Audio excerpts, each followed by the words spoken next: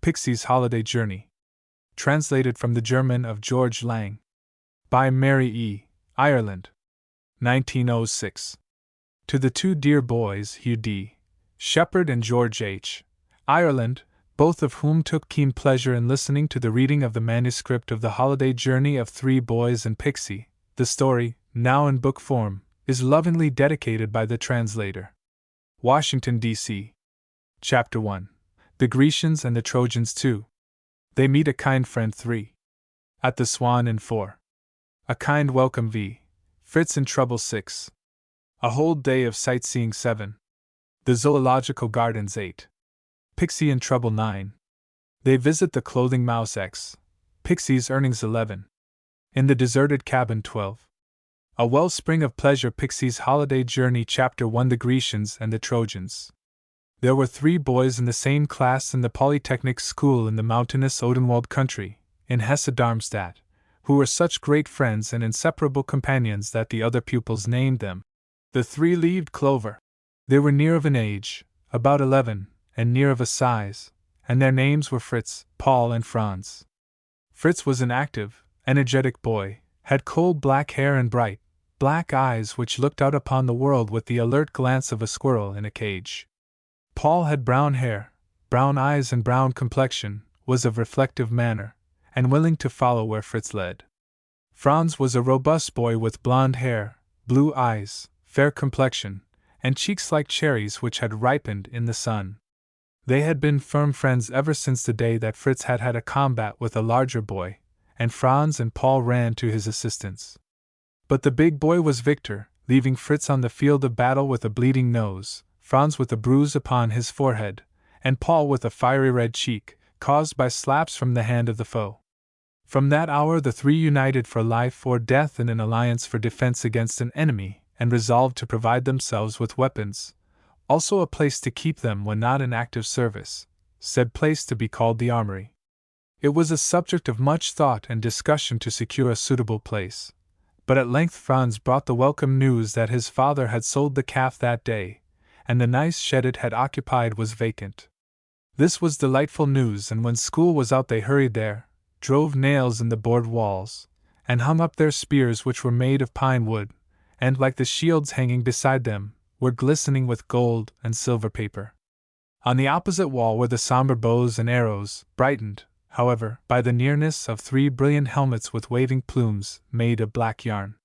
The array of weapons seemed so warlike that it called to memory the battle between the Grecians and the Trojans as recorded in Homer's Iliad, which their class was reading in school, and they then and there decided to take the names of their favorite Greek heroes. "I will be Odysseus," said Fritz. "I will be Achilles," responded Franz. "And I," said Paul after due reflection, "will be Patroclus." "And let us call that fellow that fought us a Trojan," suggested Franz. "Agreed," cried Fritz.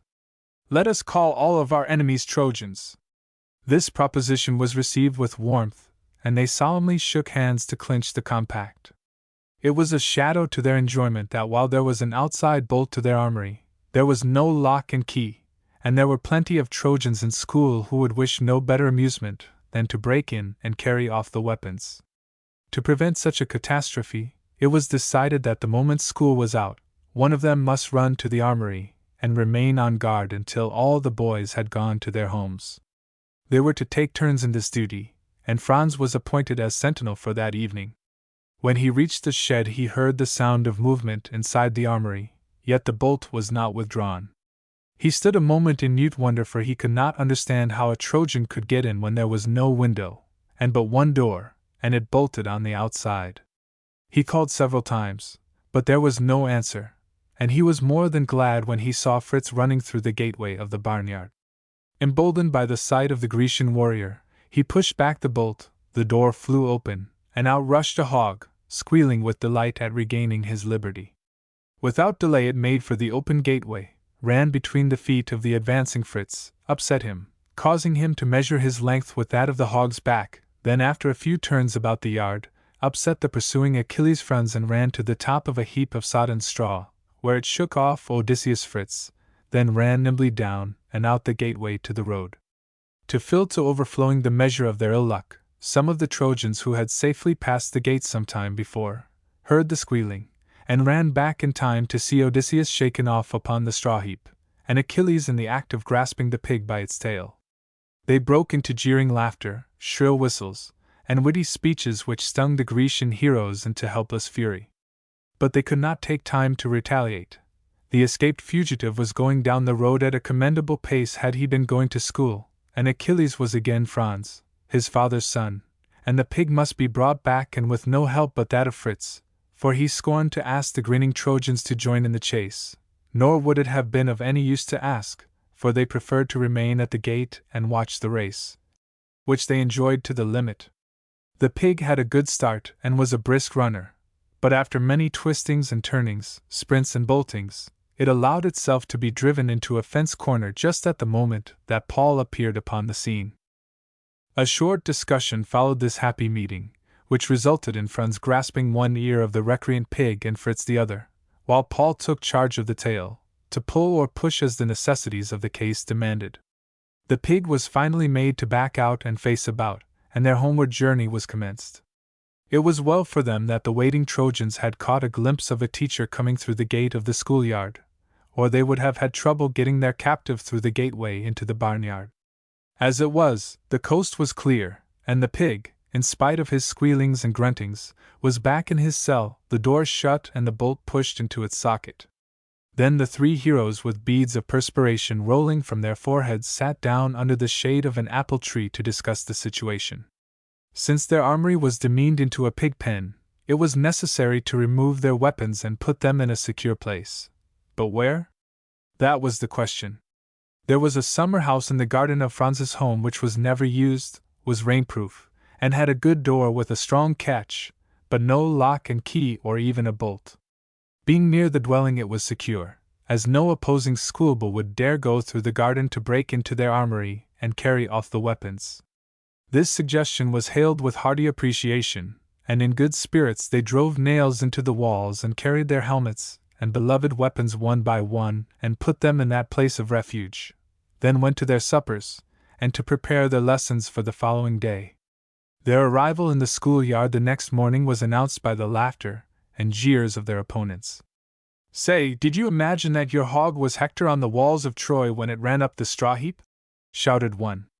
"No, he thought he was Hercules, but found that instead of being strong enough to carry the hog had to carry him," laughed another. The three friends passed on into the schoolroom, red with anger but helpless to defend themselves, their tormentors following, for there was more sport in store which not one of them wished to miss. Upon the great blackboard was a very fair picture in chalk of the exploit with the hog, and the laughing, jeering and shrill whistling were resumed when they saw the anger of the three friends. The muscular and energetic Fritz rushed to the blackboard to rub out the offending cartoon, but his hands were held by the enemy, his struggles to release them were useless, and he went to his seat in anger and mortification. At that moment the teacher came, and hearing the sound of weeping he asked the cause. As Odysseus Fritz was unable to speak for sobbing, the enemy had the welcome chance to give an account of the tilt between the three-leaved clover and the four-footed Hector, and as the wit of the school was spokesman, the story lost nothing of its mirth-provoking quality. The teacher tried his best to look grave over the affair, but the narrative, together with its illustration on the blackboard, was too much for him, and he took such a sudden and violent spell of coughing that he was compelled to put his handkerchief to his mouth and go outside the door. Every boy in the room, including the three Grecian warriors, knew that he went out to indulge in the laughter that he could not restrain, and the enemy's triumph was complete. "You must rub that miserable sketch from the board," he said upon his return, "and write in place of it, 'Do unto others as you would have them do to you,' which will remain there until we need the board for an exercise." It was a great relief to the three friends that the summer holiday was so near at hand that there would be but little more time for the Trojans to trouble them. Every boy in school had a plan in view as to the way the holiday was to be spent. "We are going out to the woods every day," said one group of boys. "We will take our luncheon and will fish in the brook, and find good places to set snares in the fall." "We are going to the woods too," said another group, "and will gather flowers to press for our herbariums." But our three friends could overmatch all the pleasures mentioned by their schoolmates, for they had the promise from their parents that they should go to the city of Frankfurt on the Main River to visit and enter Fritz. Every day their schoolmates heard from someone of the three, or perhaps from all, of the pleasures expected from their first journey, and their visit to a city to remain a whole week. This again aroused the jeers of the enemy, which they bore bravely, knowing that it was only envy, so went on serenely with their preparations for the visit.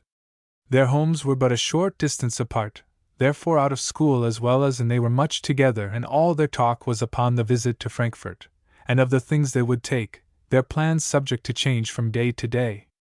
The father of Fritz took a Frankfurt paper which the boy read carefully, and reported the dangers of a great city to his comrades. From these readings the three considered the city highly dangerous, and they resolved to go well prepared for any attack that might be made upon them, either upon the journey, or during their sojourn in the great city, which its own paper denounced as wicked. One morning he announced to his companions that he was well fixed to go, for he had now a weapon which could be depended upon, and showed them an old hunting knife thick with rust, which he had concealed under his jacket, and which was to be placed in the armory until time to start upon the journey.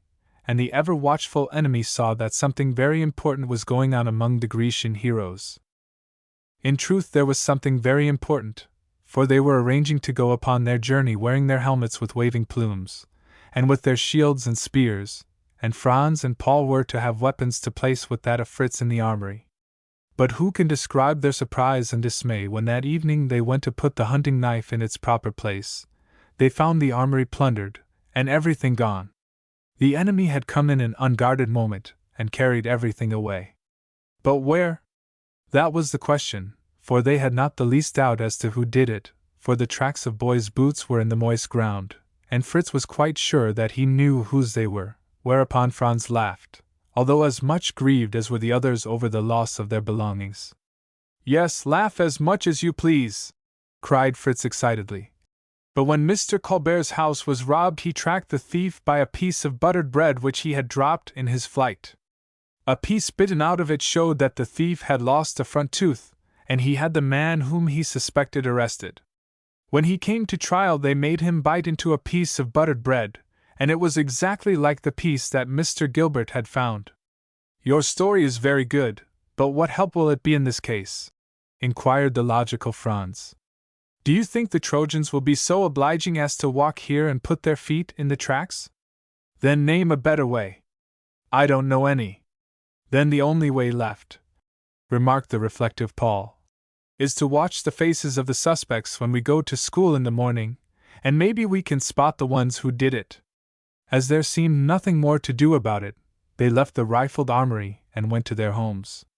The next morning as they neared the schoolyard they heard loud laughing which they could not lay altogether to the near approach of the holiday.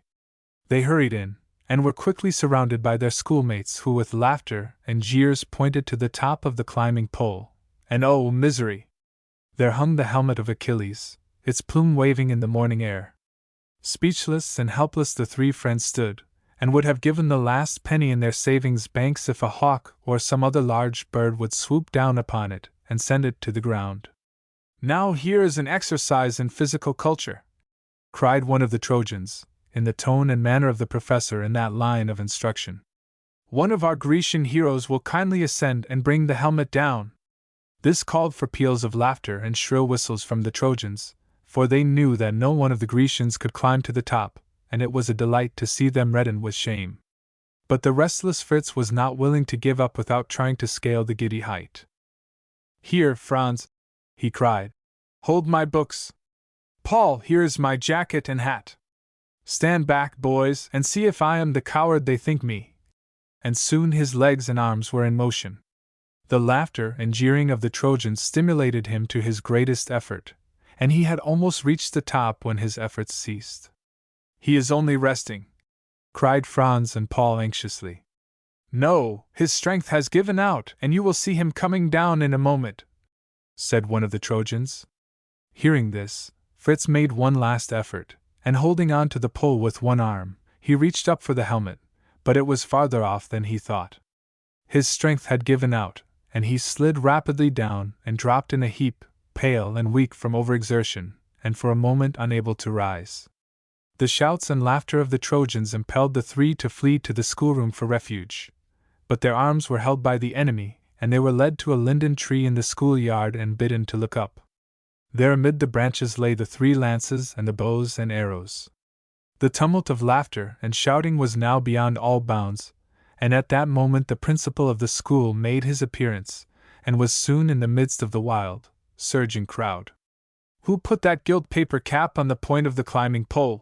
he asked. No one answered, and the Trojans looked at each other in dismay. "Whose cap is it?" he asked.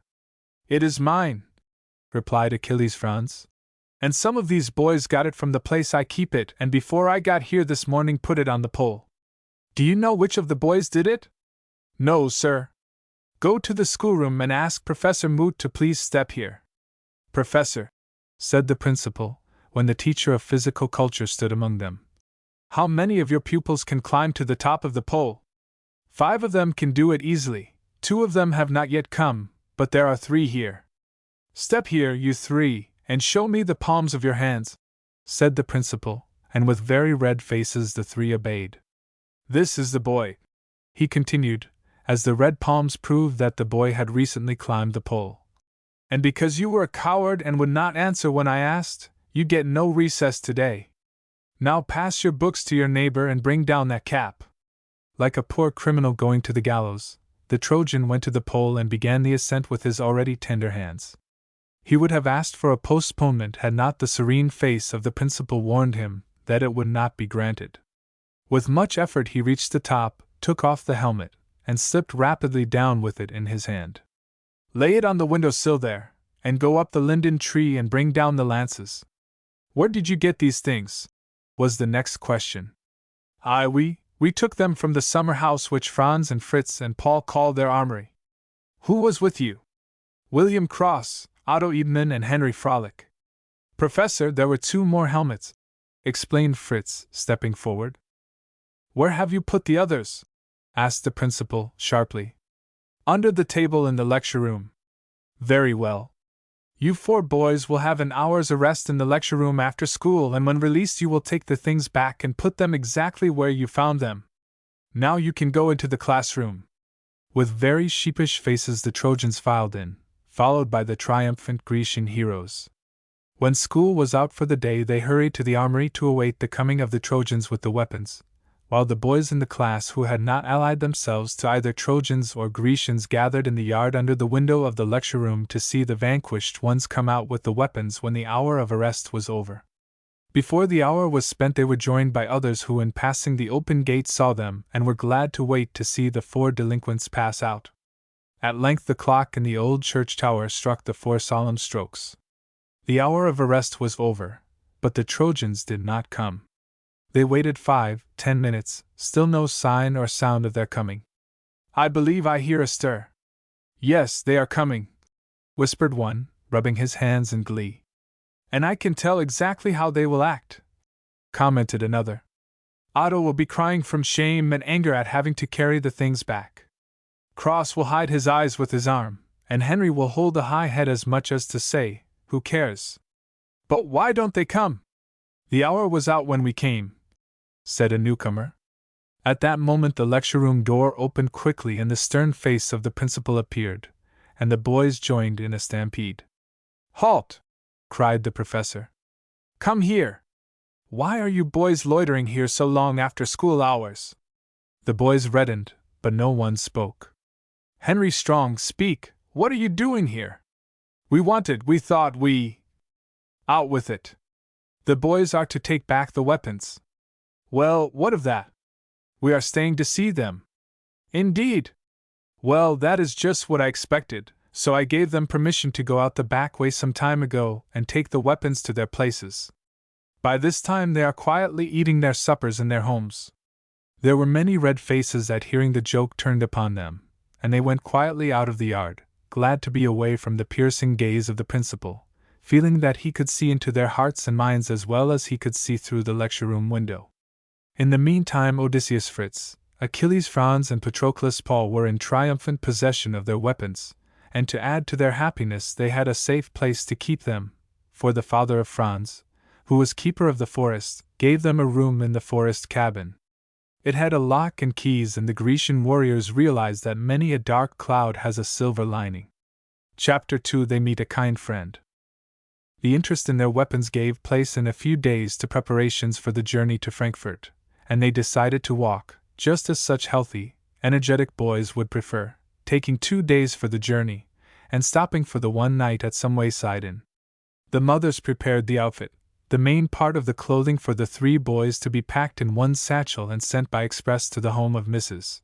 Fanny Steiner, the widowed sister of Fritz's father, and the boys were to carry their school knapsacks strapped across their shoulders, containing the few articles they would need upon their journey. The fathers agreed to furnish funds for the journey, and the 3 travelers, not having to bother about clothing or money, could give all their attention to the subject of weapons with which to overcome the dangers which might beset them on the way. Fritz brought forward his rusty knife. Paul had found an old pistol of the time of the first Napoleon, in which lay no danger because it would not shoot, and Franz had an old cutlass which hung by a cord at his side. They praised each other's weapons, but Fritz and Paul could not help envying the owner of the cutlass. "Listen," said Fritz. "We need not always carry our own weapons upon the journey, we can exchange when we feel like it." Paul agreed heartily to this, but Franz was silent. He did not wish anyone to have a share in his new possession. "I know what I can do!" exclaimed Fritz. "Just wait a minute." And he ran home, returning with a leather belt and a cord, and soon his knife was hanging by his side. "Why can't I wear my pistol in my belt like the men do in pictures?" questioned Paul. "I will run home and get mine." This was brought, and the 3 warriors were equipped to their hearty satisfaction, for they had already provided their straw hats with plumes from the cast-off tail feathers of roosters in their respective poultry yards. They decided to have beside other needed things in each knapsack a drinking cup that they might slake their thirst along the way from cool springs, or clear running water, or a convenient well or pump. Franz had a silver watch which all agreed would be very useful. Paul had a box of tapers which he considered equal to a wonder lamp in a fairy tale, and Fritz had a small compass, so correct in its bearings that if they trusted to it there was not the least danger of losing their way. "Oh," he continued jubilantly, "let us run and get our knapsacks and hang them across our shoulders and go to the photographer and ask what he will charge to take our pictures." "Agreed!" cried the others gleefully, and they were about to go when they heard the sound of hearty laughter, and turning, they saw the father of Franz. "Wait, boys," he said. "There is danger of being arrested on the way. Don't you know that it is against the law to carry weapons?" "But father, people do carry them." "Yes, but they take good care to keep them hidden. We could keep ours hidden." "But where?" Could Paul hide his pistol in his hat, and could Franz put the cutlass in his vest pocket as if it were a toothpick? "Oh no, boys, lay aside the old weapons and travel along the public road as peaceable citizens with no thought of being harmed or of harming anyone. The roads of our beloved fatherland are not infested with bandits and footpads, and you can go with contented minds and with no fear of danger upon your travels. Now it is time to part. Good night, boys. Go home to a good supper and a good sleep. Come, Franz." The next day came the selecting of things that were to go in the knapsacks, and each boy had collected enough of what they considered really needed to fill them to overflowing. "What is this?" asked the mother of Franz, who was about to help him with his knapsack, as they were to take an early start the next morning. "It is my checkerboard. We can play in the evenings before we go to bed." "Oh, you cannot take it. See, it would take up half the room in the knapsack. You will be so tired in the evenings that you will be ready to drop asleep before you take off your shoes. Where are your stockings?" "Why, they will go in the satchel, mother. I don't have to carry them." "Yes, you must take one pair. Your feet will be dusty from your long walk, and you must have a fresh pair for the second day. Where is your raincoat?" "Raincoat? Why, I never thought of it. A checkerboard would not keep the rain from wetting you should there come up a sudden shower. You must have it in, no matter what you leave at home."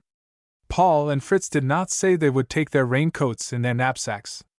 Perhaps not, but their mothers did, and mothers know best. "What is in this box?" "My writing paper. You gave it to me at Christmas. 100 sheets. Do you expect to write 100 letters while you are in Frankfurt? If so, you will not see much of the city. You must take in your knapsack only what you will really need upon your journey, and with only that you will find it heavy enough. The mother put the knapsack in care of Franz when ready for the journey, and he took it to his room, then hurried to the home of Fritz to see how the packing was progressing there, and found that the good mother of the boy had given the same wise advice in regard to the packing of the knapsack. Then the two went to the home of Paul and found that the same plan had ruled out the useless things that Paul had intended should journey to Frankfurt in his knapsack. At 6 o'clock the next morning Franz and Paul had bidden their home people an affectionate farewell and were on their way to meet Fritz, when they saw him coming, knapsack upon his shoulder and leading his dog by a new green cord tied to the collar. "Oh, Fritz!" they exclaimed in a breath. "Surely you are not going to take Pixy on the journey to Frankfurt?" "Surely I am. He wants to go, and I am going to take him.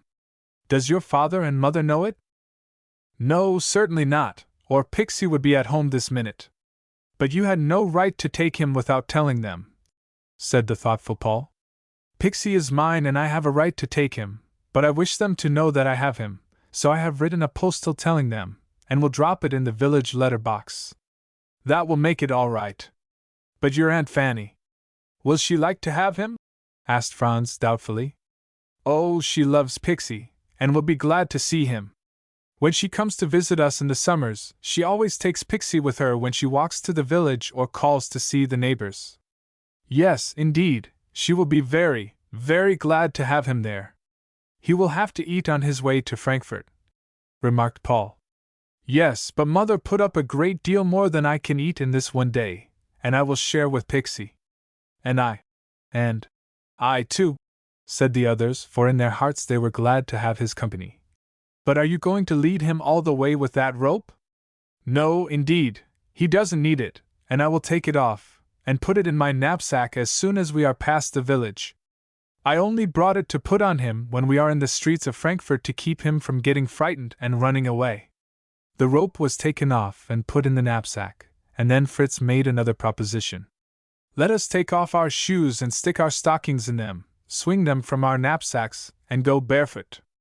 "All right," agreed the others, and soon they were rejoicing in the luxury of bare feet, but not long, for Paul struck his toe against a stone, then getting a briar in his foot, sank down upon a green bank and took it in his hand. "I see the briar," exclaimed Fritz, "and can take it out." "Oh, no, it will hurt," objected Paul, with tears in his eyes, but his tears changed to smiles when he saw the briar in the hand of Fritz.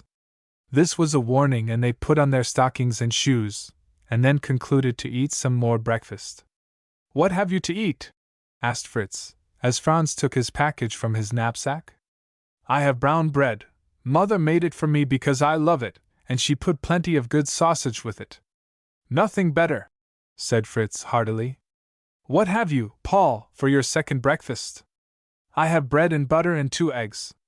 And I have bread and butter and ham, and if either of you boys want a slice of it, just speak."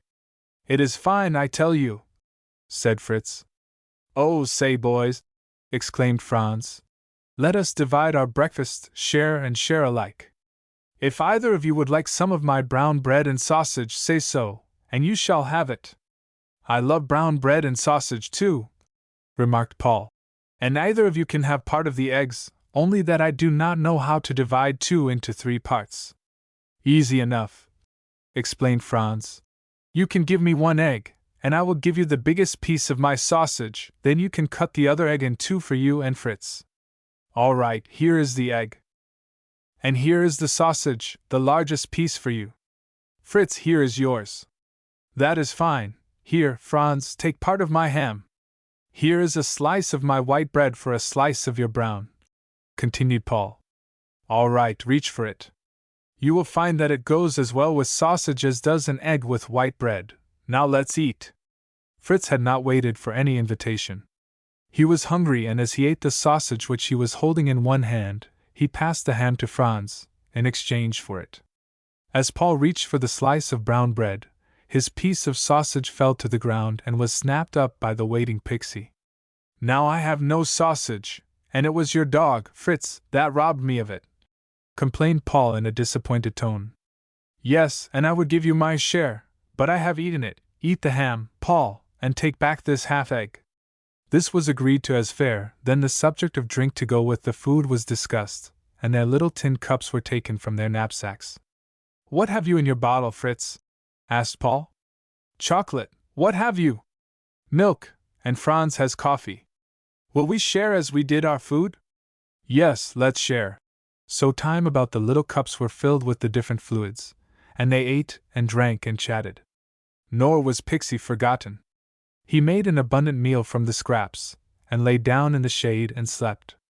"Let us keep our cups in hand until we come to a running stream of water. Milk, coffee, and chocolate are all good, but it is water you want when you are real thirsty." The running stream was found after they had walked a half-mile further, and Fritz had to hold Pixy by the collar to keep him from running in and taking a bath before they had satisfied their thirst. The water was delightfully cool and fresh, and the moment Fritz let go the cord Pixy plunged in, and enjoyed the bath so much that the boys were tempted to follow his example. But they had heard that it was not good for the health to bathe so soon after a hearty meal, so sat in the shade while Pixy slept in the sun until his long, silky, black hair was nearly dry. Then they arose and walked on until about the middle of the day they reached a village which had an old church with a tall tower, and a number of small dwellings, 2 of them being public houses, or inns. "To which of the 2 will we go to take our dinners?" asked Franz. "To the one that has the gilt lion on the signboard. I believe they are richer people and will give us a better dinner," replied Paul. "But it will cost us more," objected Fritz. "And you know that we have just so much money, which must last until we get back to the Odenwald. Let us go to the one that looks the cheapest." This was agreed to, and the 3 went in, and were received by the landlady. "Do you wish your dinners?" she asked, seeing that none of them seemed inclined to give an order. No one of them had ever been in a public house, so each waited for the other to speak. "Yes, we wish dinner," said Fritz at length. "Have you lettuce?" "Yes, what will you have with it?" "Potatoes. But they take so long to boil, so think of something else." "We will have meat." "I have no meat today." "Then we will take sausage." "I have no sausage today." "Then what have you?" "Noodle soup, and a cherry pudding." "Good!" exclaimed the boys in a breath. "We all like pudding." "Very well, take seats at this table, and I will bring in the dinner." The boys were not slow in obeying. There was no tablecloth, but the pine table was scoured to almost perfect whiteness, and the dishes, few and poor though they were, glistened. A large dish of lettuce was set before them, then a bowl of soup at each plate, and some thick slices of brown bread. "What drink will you have?" she asked. "We prefer milk." "There is no milk." "It all went into the pudding, but you can have plenty of cold coffee." "No, we will take water, please." This was brought, and when the soup was finished, the pudding was brought, and although it was a fair size, not a vestige of it was left, and it was then that Fritz remembered Pixy. "Oh, boys, I forgot him, and we have eaten all the pudding from him," he said, remorsefully. "We will each give a penny and ask the mistress to give him some dinner," said Paul. But it was not needed. Pixy had been well fed on the remains of the soup, and was ready to journey as soon as they gave him notice. Fritz thanked the kind woman, and she in turn was pleased with the well-bred boys who had given evidence of being satisfied with the food, and had paid her the price she asked. Then they set out cheerily and soon broke into a melody they sang at school. They had good voices and sang with spirit. So interested were they that they did not hear the sound of wheels, although a carriage was coming slowly behind them, and a gentleman who was in it was listening with pleasure. At length the song was finished, and the boys heard the sound of wheels, halted and turned, then lifted their hats to the stranger. "I hope you will keep on with your singing." "I love it, and I love boys," said the gentleman in a pleasant voice. "I like to see them on their travels. Have you any objection to telling me where you are going?" "To Frankfurt," they all replied at once. "Why not go by railway?" "We wish to walk all the way."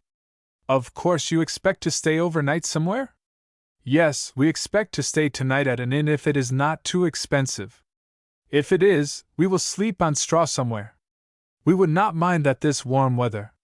People who are used to a bed would find it very uncomfortable to sleep on straw. What place did you expect to reach by evening? The village of Umstadt, and we think we can find an inn there where we can stay. It is quite a long distance from here, and you would be very late in reaching it. You will get there much faster if you will step into my carriage, for I expect to pass through the village on my way to my home. Would there be room for my dog Pixy? Asked Fritz anxiously. Certainly there is room. 2 of you boys can sit on the back seat, and the other can sit by me, and the dog can sit between us. It seemed to the 3 that an angel had come down to help them on their journey, for they were woefully tired, and evening was coming on. Therefore it was with smiling countenances that they climbed in and took seats. The gentleman spoke quietly to his horse, and off they went on their way to the village. Do you think it lightens the burden for my horse that you keep your knapsacks on your shoulders? Smiled the gentleman. If you lay them off you will see that he can trot just as well, and if there were a dozen boys he would not consider them a burden but would keep on trotting. You have told me where you are going, now tell me where you are from. We are from the country near the village of Michelstadt, replied Fritz. We left at 6 o'clock this morning to pass our holiday with my father's sister, Mrs. Fanny Steiner. That is good. Now tell me your names and your father's. My father is Fritz Heil, and I am named for him. He is a clothing merchant in the village of Michelstadt. Very good. I know him well. Now tell me who you are. Turning to Paul. My father is Paul Roth, he is a teacher. My name is the same. Very good, now my boy. Turning to Franz. My father is named Franz Krupp, and I am named for him. He is the head forester in the Odenwald. The master forester is old, and when he dies my father will get the place. Halt, my boy! Guard your speech. Don't speak to a stranger or to anyone of the master forester's death. Is he not in good health? No, he is sick. I never heard my father say anything about his death or of taking his place, but I know that he will have it when he dies. Nor should you speak of it. I know the master forester as well as I know your father. Suppose I should tell him what you have just said about his dying and your father getting the position? The eyes of Franz filled with tears and he looked alarmed. Don't be anxious, my boy. I know you meant no harm, but I wish to warn you to be careful of your speech. The master forester has a brother living in this neighborhood. I may be that brother. If so, would I like to hear that your father is looking forward to his death in order to have his place? And would it be to your father's advantage to have it known that he is looking forward to it? Franz was silent a moment, then he reached forward and put his hand in that of his adviser and thanked him, and his friend shook it heartily. Now, as a matter of courtesy, I should tell you my name. It is James Furman. I am a farmer and live near the village of Umstadt. I know your fathers well and am glad to meet their sons. And we are glad to meet you. It is kind of you to ask us to ride. We were getting very tired, and we are much obliged to you. Then perhaps you will sing some more of your sweet songs. Hear how the larks and finches are singing their evening praises to God. The boys were very willing. They sang several, their new friend joining them, and had just finished his favorite when they reached the little town of Umstadt, and halted in front of the one public house of which the sign was a swan. The moment the carriage stopped, Pixy sprang out, and waited with bright eyes and wagging tail for his master to descend. The landlord met them at the open door, and greeted them as if old acquaintances. Why, neighbor, you have brought me a fine flock of birds, he said cordially. Yes, they are choice singing birds and will roost with you tonight, and tomorrow will fly away to Frankfurt. All right, all right. We have a room that will suit them exactly. These boys spoke of being thirsty, neighbor. Will you have some fresh water brought for them? I offered them something stronger in the shape of a bottle of mineral water or sarsaparilla, but they prefer the water. The order was given, and a large stone pitcher and glasses soon appeared. The moment Pixy saw it he sprang up, put his feet on the pitcher and tried to lick the drops from it. Wait a bit, Pixy! I am so thirsty! Exclaimed Fritz, and he drained the glass of cold water without stopping. "My boy," said Mr. Furman, "the true friend of our poor dependent dumb creatures attends to their wants first. The really kind master will not let them wait, while he satisfies his own hunger and thirst." Fritz was ashamed of his treatment of Pixy, and was glad to pour some of the water into a basin which the innkeeper reached to him. He carried it to the porch, where Pixy ran quickly and drank as if he was afraid the basin would be taken away from him. "Now, boys, I must go on home," said Mr. Furman as he shook hands with them. "Goodbye. Remember me to your fathers, and take good care of Pixy." Chapter 3 At the Swan Inn. The moment the carriage was out of sight, the boys turned to their own needs. "I don't believe I was ever so hungry in my life," ejaculated Franz, and the others agreed with him, and set about the best way to have their hunger satisfied. "Mr. Swan, what have you for supper?" asked Fritz. The landlord laughed heartily at the name, but as the boy had given it in all sincerity, thinking that, as it was the Swan Inn, it must take its name from its owner, he did not correct him. Instead, he asked a question in response. "What would you like to have? Have you fresh lettuce?" "Yes, plenty of it. What else?" "Roasted potatoes?" "Yes, you can have roasted potatoes." "What kind of meat will you have with it?" "We have a fine roast of veal." "The very thing we like!" cried the boys jubilantly, but the ever-frugal Fritz regretted that they had spoken for the veal, and wondered whether they could not change the order. "I am afraid it will cost us too much," he said in a whisper, but the landlord had already gone to the kitchen and they had to let it stand. "It may be that we are in an expensive hotel," he continued, "and our night's lodging may cost us a good sum. But I will tell you what we can do. We will not take breakfast here, but will buy a roll in the village, and when we come to a brook we can eat it. A roll and a cup of fresh water will be enough breakfast for us." "No," said Franz. "I won't eat a roll and drink water. I must have my breakfast and coffee. You can drink water, a bucket full if you choose. My father does not wish us to go hungry on this journey. But we can talk about it after we have had our supper." "Yes, you are right," added Paul. "I will have my breakfast and coffee in the morning. And boys, we are now in a hotel that is more stylish than the one in which we took dinner. We must not eat all that we take on our plates, but will leave a little, then the landlord will think they must have had enough, for they have not eaten all." This brought up a discussion, the other two fearing that if any food were left upon their plates the innkeeper's feelings would be wounded, believing that they were not satisfied with the food. The dialogue waxed warm, but it was finally decided that they would take more upon their plates than they could eat, and thus could leave some, to spare the feelings of the innkeeper by letting him know that they had enough. They also decided that they would not eat so hurriedly and greedily as at dinner. Just then supper was announced, and the three hungry travelers went to the supper room and took their places. In addition to the dish of roast veal, lettuce and potatoes, there was a plate of white rolls and a dish of stewed pears. The boys forgot their agreement in regard to eating slowly, and the viands disappeared like frost in the beams of a July Sunday. The lettuce and stewed pears had disappeared like magic, and but one piece of the veal and 2 rolls remained. They arose from the table and were about to leave, when Fritz took the piece of veal upon his fork and ate it. "What is the use of leaving it when one has an appetite for it?" he said. "Then as none of the veal is left we may as well eat the rolls," said Franz. Paul agreed, and the plate was empty, and nothing was left to prove to the landlord that they had more than enough. "Oh, boys, we have again forgotten to feed Pixy," said Fritz. "You see, my little sister feeds him at home, and that is the reason that I forget him." This was a misfortune, and there was no help for it but to tell the innkeeper. "Would you give Pixy his supper for 3 pennies?" asked Fritz.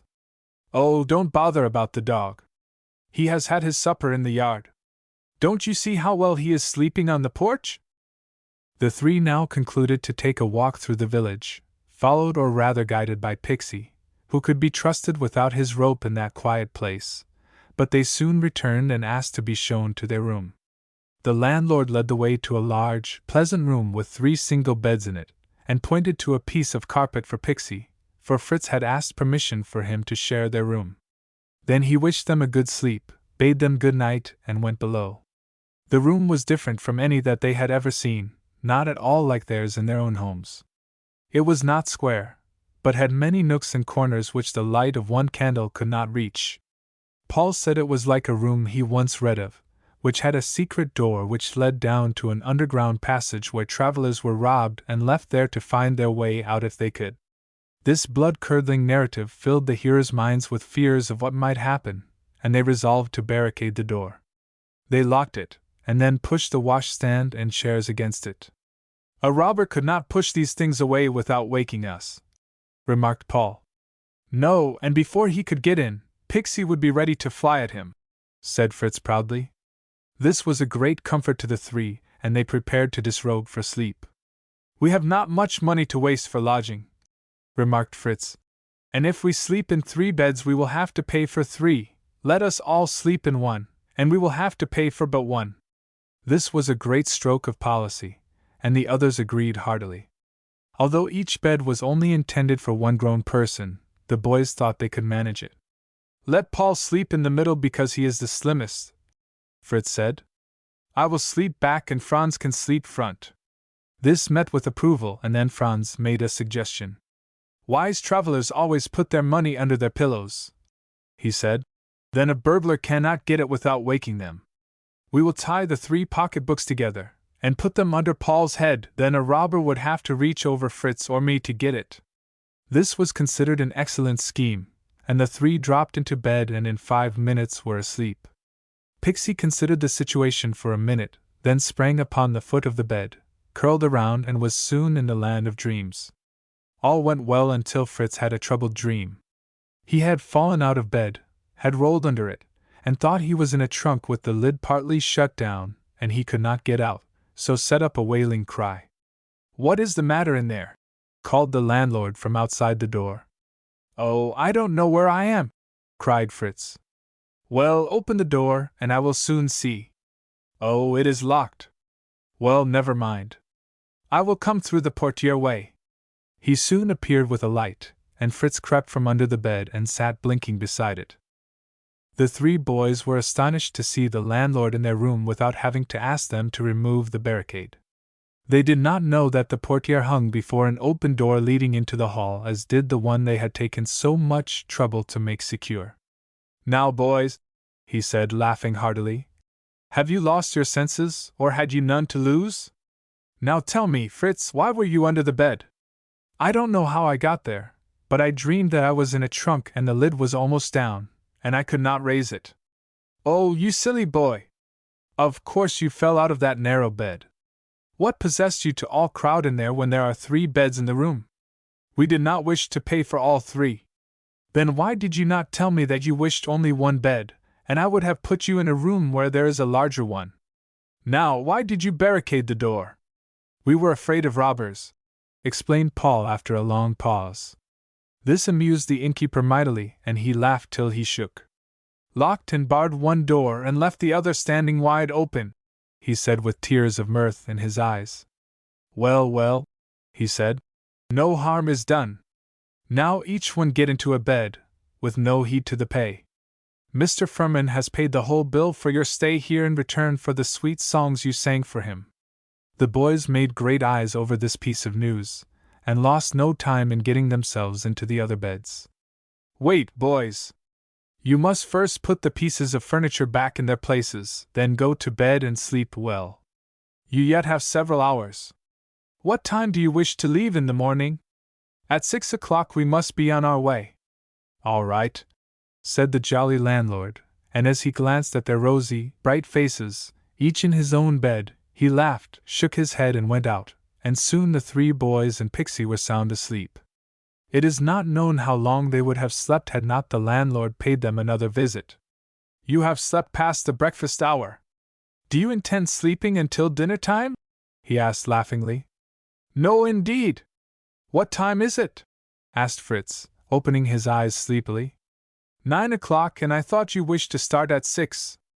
"Up, you sleepers!" cried the boy, as he sprang out of bed.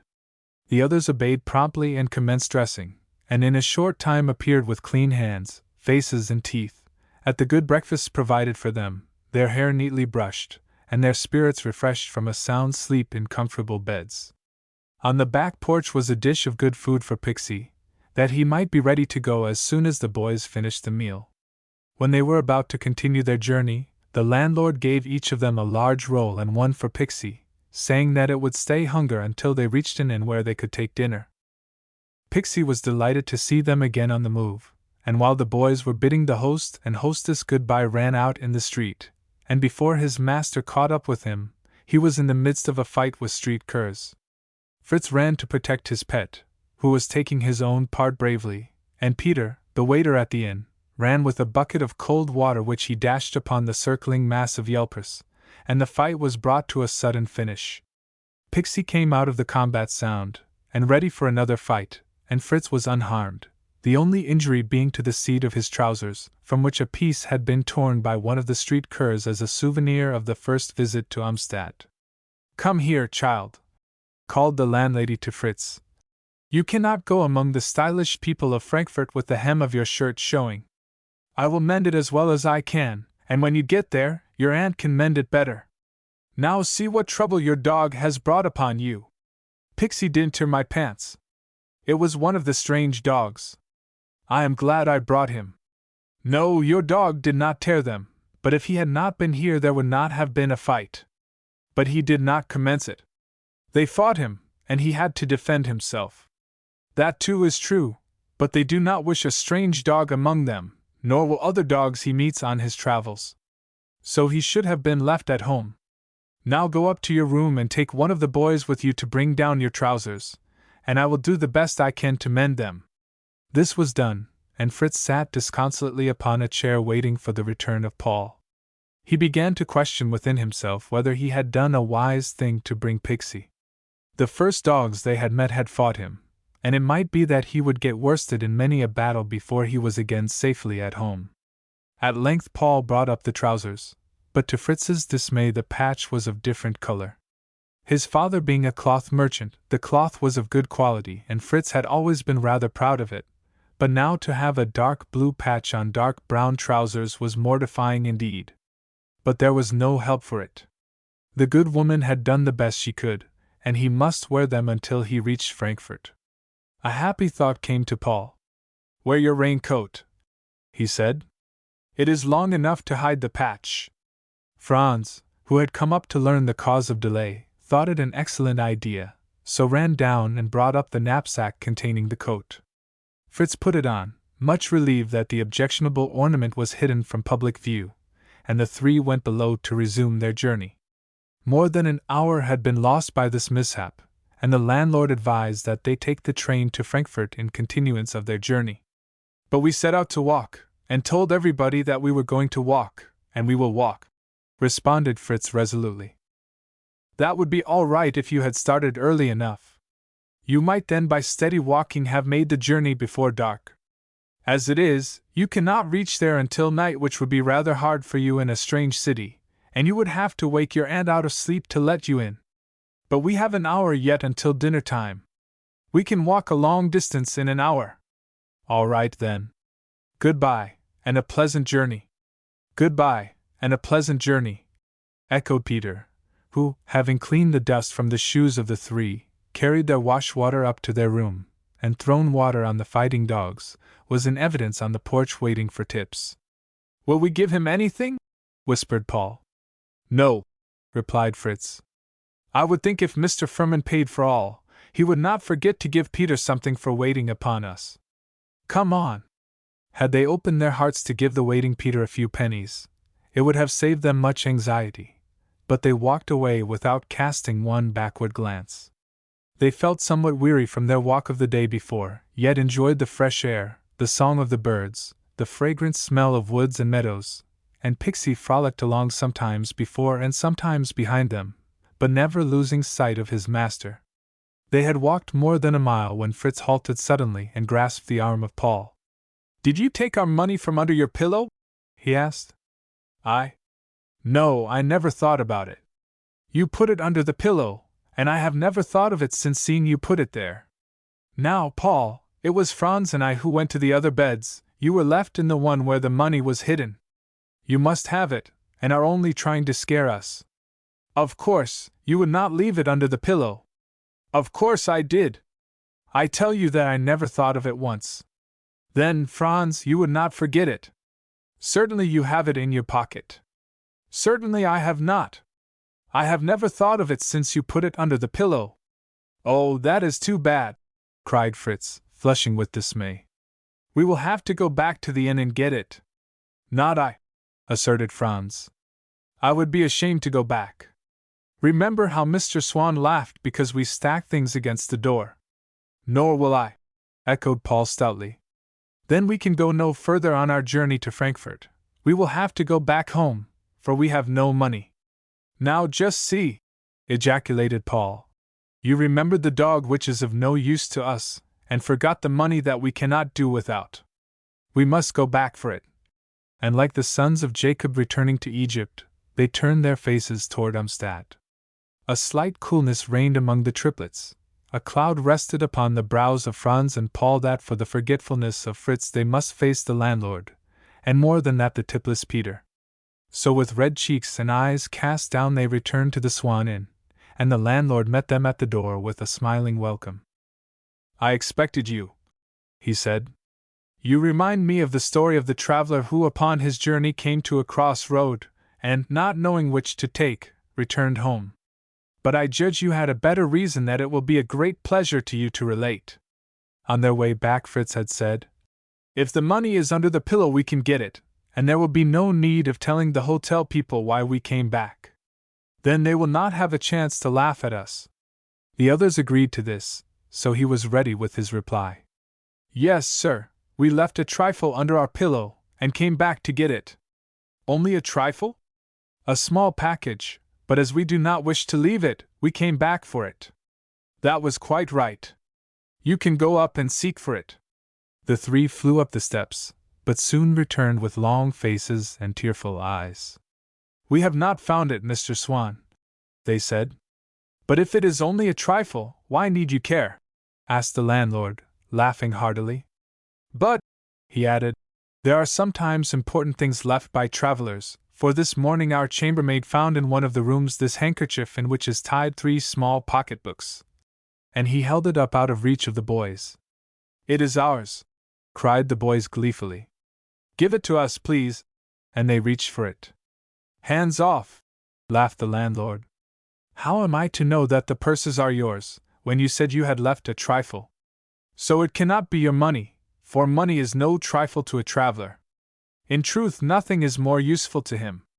It will supply him with a bed, comfortable room, good meals, and with it he can pay something for having his dusty shoes cleaned after a day's walk. Now do you think money is a trifle when with it you can have bed, meals, and service such as brushing dusty shoes? All these things can be had for a piece of paper, or a coin that you can hide under your tongue. Then is money really a trifle? Even if there is not much money in these little purses, yet what would you do if they were not returned to you? Oh, please forgive us that we have been so foolish, pleaded Fritz. The purses are ours and we came back to get them, and we can tell you of every penny that is in each of them. I have a... Oh, you do not need to tell me. I knew that they could belong only to you. They are just as Letta, our chambermaid, found them. Our people are honest. Where is she? And where is Peter? We wish to give them something. Peter, Letta, come! You are wanted, called the landlord, and they came and stood waiting to hear the reason for being summoned. Each of the boys in the meantime had his purse in his hand, and they were holding a hurried and whispered conversation which ended by them taking 20 cents from each purse, 10 for Letta and 10 for Peter, who received it with smiling faces. The travelers felt that they had done the right thing, their self-respect was restored, and they were about to start again upon their travels when a new thought came to Fritz. At what time do you have dinner here, Mr. Swan? He asked. Again the landlord could not control his laughter, as he replied, It will be ready in half an hour.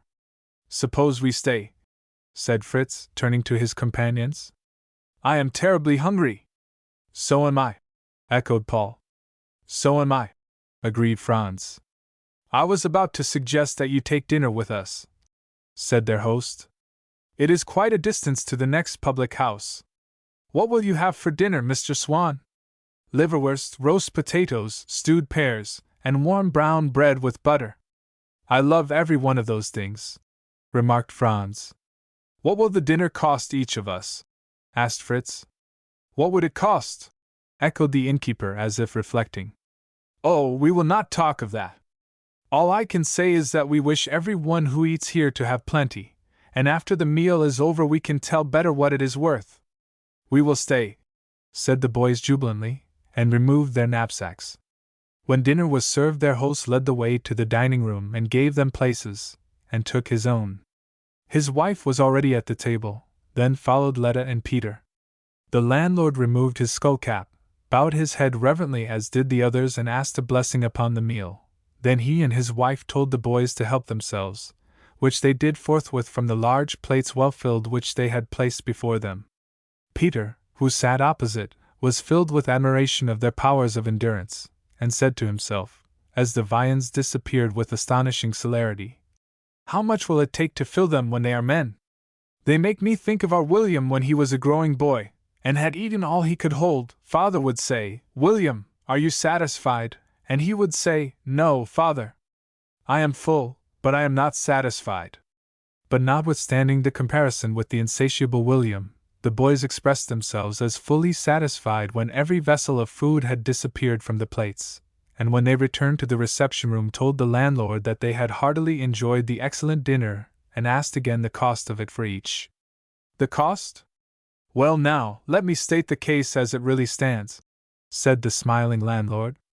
If you had come and ordered a dinner of the kind you wished, and took seats at the public table, with a servant to wait upon you, I should have charged you the same that I would charge any other guest. But you just sat down with us at our family table, and shared the plain dinner that had been prepared for us, so I do not charge you anything. But we did have just the kind of dinner we like, said Fritz, and I am afraid our fathers would not like us to go away without paying for it.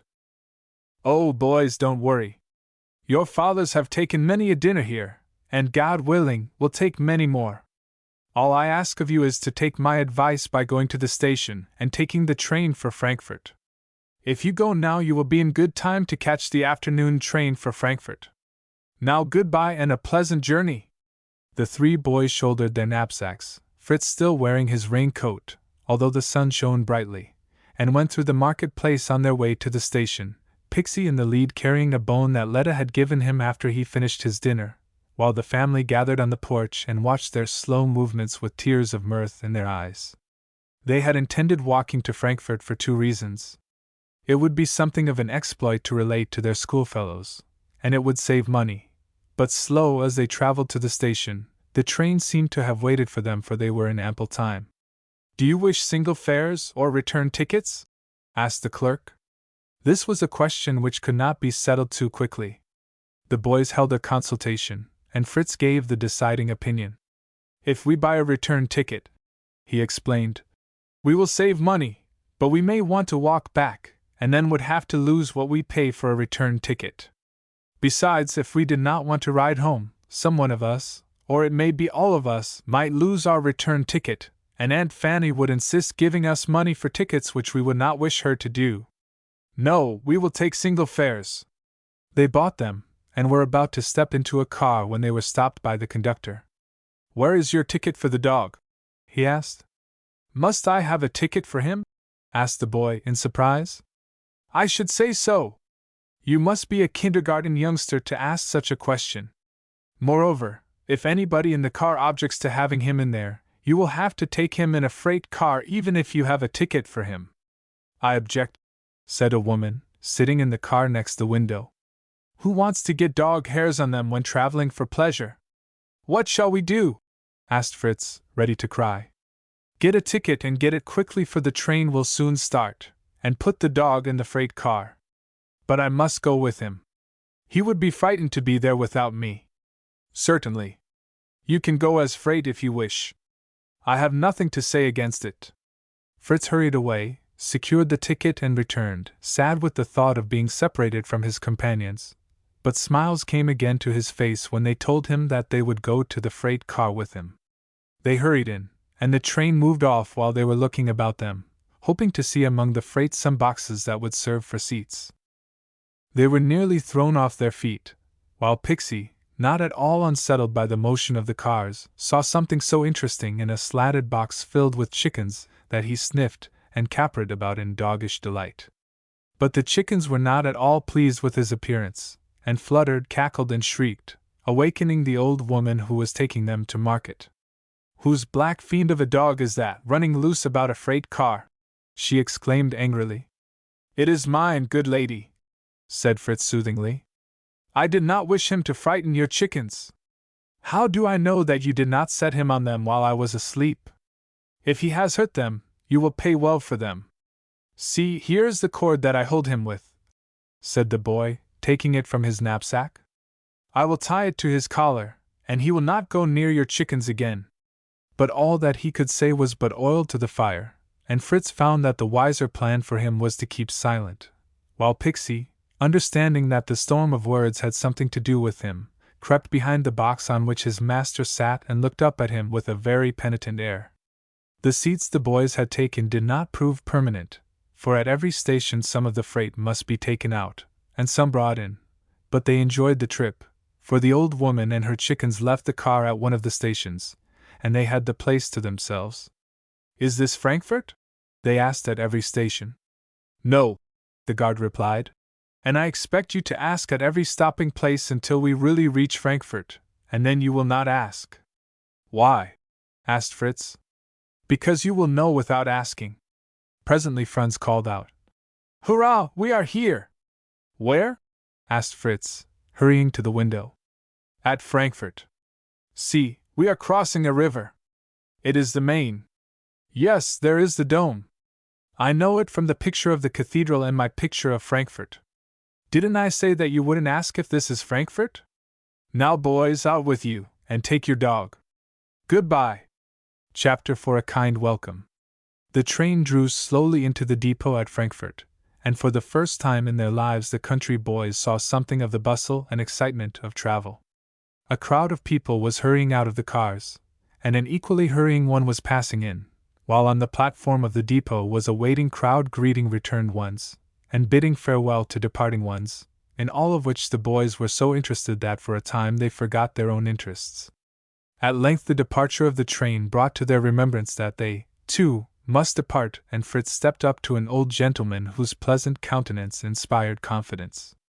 "We wish to go to the house of my aunt, Mrs. Fanny Steiner," he said. "Are you acquainted with her? She is a little, thin lady, has gray hair, and wears a widow's cap." "No, my boy," smiled the old gentleman. "I have not the honor of her acquaintance. Perhaps you can tell me the number of her house and the street?" "Yes, it is number 37 Bornheimer Street." "Good. I can direct you exactly how to go. You take the electric car which will pass here in a few minutes, and it will take you to the corner of the street not more than a few steps from number 37. "Oh, thank you, said Fritz, much relieved. Paul and Franz touched their hats and thanked him, taking Fritz as an example in all things. The car came, and the three, followed closely by Pixy, rushed to get aboard. "You can't bring that dog on the car. It is against orders," called the motorman. "What must I do?" asked Fritz despairingly.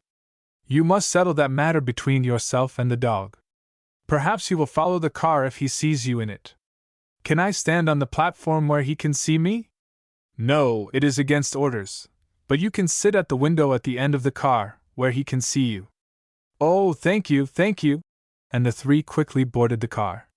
Fritz took the place designated, and they were off, while Pixy, who believed that his master was deserting him, ran barking and howling in their track.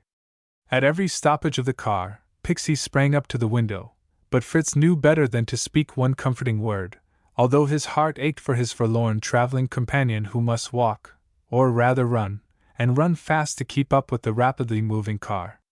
At length Pixy learned the lesson of experience.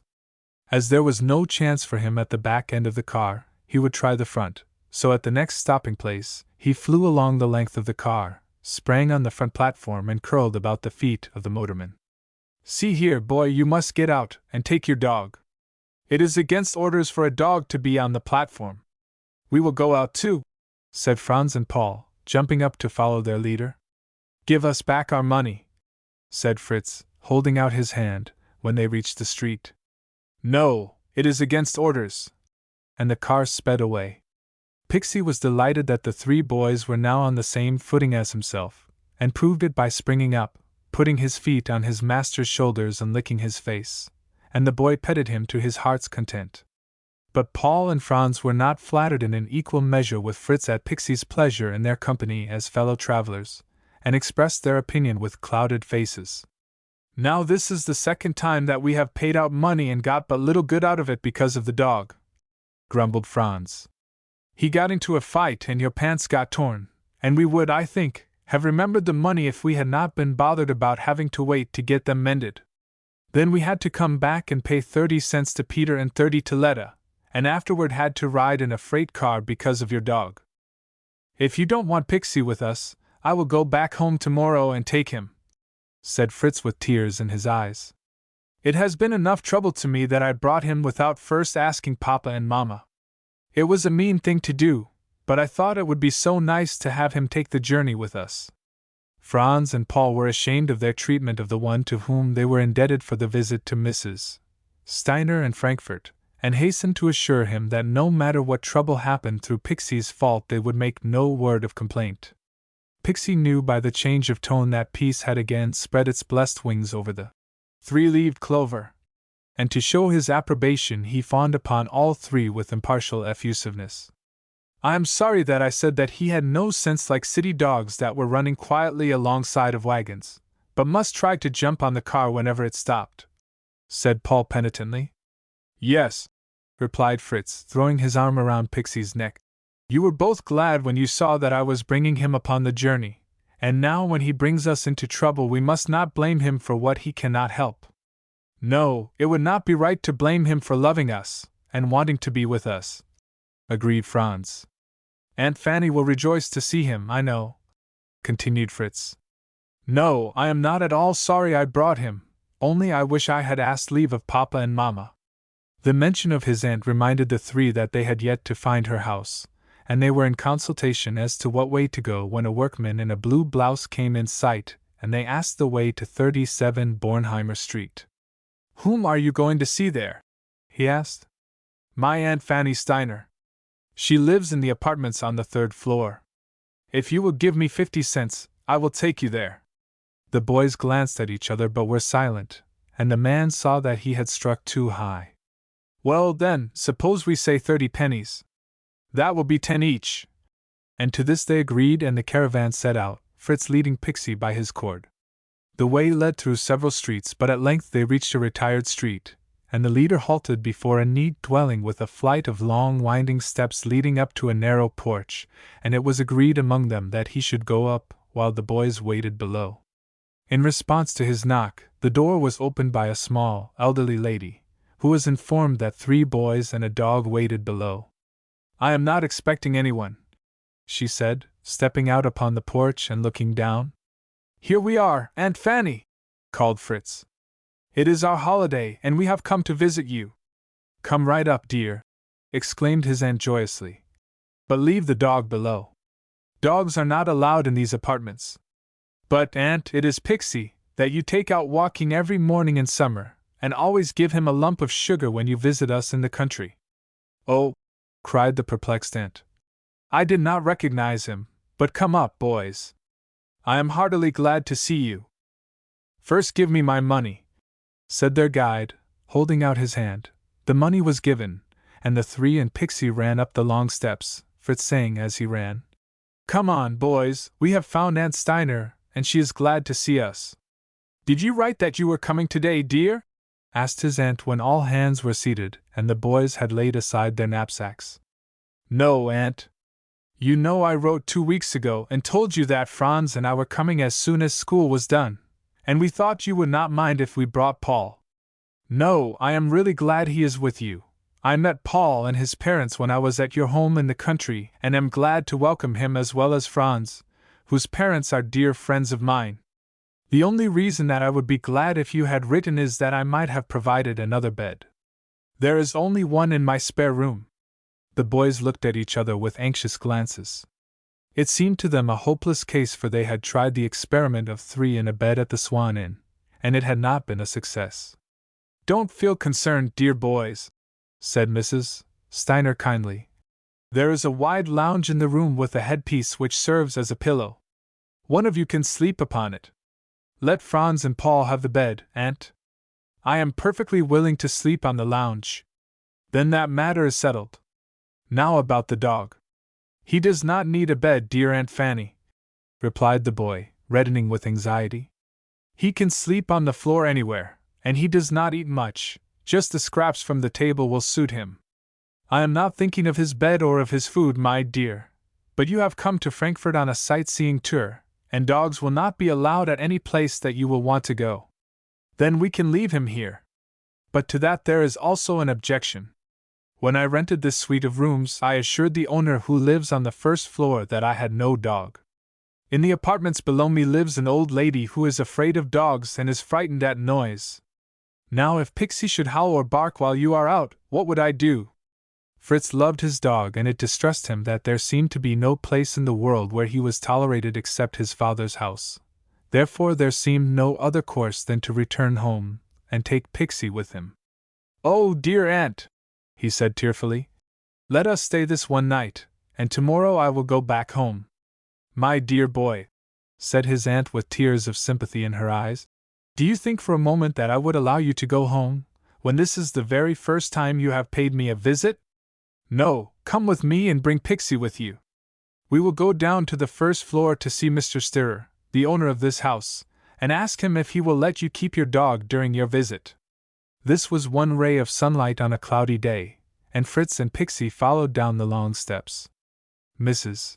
Steiner rang the bell of the first floor apartments, and Mr. Stirrer opened the door and invited them in.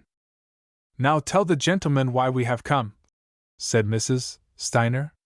But Fritz was weeping too bitterly to make explanations, and his aunt had to speak for him. "I have no objection to the dog staying," replied Mr. Stirrer kindly, "providing he does not bark and annoy my tenant on the second floor." "Now, Pixy, thank the gentleman for his kindness," said Aunt Fanny, and immediately the intelligent animal sat upon his hind feet and waved his right forefoot back and forth. "But you must speak," commanded Fritz, who was smiling through his tears, whereupon Pixy gave a sharp little bark while again waving his paw. "Now we will call and ask Mrs. Hayner if your dog can stay," said Aunt Fanny when they reached the door of the old lady's apartments and gently tapped. "Come in! Come in!" laughed a voice within. "And I am pretty sure that I know why you have come." Fritz felt so relieved at their pleasant reception that he made the explanation. "Certainly, certainly, I will not object," replied Mrs. Hayner. "I do not like dogs, but I do like my neighbor and I like boys. So taking these two likings together, you see they are too strong to be mastered by the one dislike." "Thank the lady for her kindness, Pixy," said Fritz gleefully, and it was done, not omitting the bark, and aunt and nephew went with light hearts up the steps to the third floor to tell the anxious Franz and Paul the result of their visit. "Now, children," said Mrs. Steiner, "let us lay that care and all others aside and be happy. I am rejoiced to see you all, and hope to make you have a pleasant visit. But you must also do your share to make it so by being satisfied with what I can do to entertain you. You must be contented with the few pleasures I can offer. And now tell me, Fritz, why you are wearing a raincoat on a clear day." And Fritz explained the situation in a few words. "Well, dear Fritz, we must sometimes have shadow instead of sunshine, thorns instead of roses, and you must not let this mar your pleasure. I am glad to see young, cheerful people about me. It makes me feel young again." The boys looked at each other with a satisfied smile. They felt that it was the right kind of a welcome, and Fritz was proud of his father's sister. "Now you can take your knapsacks into my spare bedroom," she continued, opening the door of a pleasant apartment. At that moment, to the joy of Fritz, a porter from the depot brought his satchel, and at the request of Mrs. Steiner placed it in their room. He lost no time in taking out a pair of trousers, putting the patched ones in the trunk, and then the three returned to the sitting room, which was also dining room. "Now, boys," said Mrs. Steiner, I was just preparing supper for myself when you came, and all I will have to do is to add something more substantial for 3 travelers. But first I must ask how it happened that you did not write at least a postal to let me know you were coming? I might have been away from home. Then what would you have done? Father said I ought to write to you and tell you the time we would be here, replied Fritz. But I put it off until it was too late, and I thought you would not care. No, it does not make the least difference to me, but it might have made a great difference to you. I might have been sick or, as I said before, away from home. So do not trust to chance in such matters, but more than all, do as your parents advise. They know best. Now I see that it is my usual time for getting supper, and Paul will go out with me to buy something for it. Fritz and Franz can go into the kitchen and wash their hands in the basin hanging by the sink. Then Franz can tie on an apron he will see out there and take the peelings from a dish of boiled potatoes on the table and cut them up in small pieces, while Fritz sets the table in this room. The tablecloth is in this drawer, and the dishes in the cupboard, and he can set the table for 4 people as he sees it set at home. Now, Paul, we will go. Nothing could have made the boys feel more at home that first evening than the sharing of the work of the household, and all joined in cheerfully. I am as hungry as a wolf. I could almost eat the cold potatoes, remarked Franz. So could I, but we can wait. Aunt will get supper quickly when she comes. And he was right, for the boys had scarcely finished their work when they heard her and Paul coming up the steps, and a half-hour later supper was ready. She had turned the well-chopped potatoes in a hot pan in which was melted butter and set Franz to stir them that they might brown without burning. In another pan she put the slices of liverwurst for Fritz to watch, and Paul, who had first been sent to the kitchen to wash his hands, put the slices of rich ham upon a pretty pink plate, and fresh lettuce upon another, and placed them upon the table, while Mrs. Steiner cut the bread and got a pitcher of new milk. Now, Fritz, before we take our suppers, here is a plate upon which you can break some pieces of bread and soften it with this good milk. What for? Asked the boy in surprise. For Pixy, who is waiting so patiently. Could we enjoy our supper knowing that the poor dumb creature is hungry? This was done, and the plate placed on the floor by the window, and the heart of Fritz was filled with pleasure to see Pixie's appreciation of the good supper. The potatoes and liverwurst, both beautifully browned, were placed upon the table, and all sat down. Did I set the table nicely, Aunt Fanny? Asked Fritz. Yes, very well indeed, except that you forgot the napkins. Please get 4 out of that drawer, and then choose the places you wish. And she took her own at the head of the table. Bowing her head, she said in reverent voice, Dear Jesus, be our guest at this meal and at all our meals. Bless the good food thou hast given us, and receive our grateful thanks. Amen. Now, my boys, she continued cordially, you cannot fail being hungry, and I hope you will eat heartily, and if the meat and potatoes fail us, we can make out with this good brown and white bread, and butter and new milk and these stewed pears.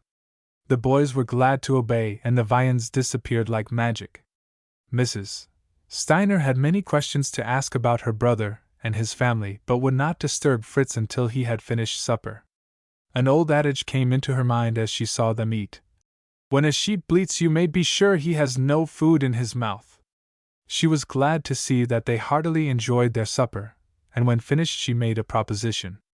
You can rest while I put the place in order for the night, and then we will take a walk. Can I take Pixie? Asked Fritz eagerly. Certainly, if you lead him by his cord, and if a policeman speaks to you about your dog having no tag or muzzle, tell him that you are from the country and are only visiting Frankfurt, which is your reason for not having one or the other. But I am afraid the policeman will take him. I would rather stay here with him. There is no danger of him taking the dog from you. The most he could do would be to make you pay a fine, and I am sure he will not do that when we explain matters to him. Now we will go. Where are all the people going? Asked Fritz when they reached the street. At home we only see a crowd when the church service is over, and that is but for a little while. Here the street seems alive all the time. Yes, Frankfurt has more than 300,000 inhabitants, and of course many are on the street, some caring for business, others for pleasure, and some, like us, are sightseeing. Just see that beautiful place like a rich man's garden. said Franz. With trees and plants and flowers, and so many people walking there. Yes, they are the public gardens or promenades, and are in place of what was once the fortifications of the city. In the early part of the 19th century, part of them were taken away, and this splendid girdle of plants and beautiful walks took their place. Oh, it is lovely, lovely! Exclaimed Paul. I never before saw a garden lighted, and with so many gas lamps that it is as bright as if the sun were shining. Can we go in? Yes, but we will wait here a little while. Do you see this beautiful lake surrounded by trees? In a few minutes you will see a beautiful scene which will surprise you. Oh, this is the surprise! Cried the boys in a breath, for like magic myriads of gas lights sprang up along the line of the trees and the main river. It was a bewildering sight to the country boys, who had no words to express their pleasure. And 2 rows of lights are across the river, exclaimed Paul. Yes, they are on the fine new bridge over the Main, and above is the old bridge and several others which you can visit while in Frankfurt. They crossed the bridge and looked at the great dome of the cathedral, and while they were gazing, 8 solemn strokes sounded from its clock, and other clocks over the city struck the hour. We have but 1 clock and 1 church tower in our village, remarked Franz. The boys in Frankfurt don't get the chance to say the clock is wrong when they are late to school. Thus chatting, they reached the bridge, and, leaning upon the parapet, gazed at the brilliant scene. See, Aunt Fanny, what is that coming down the river? A whole company of boats filled with people, and with music, and with flags flying? That is a regatta, or sailing match. It will go under this bridge and down to the old one, then will turn and go up to that island where they will all leave the boats, and will have games and refreshments. As the boats passed under the bridge, Fritz would have liked to jump down among the group of boys in the first boat, and he watched intently as the merry company passed up the river in turn, and then stepped off on the island. "Aunt, do let us go to the old bridge, and look at the people," he said eagerly. Mrs. Steiner was glad to oblige, and they hurried to the bridge to see the boats land, each one greeted by cheers. The whole company joined in a march to the sound of martial music by the band, then a short speech was listened to, and when finished our triplets joined in the cheers, and the throwing up of hats without in the least knowing what the speech was about, or by whom made. Fritz was so full of delight over the whole affair that he rubbed his hands in glee as he made known his resolution to be a cloth merchant when he was old enough and would come to live in Frankfurt, and meant to join the Rudder Club. "I will tell them now that I will join," he ended enthusiastically. "I think it will be a little too early, my boy," smiled his aunt. "I don't wish to be too late. But it will be some years before you are a merchant." "I am going to join the Marines," exclaimed Franz eagerly. "Father wishes me to be a forester, and I had not made up my mind what I would be. Now I know. Yes, I will join the Marines. Oh, that is a jolly life." "Are you sure of that, my boy?" asked a man who stood near them on the crowded bridge, and Mrs. Steiner turned to greet August Stamen, whom she had known from his boyhood, and introduced the boys to him. "And so you think the life of a Marine a jolly one?" he asked, turning again to Franz. "Well, our Kaiser will need good strong men, and I will not discourage you. I was 3 years on the sea in storm and adventure, on a war vessel, and am yet living and in good health." "And what are you now?" asked Fritz. "I am the owner of a cloth and clothing store, and also a tailor, and can wield the needle as well as ever, although my hands had been hardened by the heavy ropes." "Did you have to come to Frankfurt to join the Marines?" asked Franz. "No, I was born in Frankfurt on the shore of the Main. People used to call me a water rat, and they were right, for I became a more expert seaman on the Main than do many on the ocean. My longing was to be a seaman, and my mother, who was at first opposed to it, gave consent, and I have never regretted it. I looked death in the face many times, but escaped without a scratch." The boys were deeply interested in this conversation, but it was interrupted by a succession of splendid fireworks on the island which surprised and delighted them beyond measure. They almost held their breath while watching an especially brilliant piece reflected in the water. "Now, boys, we will go," said Aunt Steiner when the last exhibition of the evening fireworks went up, making the words, "Good night," high in the air. "And we will call at a confectioner's for a glass of ice cream soda." "Let me have the pleasure of showing some attention to your young guests," said Mr. Stamen. "I shall be pleased to accompany you to the store." Mrs. Steiner gave willing assent, and soon the 5 thirsty ones found themselves upon comfortable seats under the awning in front of the store, and Mr. Stamen gave the order for 5 glasses of ice cream soda with cake. This was a pleasant ending to the first evening of sightseeing in Frankfurt, and the triplets realized that their lines had fallen in pleasant places. As they were separating, Mrs. Steiner thanked Mr. Stamen for his kindness, and he in turn invited her guests to visit his store, which was eagerly agreed to by Fritz, who considered the clothing business exactly in his line. "Then you expect to be a clothing merchant, do you?" asked his new acquaintance. "Yes, a merchant in the manufacturing branch of the business," was the reply in a slightly pompous tone and manner. "Well, then it may be that you will come to Frankfurt and learn the business of me." "Study to be a tailor?" "No, I do no care to learn to sew." "What have you against the trade of tailoring? Do you know any that is more honorable? Is it not our business here upon earth to serve our fellow men? And are not our fellow men well served by having clothes made for them? If a tailor understands his business and works at it in a faithful, honest manner, he is as much to be respected as a Kaiser who rules his people in a just and faithful manner. Listen to this little rhyme. Not everyone can wear a Kaiser's hat, not everyone must daily gutters sweep, yet everyone can do his honest work, in palace or in hut his charge can keep.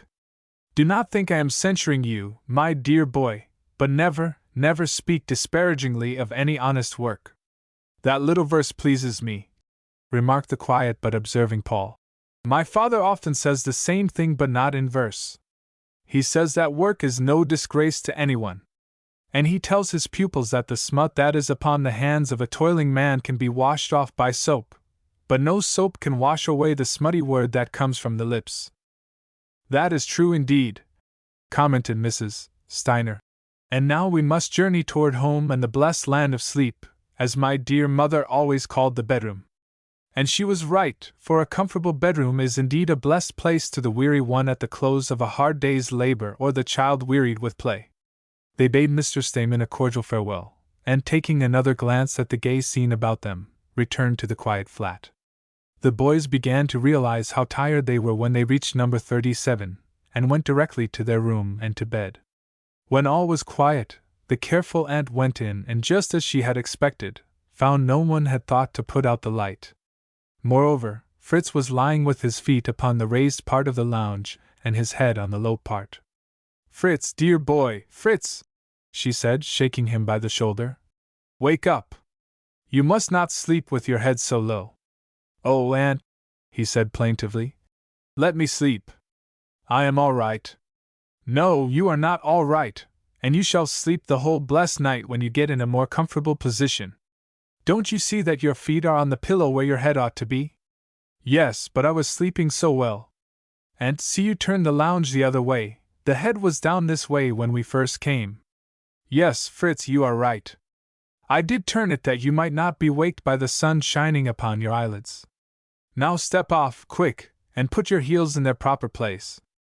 "Oh, aunt, indeed I am satisfied. Please do not make me get up." "But I am not satisfied." And Mrs. Steiner helped him rise, and still half asleep he dropped back upon the lounge with his head upon the pillow. She kissed his fair forehead, took up the lamp, and glanced at the 3 sleepers, perfect pictures of healthy, happy boyhood. "Now, Fritz, is not that a more comfortable way to sleep?" she asked, but there was no response, for he was fast asleep. "It would be a happy day for me, if he could come to Frankfurt and live with me," she said to herself. "But not as I will, but as God wills. May He protect them all through life, and keep them pure of heart as now, and 10 years hence may they look as openly and honestly into the faces of their fellow creatures as they do now. Let them not seek worldly honors in preference to the favor of God." Then she went softly from the room to her own apartment. Pixy was the first to awake the next morning, and had a good run in the grassy backyard to get an appetite for breakfast. "Now it is time to wake our sleepers," said Mrs. Steiner, and went to the door of the room to call them. They were too sound asleep to hear the call, and she opened the door and looked in. Upon the floor on the side of the bed occupied by Paul lay the pillow, and on the floor by the side of Franz's place lay the sheet. Fritz had lost his blanket during the night, and not more than half awake, had reached out for it and gotten his handkerchief, which he had spread over his shoulders, and his head was resting upon the chair which his careful aunt had placed in front of the headpiece of the lounge. "Wake up, sleepers!" she said cheerfully. "The sun has been up this long while. There is only one washstand, but you can take turns at it, and there is a pitcher of cool fresh water. Now make yourselves neat as quickly as possible that you may be ready for breakfast." She returned to the kitchen, and presently the odor of frying sausage and steaming coffee floated into the room, and a little later the triplets stood beside Mrs. Steiner, neat, refreshed, and in splendid spirits. "Pixy has been trying to take a bath in the pan of fresh water that I set out for the birds," said Mrs. Steiner, "and as he could not get into it, he dipped a foot in as does a cat. All animals try to be clean if we give them the chance. Take that largest tin basin, Fritz, fill it with water, dip this dust brush in it, and wash him. It will answer almost as well as if he were put in a tub. See, he seems to understand what I am saying and wags his tail as if to say, 'Yes, little mother, all animals love a bath, and would be clean if given the chance.'" The boys hurried away and gave Pixy his bath, which he certainly enjoyed, and had just finished when Mrs. Steiner called them to breakfast. They were about to take their places when Mrs. Steiner asked Fritz if he had not forgotten something. "No, Aunt Steiner, I cannot think of anything that I have forgotten," he said. "Go back to the kitchen, dear, and you will see Pixy's dish with bits of bread in it, softened and made richer by having some of the sausage gravy upon it. He smelled it, as did you while it was cooking, and we must not disappoint him. Go set his breakfast on the porch for him, and then we will have ours." This was done, and all took seats, the blessing was asked, and then Mrs. Steiner in her pleasant way called attention to the pure white linen tablecloth. "You see, boys," she said, "that it is white and spotless, and you perhaps do not know how much labor there is in placing even one piece of washing in this fine condition. Now I wish one of you to pour the coffee, and pass the cups around without spilling any." "Let me pour it, Aunt Fanny," said Fritz, and he poured a cupful for each person and passed it without spilling a drop, while Aunt Steiner served the sausage.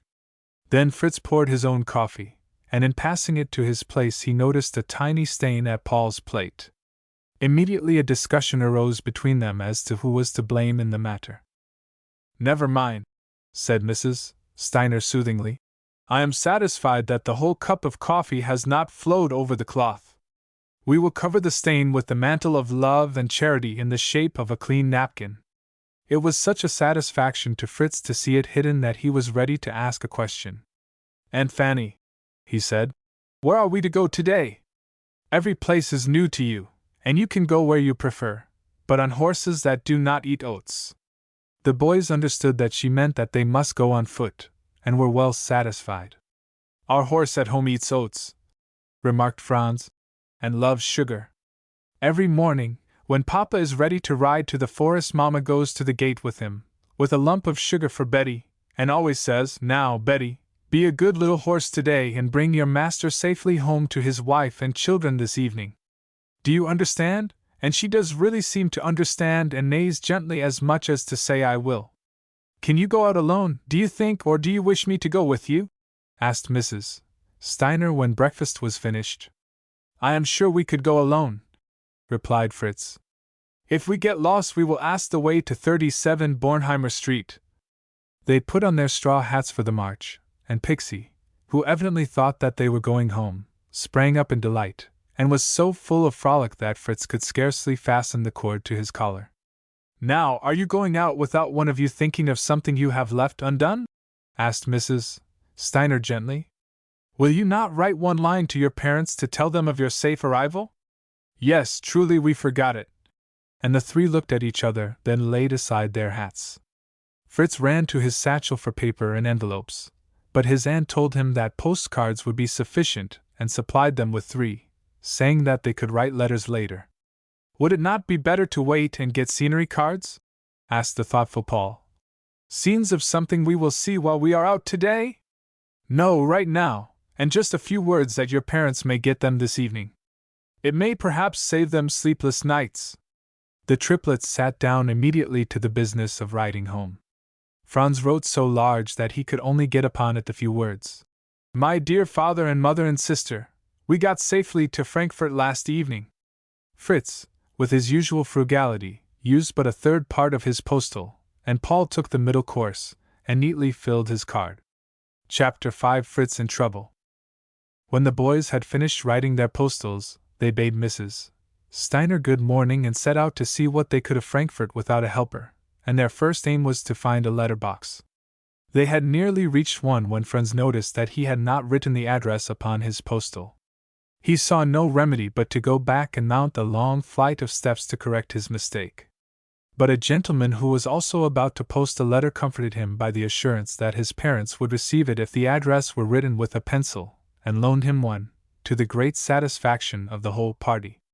"And now, my boy," added the gentleman when they heard the postal rattle into the box, "remember to always direct a letter, postal or package clearly and correctly, and then look again at the address before dropping it into the box."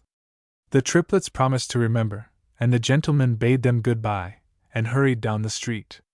"Now, where will we go first?" inquired Fritz. "I think the zoological garden would be the best place," suggested Paul, but Fritz had set his heart upon seeing soldiers, for in their home neighborhood they saw a soldier only now and then when home upon a furlough, but a regiment, or a company even, they had never seen. So they walked along the street some distance hoping to see a drill, having read of drills and maneuvers in their story books. "Look! There comes an officer!" exclaimed Franz, as a corporal came walking along in a stately, dignified manner, and the delighted boys took off their hats and bowed low to him. The young man was not at all flattered by this attention, believing that the country boys were making fun of him, but his angry stare was positive proof to the triplets that he was some great man, Fritz deciding that he was a general. "But if he were a general, he would ride upon a splendid horse." "He would not walk," remarked Paul. "But he would walk sometimes," insisted Fritz, and at that moment they met a drummer, and again the boys doffed their hats and bowed low. "If I were a soldier, I would be a drummer," decided Fritz. "No instrument makes such beautiful music as a drum, and a person must understand music to be a drummer." "But a captain is greater than a drummer," said Paul. "And a general is greater than a captain." "Yes, people say so, but if you notice, it is the drummer who leads the way. All the others have to follow him. I always think of a verse that tells exactly what I think. Shall I say it to you?" "Yes, if it is not too long," replied both of his companions, and Fritz repeated it. "My comrades envy me, I know, they can deny it not, for drummer of the regiment has been my happy lot. And at a tap, or drums loud beat the soldiers follow me. The general, even, has no choice, he follows too, you see. But if it had not been my lot to be a drummer boy, then I would be a general, but not with half the joy." "He was right," agreed the boys. "And when we are soldiers we will be drummers." Chatting amicably, they reached the beautiful flower-bordered walks where they had been the evening before, and sat down under the shade of a great linden to watch the swans swimming about in the lake. They had scarcely been seated when a soldier passed, and again the triplets raised their hats, and some street boys who were playing near raised a shout of derision. "Look at the country boobies taking off their hats to a common soldier!" they cried, and gathered about the three with mocking laughter and jeers. "Where did you come from to be so green?" asked one of them. "There is no need for you to know, therefore no need for us to tell you," answered Franz. "See the hayseeds who come here and think they know it all. I will take this hat and keep it until its owner tells me what I asked." And he grasped Paul's hat, intending to run, but Paul was too quick for him, for he lay hold of the boy's arm, and got his hat. This was just what the rough street urchins wanted, and they gathered about the three, pushed against Odysseus Fritz, Achilles Franz and Patroclus Paul, and as no policeman was near, they would have mastered the three peaceable, well-bred boys, but at that moment Pixy, who had been watching the game, sprang in the midst of the melee, grasped the sleeve of one of the boys, snarling savagely, as if he were a terribly dangerous dog, indeed. The frightened boy tore himself loose with such force that he fell to the ground, and Pixy, as though scorning to attack a fallen enemy, grasped the seat of the pants of another boy, tore a piece out, which released the boy, and he and the others ran as fast as their feet would carry them from such a dangerous locality. Pixy followed their hasty flight, barking vigorously, and would have made another attack had not Fritz called him back. The three Grecian heroes petted and praised him, and he wagged his tail for joy, and capered about them as much as to say, "Didn't I make them fly?"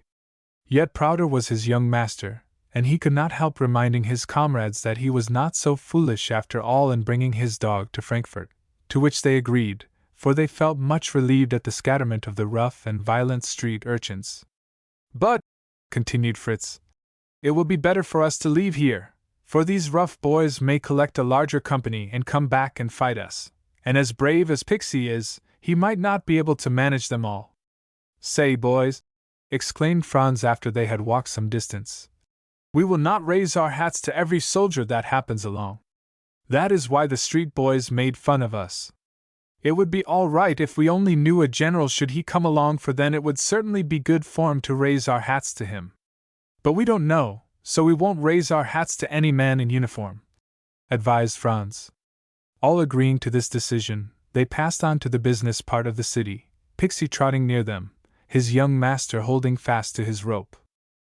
"Just see that splendid clothing house made of glass and iron, and filled from basement to roof with beautiful suits of clothing of all kinds," said Fritz delightedly. "A man could go in there in a morning gown, and come out in a quarter of an hour dressed like a gentleman from head to foot. Father told me of a splendid clothing house here in Frankfurt, and this must be the one. Let us go in and see it."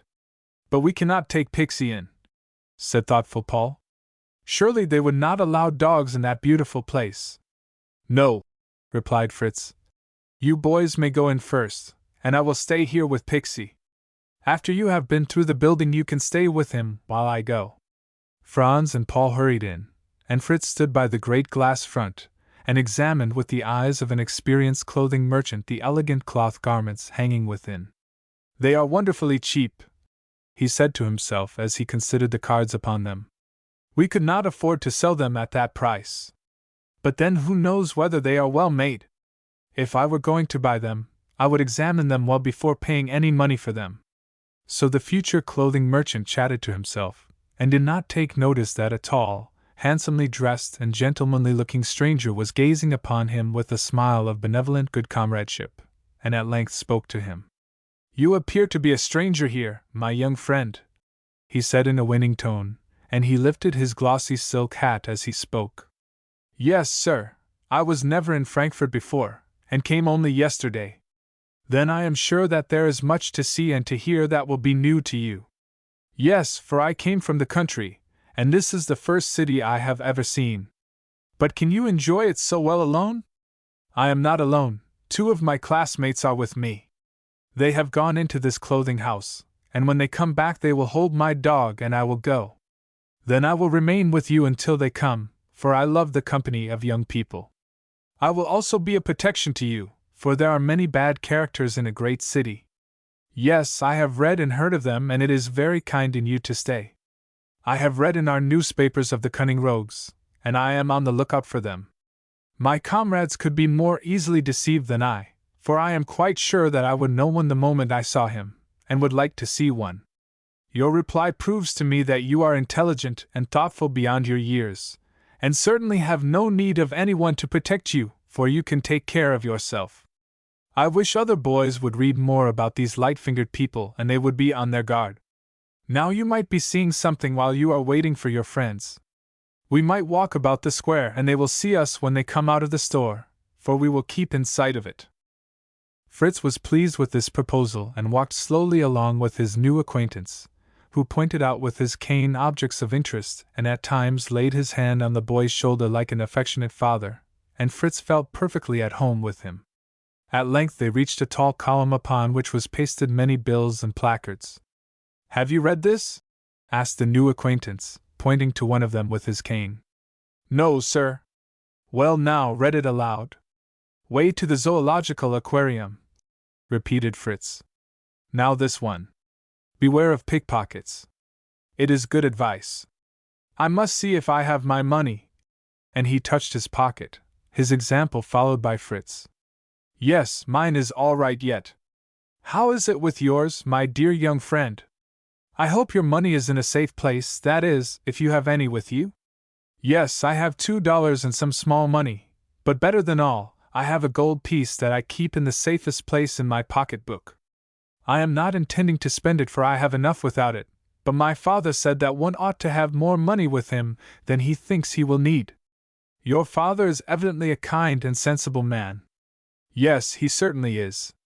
He told me to keep my nickels in my vest pocket, that I need not take out my pocketbook when with strangers. That is true in most cases, my boy, but from long experience in living in a city I would advise that you put it all in one place.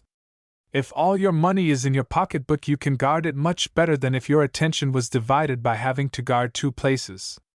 Fritz took the advice, and his nickels to the value of 2 marks were taken from his vest pocket and put in his purse, and the purse returned to the pocket of his pants. Now that is right, and you may thank this notice which has warned you. Just see how easily one expert pickpocket could have gotten your money had you not been warned. And he showed Fritz how it could be done. Pixy had kept his eyes upon the stranger, and when he saw his hand glide down to the pocket, he gave a low growl. Be quiet, Pixy, said his master. Don't you know a friend from an enemy? Excuse my dog's bad manners, please, he is not in a good humor. Some street boys attacked us, and he had to fight them off. Don't say a word, my dear boy. He is a faithful servant. If he is jealous of a friend, he would have a still sharper eye upon an enemy if one should happen along. Now, Pixy, good brave dog, eat this piece of candy, and let us be friends. He took the candy from his vest pocket and offered it, but Pixy scorned the gift and gave an angry growl. Oh well, doggy, I will not trouble you any longer. And he put the candy back in his pocket. Now I must away. Bye-bye, my boy, and beware of pickpockets. And he disappeared around the corner. Pixy sprang up to follow, but the boy called him back.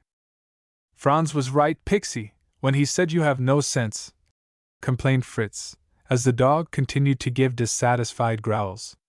You don't know a kind, good man from a thief and dislike him only because he is a stranger. Yes, he said to himself, as he walked along back to the store. It was real kind in him to warn me, for he did not know but I was a stupid country boy who had never heard of pocket-took thieves. I would like to see a thief that could put his hand in my pocket without my knowing it. Stupid people are yet to be found, for with all the reports of thieves in the papers, there are people who allow themselves to be robbed, but they are generally women. People like me would know a thief the moment they saw him. By this time he had reached the store, and wondered what kept the boys so long within. They forgot that I am waiting outside, he said to himself. And I am terribly hungry. There is a bakery across the street. I will run over and buy a roll. No sooner said than done. He ran across, and the odor of fresh bread, cakes, and pretzels filled the place. He bought a roll, and took a bite while feeling in his pocket for his purse. Oh, it is gone! He cried, turning pale with distress. Put your hand in your other pocket, said the saleswoman. It may be there. This was quickly done, but it was not to be found. I don't believe you had any money, said the woman angrily, but took that planning to get the roll without paying for it. I will call a policeman. Oh, please don't, cried the boy, with tears streaming down his cheeks. I will pay you when I see my aunt. She is Mrs. Fanny Steiner, number 37 Bornheimer Street. Yes, now I believe that you are telling me the exact truth, that you had money and have lost it. No, I did not lose it. It was stolen from me by a man who warned me against thieves. Then I should certainly call a policeman, that you may have a chance of getting your money by giving a description of the pickpocket. Oh no, please don't call him. I am afraid of a policeman, and don't want to see one. But why? That is foolish of you. They are our protectors. Only bad boys need fear them. Honest people are glad to call upon them in trouble. There comes Franz and Paul out of the clothing store. And he ran to the door and called them, and they came across the street and into the bakery. What are you crying about? Asked Franz. Have the street boys been fighting you while we were in the store? No, I wish it had been the rude, ill-mannered rabble instead of the polite, kind-appearing gentleman who was a thief and stole my money. I am so ashamed that I was deceived by his pleasant words. Besides, I have bought a roll and cannot pay for it. Oh, that is all right, said his companions, taking out their pocketbooks. Here is your money for it, lady, and we will each buy a roll. Come, Fritz, said Paul as he took a bite out of his roll. Eat your roll and come with us. It is no use to stay here. Oh, my hunger is gone, and how can I forget my loss when I need my money every day? But what is the use of fretting over it? Said Franz, impatiently. The money is gone, and crying will not bring it back, so you may as well make the best of it. Yes, Franz, it is easy for you to talk that way when you have your money in your pocket. But mine is gone. Even the few nickels that were in my vest pocket were taken by the miserable thief. And tears streamed from the boy's eyes.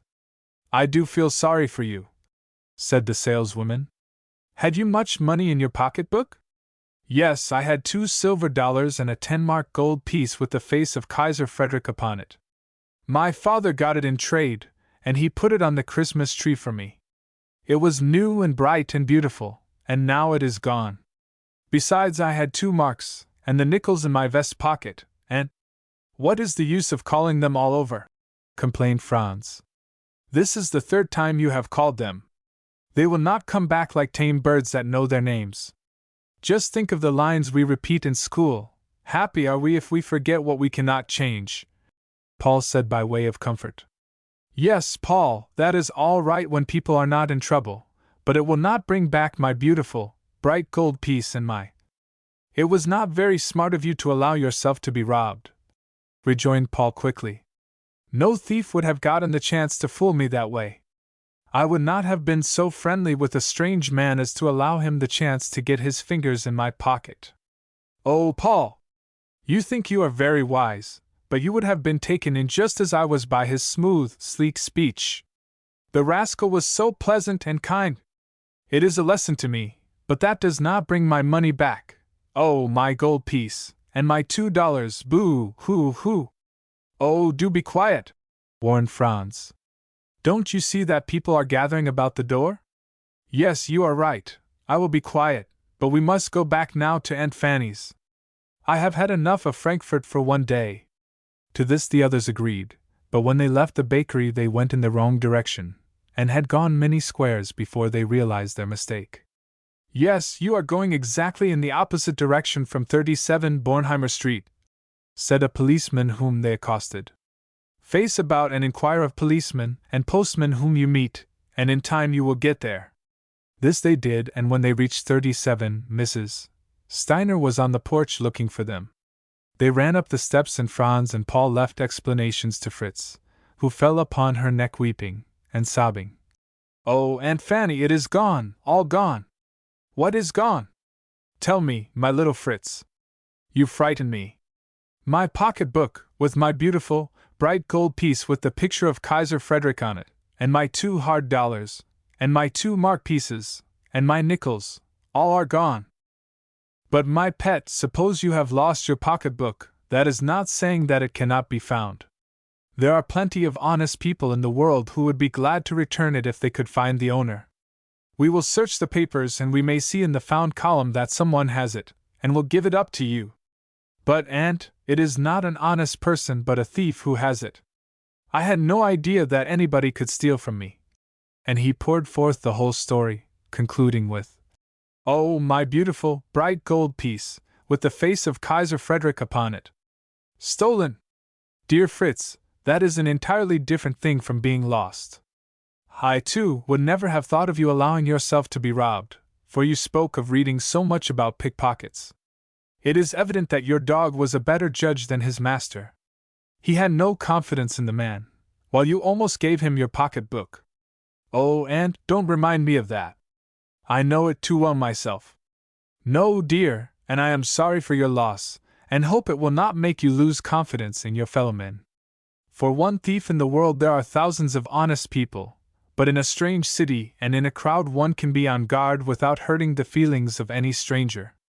Now I will hurry to the police station and give the information. No doubt you are not the only one the rascal has robbed, but if I can help it you will be the last, for a time at least. Franz, my boy, go to the kitchen and stir the beans. Stir quietly all the time I am gone. The soup and the veal roast are ready, and we can eat as soon as I come back, which will be in a few minutes.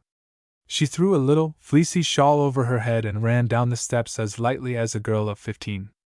The boys in the meantime were in the kitchen, Fritz being so comforted by his aunt's sympathy and help that he could turn his attention to the dinner. "This is pea soup," he said, "and I certainly like it. Do you, Paul?" "Yes, and the veal and the beans are good. But I could enjoy them all more if I had not lost my money. Oh, my beautiful gold piece with the likeness of Kaiser Frederick upon it," finished Franz. "Oh, Fritz, do give us a rest. It is gone, and if you tell it 1,000 times, it will not make the thief bring it back and put it in your pocket. No, the rogue will have many good meals with its help, and the money will find its way into many pockets. Yes, that is what makes me feel so badly about it. I tried to save every penny of it, and now it is gone.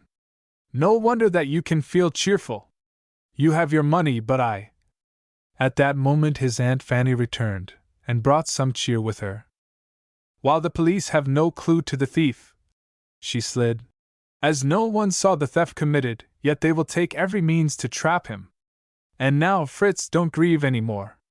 You shall not feel the need of money if I can help it, for when you want it you shall have it. Now we will take the meat and other things to the table, but first I must fix Pixie's plate." This was done and Fritz carried it to the porch, then they took seats at the table. Their plates were filled and a dish of the pea soup was at each plate. The kind little hostess was glad to see that they ate heartily, and enjoyed their dinner. As she glanced at Fritz she said to herself, "Thank goodness that it was his money that was lost instead of his appetite. That would be a far worse loss than even his gold piece." Roast veal, potatoes, beans and lettuce disappeared like mist, and before they arose from the table she said, "Boys, is your hunger entirely satisfied?" "Perfectly satisfied," was the unanimous response. "Oh, what a pity!" she said, as if reflecting. "Why a pity, Aunt Fanny?" asked Fritz. "Because I have a basket of fine ripe cherries in the cupboard which I intended for dessert. But as you are satisfied, I suppose we must wait for another time." The young guests looked crestfallen, and for a time were silent. Then Franz came to the rescue with the right word. "Cherries," he remarked, "have so much juice that I do not know that they could be called food. Instead, I would say that they are more like drink." "Franz, you are a born lawyer," laughed Aunt Fanny. "You certainly deserve a fee for that brilliant opinion. As you say that you are satisfied that you have sufficient food, you may bring in a fresh drink in the shape of ripe, red cherries." Franz was not slow to obey, and soon 4 heaps of cherry stones proved that the new drink was appreciated. "Now could you enjoy another dessert?" asked Aunt Fanny, smilingly. "One that you will appreciate quite as much as the red cherries? Look!" And she held up a letter and 2 postals. "Oh, please, please! They bring us news from home!" cried the boys in a breath, and Fritz asked who was to get the letter. "It is for Paul, and you and Franz get the postals. Now you can read them while I take the dishes from the table." "Oh!" exclaimed Franz. "They have gathered the summer pears, and I was not there to help. But all are well, and they send love to Aunt Steiner and thank her for her goodness to me. Boys, what have you in yours?" "All are well," responded Fritz. "But father says I should not have brought Pixy. He says that he will not only be a trouble to us and to Aunt Fanny, but it will do the dog no good." "I have never thought to ask where you got Pixy," remarked his aunt. "Perhaps you can tell me, Fritz." "Yes, aunt. He belonged to a neighbor who did not want him, so gave him away. One cold day in winter the poor dog came all the way back, half starved, and scratched at our neighbor's door, but the hard-hearted man threw a bucket of cold water upon him, and he ran to our door. Father took him in, fed and dried him, and the first week kept saying, 'If I only knew of someone who wants a good, gentle, young dog, After another week he said, "I will keep the dog." I could not bear to give him to someone that might not be kind to him, so we kept him and named him Pixy, which father said was another name for fairy. I hope nothing will happen to him on this journey, for father would be so sorry. We will all care for him, that nothing may happen, said his aunt cheerfully. Aunt Fanny, when I write home, will you write a line in my letter and say that you will see that nothing happens to Pixy? Certainly, I will say that we will take the best care of him that we can. Oh yes, Pixy will be all right, but my beautiful, bright gold piece which... Have you begun to sing that old song again? Exclaimed Franz. You have been robbed of your money, and you are robbing us of pleasure. Oh yes, you can talk of pleasure, but I... Listen, my boy, said his aunt. Worrying will not bring your pocketbook back, and you must not lose this beautiful afternoon in grieving, but go out and see something of the city. My old friend and cousin, Gottfried Braun, is coming to go with you and will point out places of interest. He knows them all, for he has lived in Frankfurt all his life, and will give you the history of them. I am real glad. I love to see and hear of historic places, said Paul, and he had scarcely finished speaking when the old gentleman stepped in and was greeted as a loved friend. All the young people of his acquaintance call him Uncle Braun, and I think he will be pleased to have my boys call him that. Will you not, cousin? She inquired, turning to the old man. I certainly will, and now let us set out, for we have much to see. Can I take Pixy, Uncle Braun? Asked Fritz. Yes, you can take him, for we are not going into any buildings today, but when we visit them he cannot go unless he wears jacket and trousers and walks upright. Fritz was jubilant over this, and the three rushed for their hats, and they were off. Mrs. Steiner, standing upon the porch, looked after them until they were out of sight. Thank good Braun that I can stay at home this afternoon, for I have many things to do that cannot be put off any longer, she said to herself, as she set to work to put the place in order and then go out to buy things to cook for supper. Chapter 6. A whole day of sightseeing.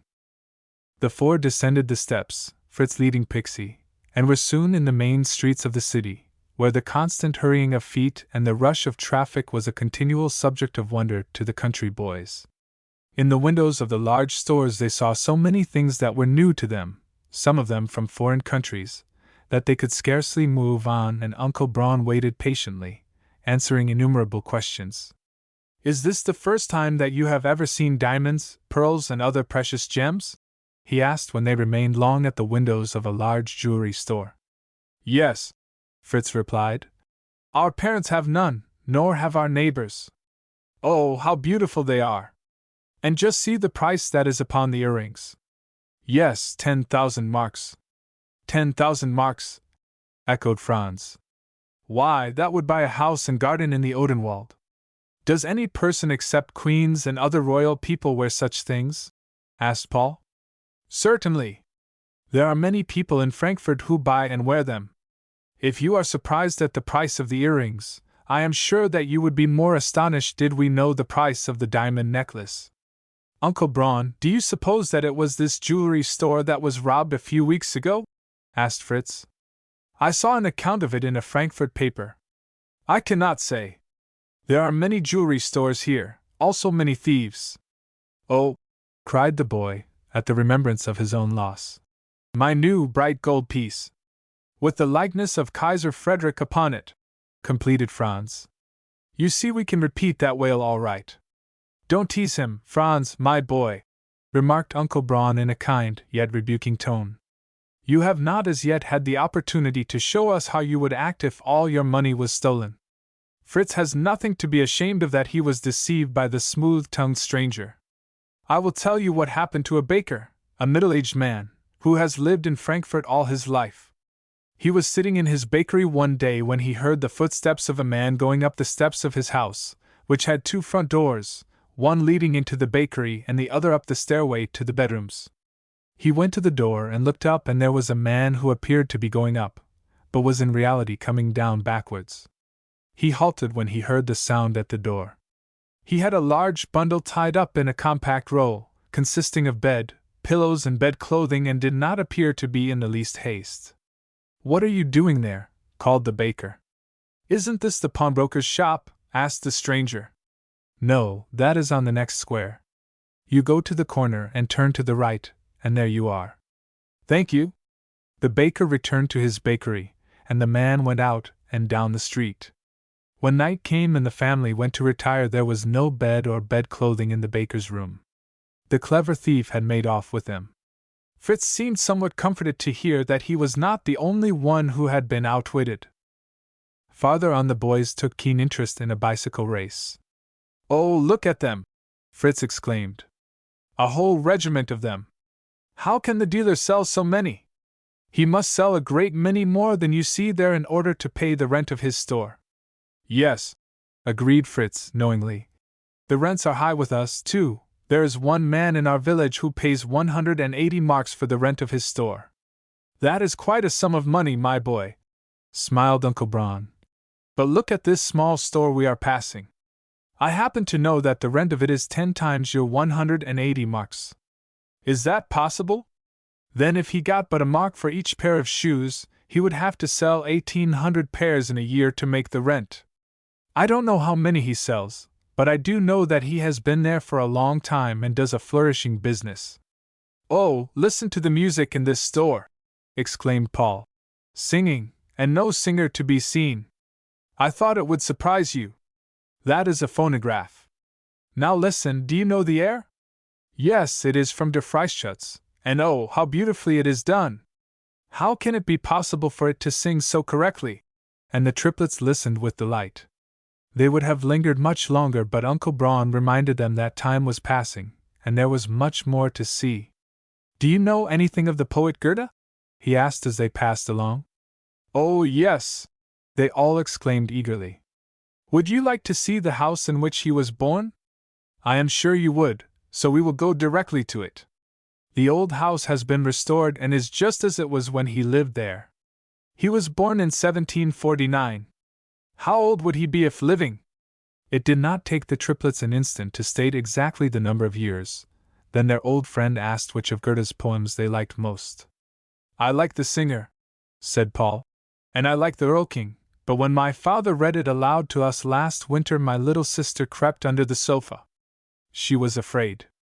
By this time they had reached the old house, and it was a delight to the triplets to see the rooms in which he had played when a boy like them. They looked from the windows from which he had gazed at the fields beyond, and did not wonder that every intelligent stranger who came to Frankfurt paid a visit to the old house, where the greatest poet that Germany has ever known, John Wolfgang von Goethe, lived and wrote. "Where would you like to go next?" asked Uncle Braun. "To the bridge over the Main," they answered promptly, for they believed that they would never grow weary of watching the cool, rippling water making its way to the Rhine and from thence to the sea. So to the bridge they went and leaned upon the parapet and gazed upon the scene as they had done the evening before. "Did you ever hear how Frankfurt got its name?" asked their guide. "No, we never heard. It is said that at that point," he continued, designating it with his cane, "the river was at one time so shallow, owing to a ridge of rocks under its bed, that it could be forded by persons on foot. One time when Charlemagne, or Charles the Great, was battling against the Saxons, he was compelled to retreat before them, and they were in hot pursuit. The French forces were weak, while the Saxons were strong, but if he and his army could cross the Main, all would be safe.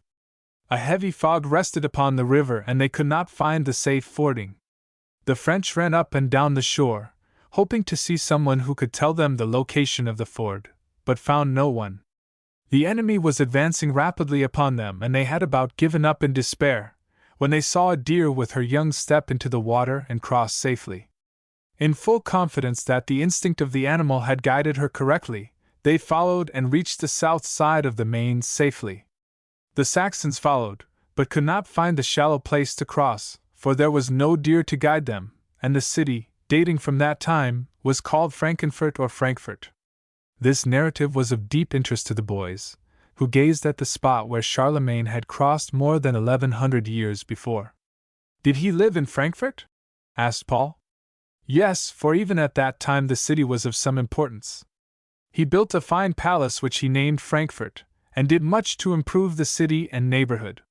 He formed great hunting troops to destroy the wild animals which infested the forests, and did much damage, bears, wolves, wild hogs and buffaloes making the forests dangerous to travelers. Now that they had heard this story of the river, they took keen interest in all that concerned it, especially the vessels upon its placid waters.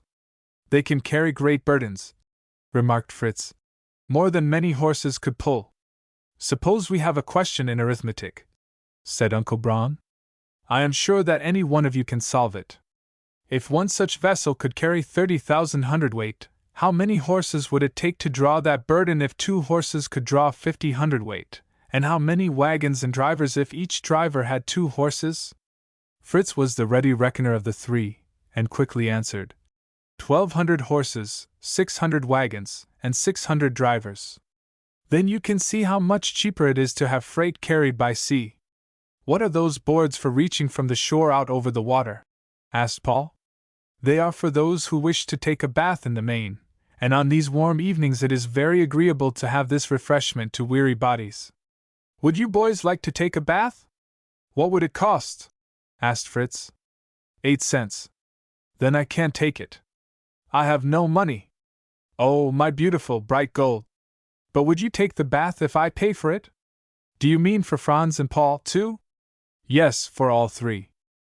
Franz, do you and Paul take the bath, and Uncle Braun can give me the 8 cents, which is just the same to him as if I took the bath." "Oh, Fritz, you ought to be ashamed of yourself!" exclaimed Paul. "It was not money, but a bath that Uncle Braun offered us." Fritz had thought of this before Paul spoke, and his face had turned very red, and he could not raise his eyes to the face of his old friend. But Uncle Braun laughed heartily at the different expressions upon the countenances of the 3 boys. "I am much older than our little man, Fritz, and I must say that I would be tempted to strike a bargain with somebody if every penny was stolen from me.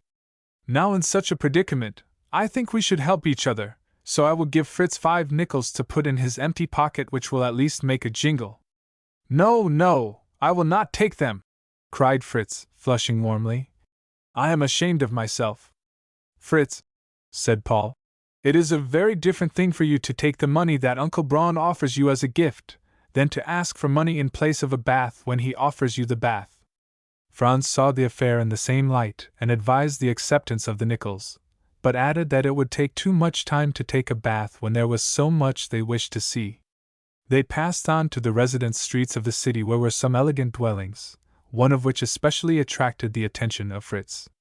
"Does a Rothschild live there?" he asked. "No, there is no male descendant of Mayor Anselm Rothschild living now in Frankfurt, nor is there now a Rothschild banking house." "Was Mayor Anselm always rich?" asked Fritz. "No. He came of poor Jewish parentage, and lived in his childhood in a poor little dwelling in a narrow street, but by his honesty and strict integrity he became the founder of a banking house known over the world, and his 5 sons, Anselm, Solomon, Nathan, Charles and James, became heads of great banking houses in different cities." "Then the father was born in Frankfurt?" remarked Paul. "Yes. Mayor Anselm Rothschild was born in Frankfurt in the year 1743, and died here in 1812. Then he was 6 years older than Goethe," commented Paul. "Yes, they were great men in their different lines, and were contemporaries. That is, they lived at the same time. But it must have been tiresome to stay in a bank and count money," remarked Franz. "I would rather be a forester and live in the woods. My father says that healthy blood and sound limbs are better than money." "Yes, but a rich man can live where he chooses," quoth Fritz. "If Mayor Rothschild wished to live in the woods, he could have done so. Couldn't he, Uncle Braun?" "Yes, but his living there would only be for pleasure. While the father of Franz lives there to protect and care for our forests, each man should do his duty to the best of his ability in the sphere that Providence has placed him. Boys, do you see that old gray tower rising high above the treetops?" he continued. "It is the old Eskenheimer Tower, and gave its protective strength to the city wall, which long ago has disappeared, but the old tower remains a monument of the past. Do you notice that ivy has climbed to its very top? There was an old saying that when ivy reaches the top of any high building, the beginning of the end has come, and you will soon see that building in ruins. But the ivy reached the top long ago, and the tower still stands. And looks strong enough to stand forever." said Paul. Did you ever hear of Hans Winklesee, who was once imprisoned there? Asked Uncle Braun. No, please tell us about him, said the three eagerly.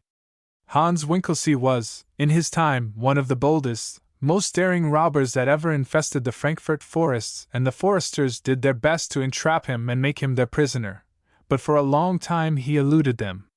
At length his time came, and he who had lived the wild, free life of a bird of prey was in a narrow cell at the top of Eskenheimer Tower, judged guilty of so many crimes that he was sentenced to death.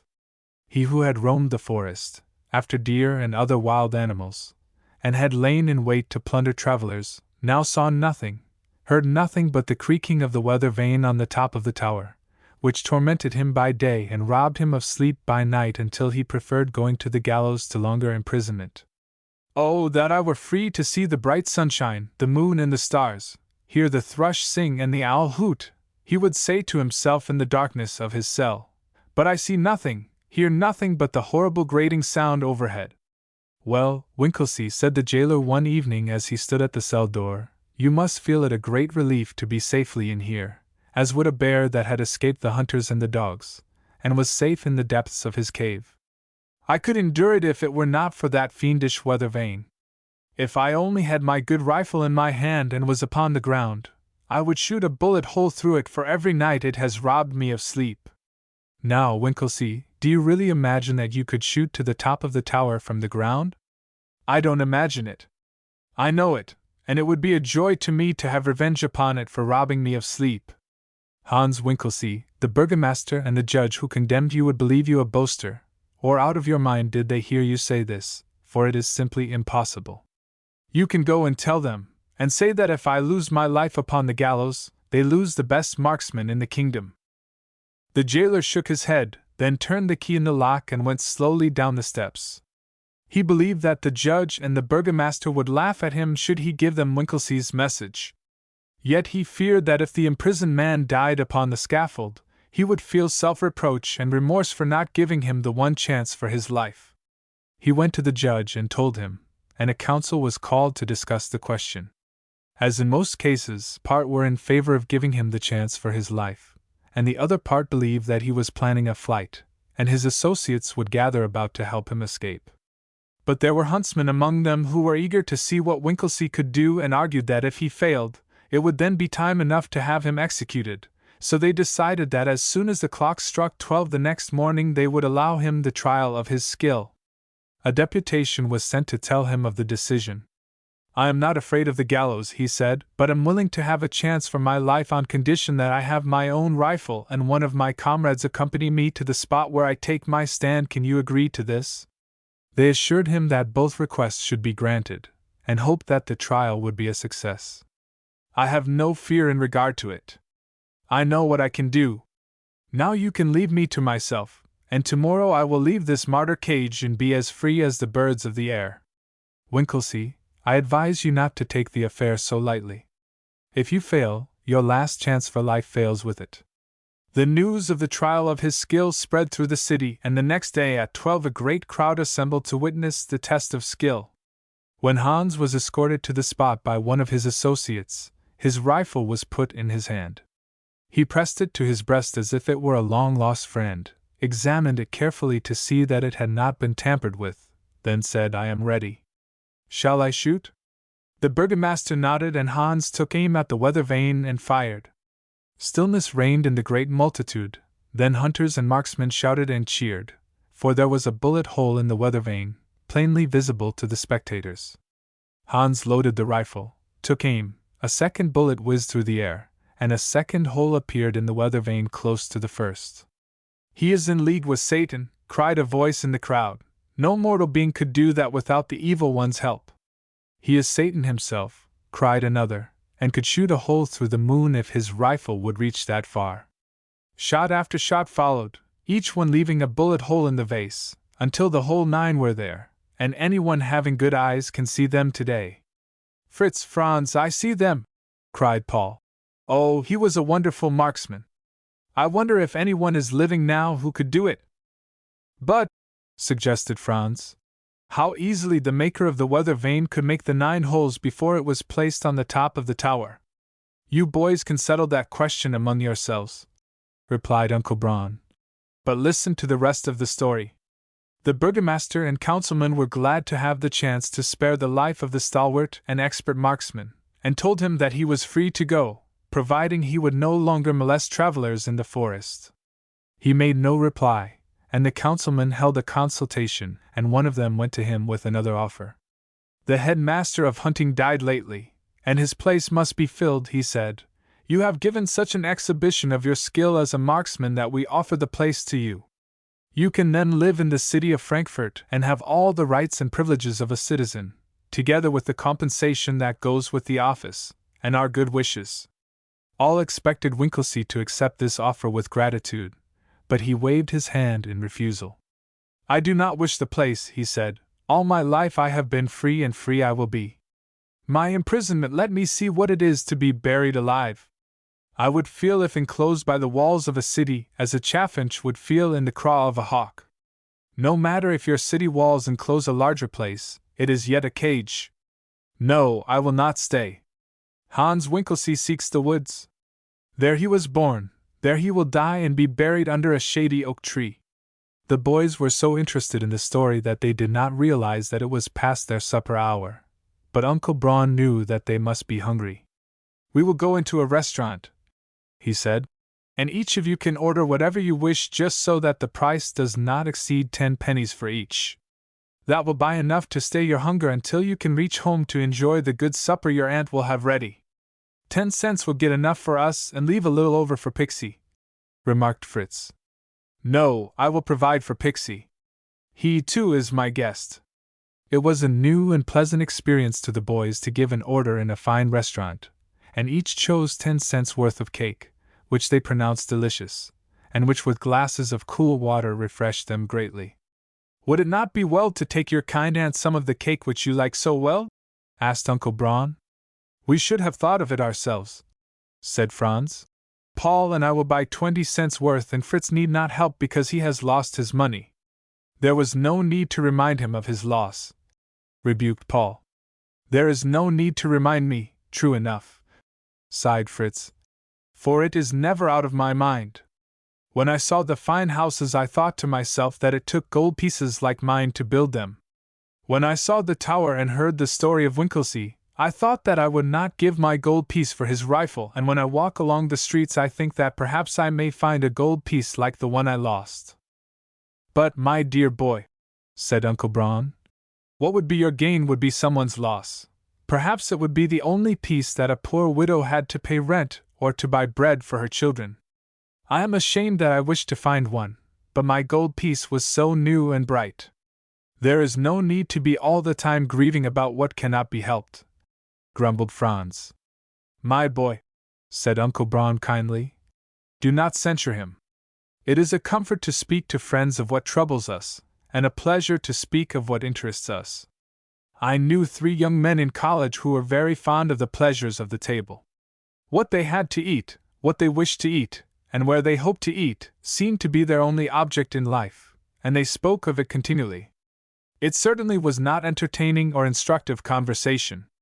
But I wished to do my share toward buying the cake for Aunt Steiner, said Fritz, and he took out 10 cents of the money given him by Uncle Braun. The other boys each added 10, and quite a large piece of the rich cake was ordered, wrapped in white paper, paid for, and then they were ready to go to 37 Bornheimer Street, for Uncle Braun had decided that they had enough sightseeing for one day. They parted from their kind guide with many thanks for the pleasures he had given them, and went slowly up the long steps. When they opened the door of the cheerful supper room, all was so homelike and comfortable, and Mrs. Steiner welcomed them so gladly that they felt that it was a great blessing to have a second home. Dear boys, she said, rest a little while, then one of you get a pitcher of fresh water and all go to your room and wash faces and hands and brush your hair, and you will be refreshed and rested for supper. Fritz had carried the cake, and when his aunt returned to the kitchen he slipped it back of the stove until the proper time to present it, then all went to their room. Are you hungry? Asked Franz. Yes, hungry as a wolf, replied Paul. But don't let us speak of it again, or Aunt Steiner will think that we are Odemwald wolves and all we came to see her for is what we get to eat. You know what Uncle Braun said of those 3 young men, and I don't wish to be like them. Upon returning to the supper room, Fritz said, Let us set the table for Aunt Fanny.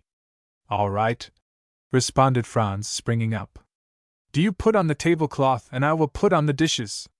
No, let us both spread the cloth, and both put on the dishes, returned Fritz. But Franz got a plate from the cupboard, and when Fritz attempted to take it out of his hands, it fell to the floor and broke into many pieces. Now see what you have done! Ejaculated Franz. No, what you have done, retorted Fritz. Question and answer flew back and forth like snowballs in winter, and then Mrs. Steiner appeared at the door. Dear, dear, that is a great display of crockery, she said. Franz did it, said Fritz. No, it was Fritz. Oh, you innocent lambs, she said laughingly. Of course neither of you did it, so it must be that little man on the clock face who stepped down to break a plate. Or perhaps it was the dog. He is hiding his face between his feet as if ashamed to look up. No, no, Aunt Fanny, it was not my Pixy, exclaimed Fritz. I will take all the blame upon myself. It was partly my fault, echoed Franz. And I am sorry that the plate is broken. So am I, rejoined Fritz. And I will pay for it. Hear him, offering to pay for it, laughed Mrs. Steiner, when he has no money. Never mind, my boy, you need not pay for the plate. I have plenty more, and here is a mark to put in your empty purse. But, Aunt Fanny, my purse is not empty. And he told of the nickels given him by Uncle Braun. It was kind in him to take you out, and he is very generous in every way. Now pick up the pieces of plate, and put them upon this waiter, and then we will set the table and have supper.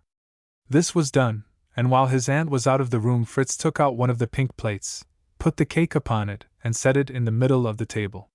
It was a great surprise to her, and she was gratified that they remembered her while they were out, and said so, whereupon the conscientious boys would not let her remain in ignorance of the fact that it was Uncle Braun who suggested it.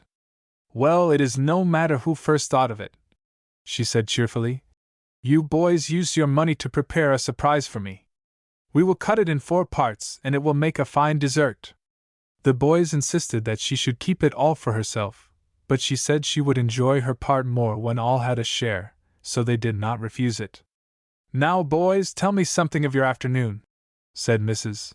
Steiner, and each vied with the others to describe what they had seen.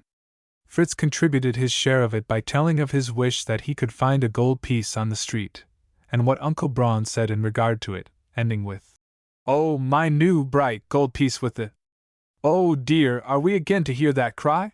Grumbled Franz. You are like Hannibal weeping upon the ruins of Carthage. You have not lost any gold piece, and you are wrong about Hannibal. It was Scipio who wept on the ruins of Carthage. You are both wrong, corrected Paul. It was Marius who wept upon the ruins of Carthage. Wasn't it, Aunt Steiner? My dear boy, I have forgotten much that I once knew of ancient history, but I think that Hannibal was a great Carthaginian general who fought the Romans. Whether he wept or not over the ruins of Carthage I cannot say, but I do know that you boys are tired and sleepy, and the sooner you get to bed the better. Go now, don't forget to say your prayers, and Fritz, see that your head keeps on the pillow of the lounge and not on the chair beside it. Chapter 7: The Zoological Gardens. The next morning, just as Mrs. Steiner and her guests had finished breakfast, the doorbell rang, and she went to the door, opened it but drew back startled, when she saw a tall policeman. Why are you here? She asked anxiously. It is a strange thing that people seem frightened as if fearing arrest when we come to their doors, he said in a kindly tone. They should look upon us as protectors against thieves and other evildoers, yet they seem to look upon us as enemies.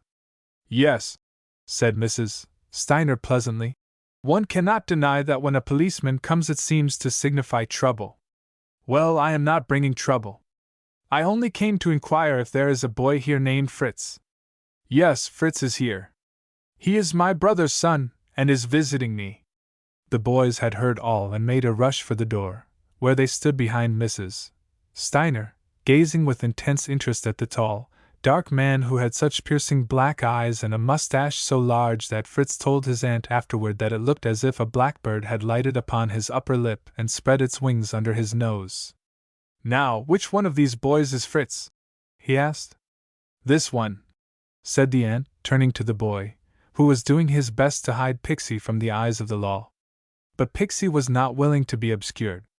He did not like the looks of the man, and gave one of his low growls.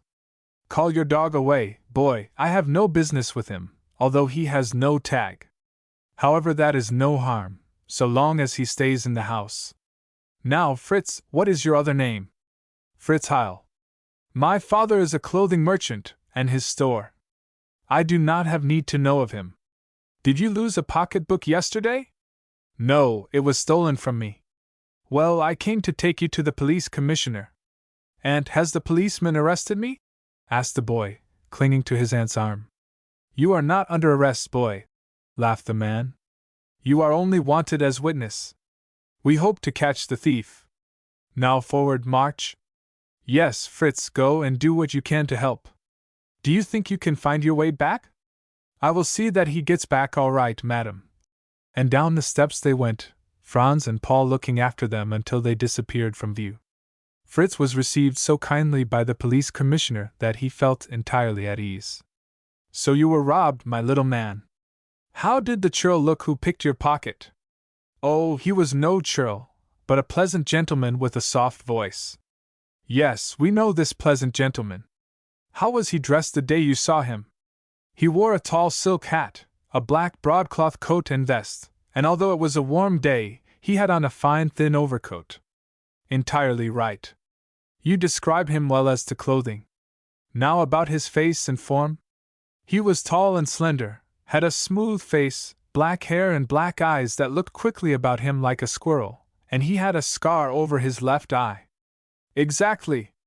Now tell me about your pocketbook." "My mother gave it to me at Christmas, and—" "There is no need to tell me that, my son."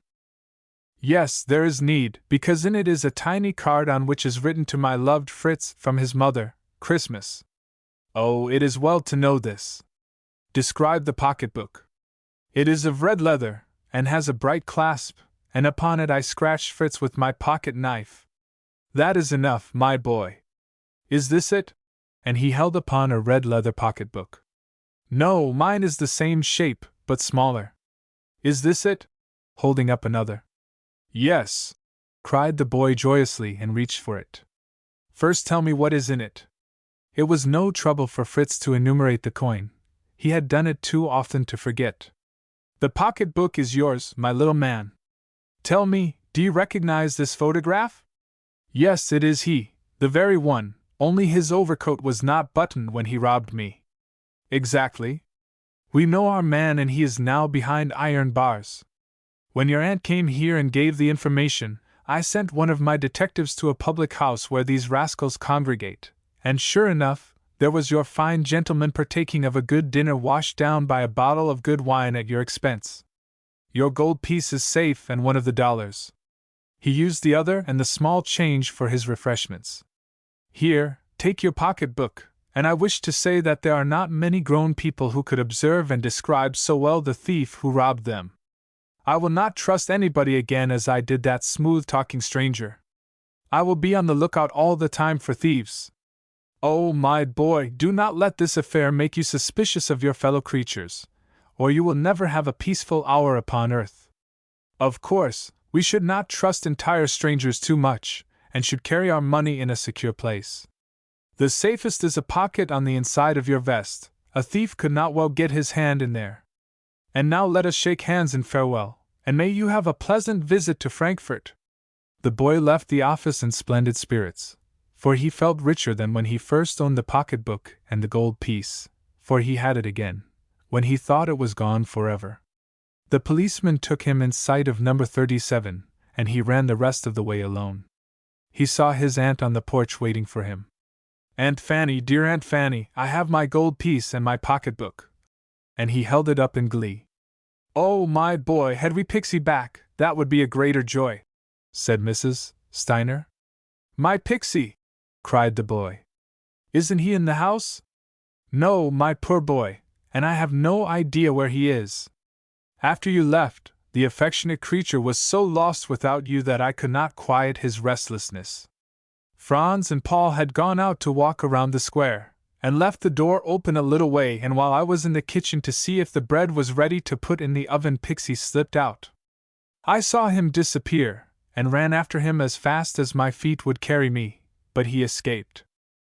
Fritz broke into bitter weeping, and his aunt wept with him, for she had no comfort to offer, and when Franz and Paul came they, too, were deeply worried over the loss, for they blamed themselves that they did not see that the door was latched. "What can we do?" they asked Mrs. Steiner. "The first thing is to run to the station house and tell the police. They have found the thief and may find the dog." "Oh, Fritz, have you really got your gold piece?" they asked in a breath. "Yes, and my pocketbook, but they are no pleasure to me now that I have lost Pixy, and I am the only one to blame.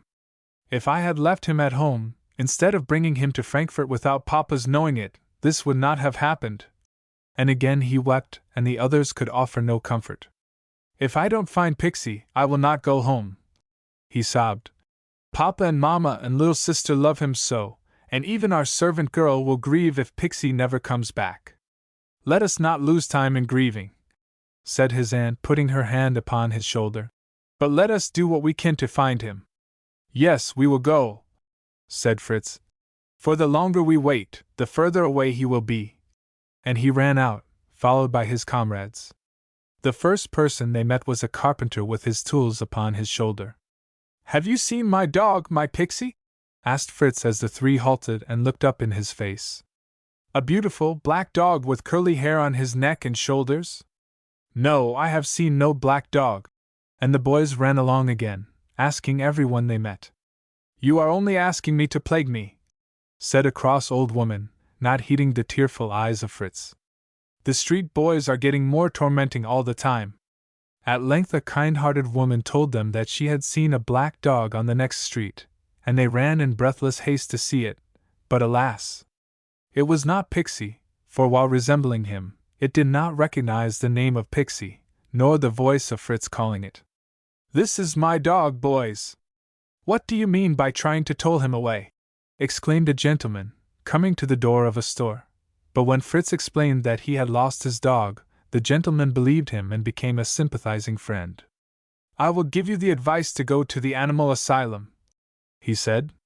"Stray dogs and other animals are taken there and good care given them until the owners claim them."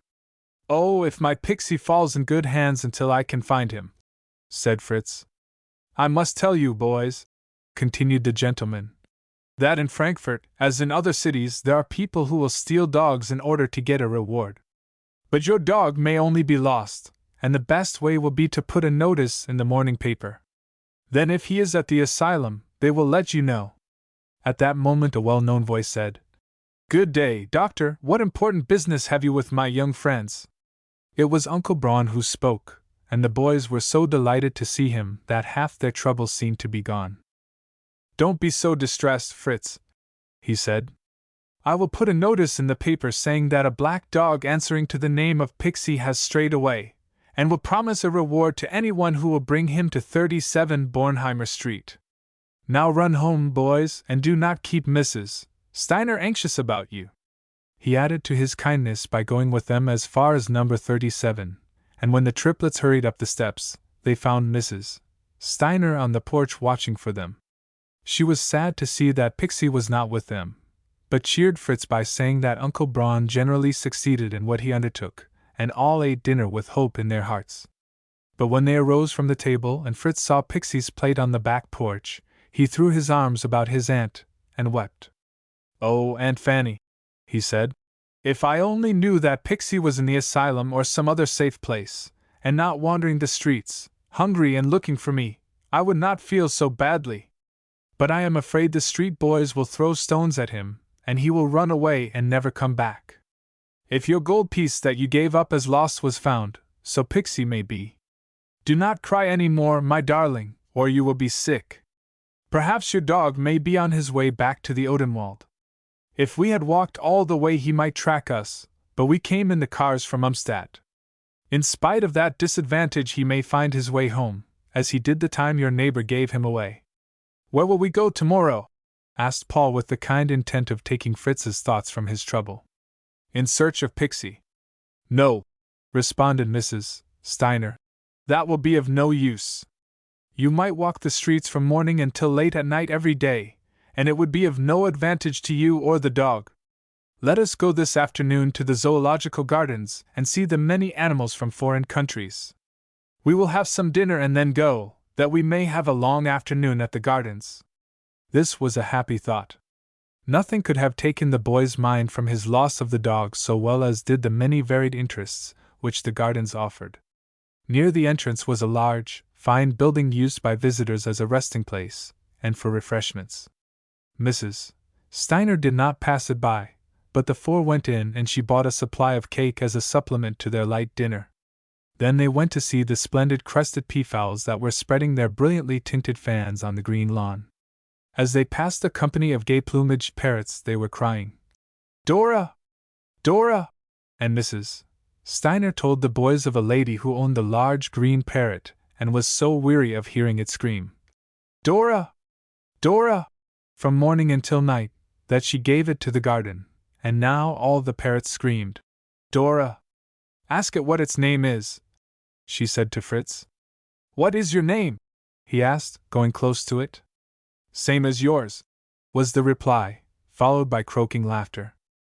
This amused the boys greatly, and they would have remained there longer, but they heard low growls from a great cage not far away, and going nearer they saw upon a low rock in the center of it a lioness lashing her sides with her tail, and uttering low growls.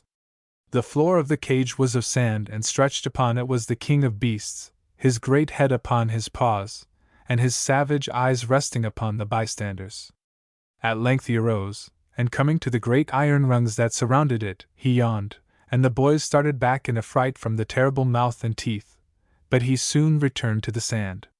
"Pixie's mane is prettier than the lion's," said Fritz. "Oh, my Pixie! Yesterday it was your gold piece, now it is Pixie," grumbled Franz impatiently. "You should be glad that your dog is running in the open air, instead of being fastened up in a cage."